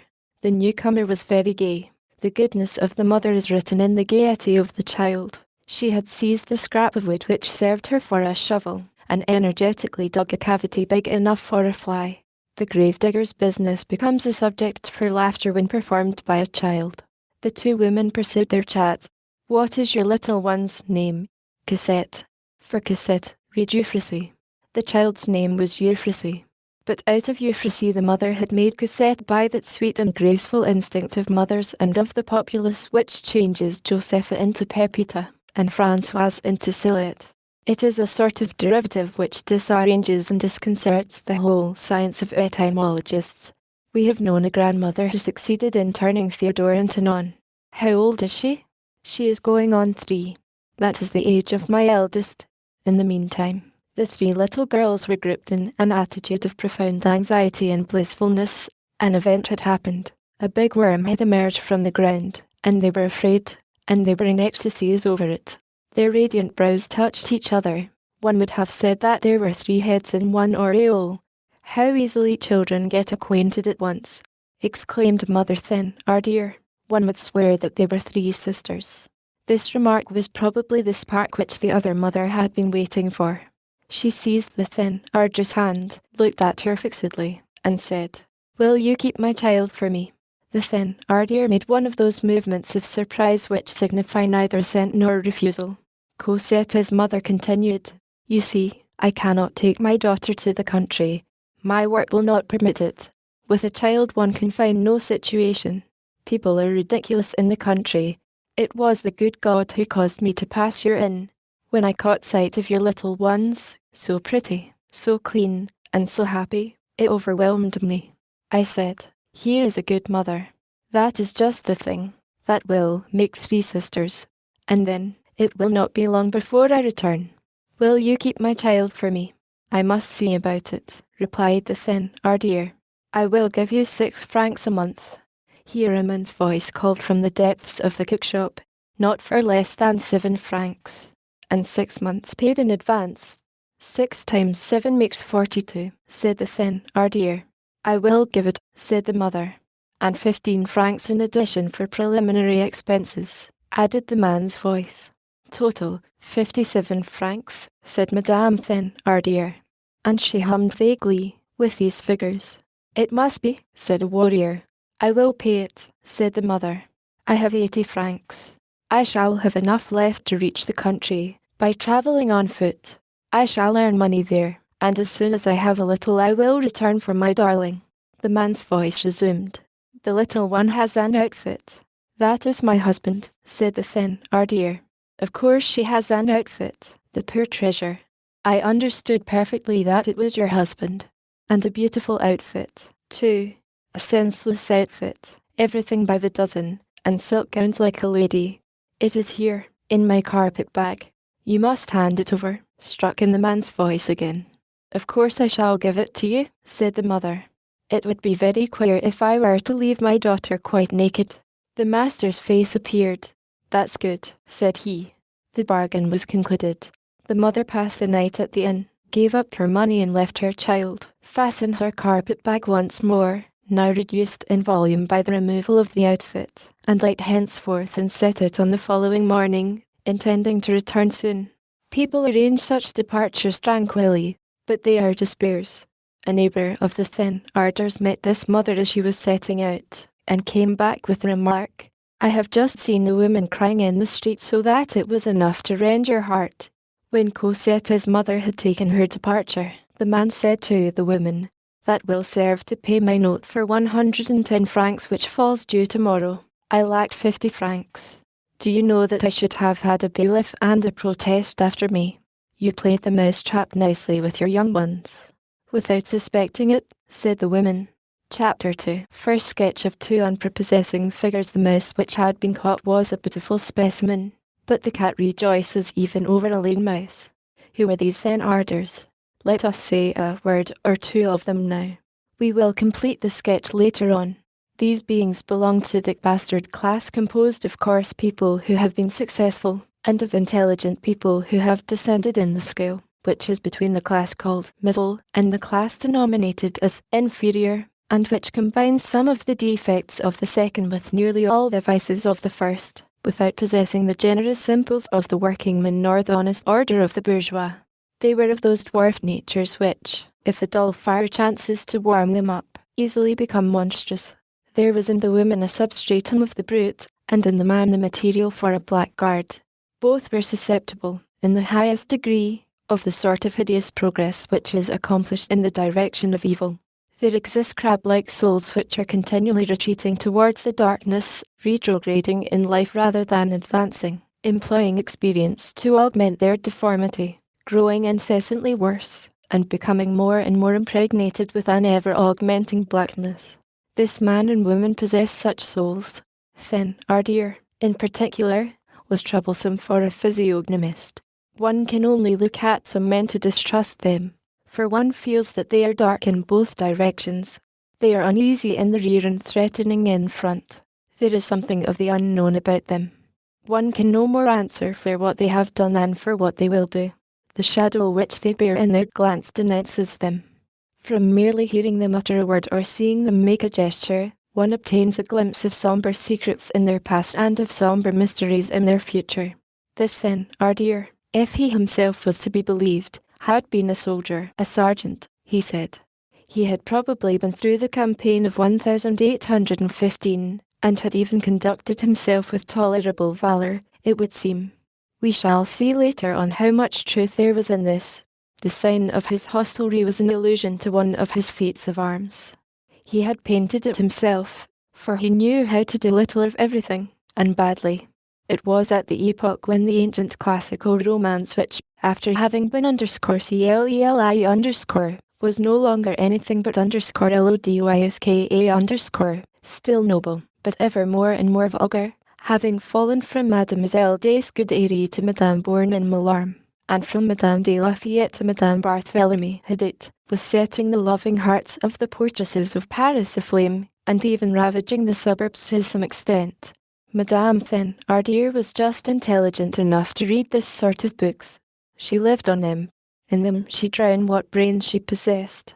This had given her, when very young, and even a little later, a sort of pensive attitude towards her husband, a scamp of a certain depth, a ruffian lettered to the extent of the grammar, coarse and fine at one and the same time, but, so far as sentimentalism was concerned, given to the perusal of Pigault Lebrun, and, in what concerns the sex, as he said in his jargon, a downright, unmitigated lout. His wife was 12 or 15 years younger than he was.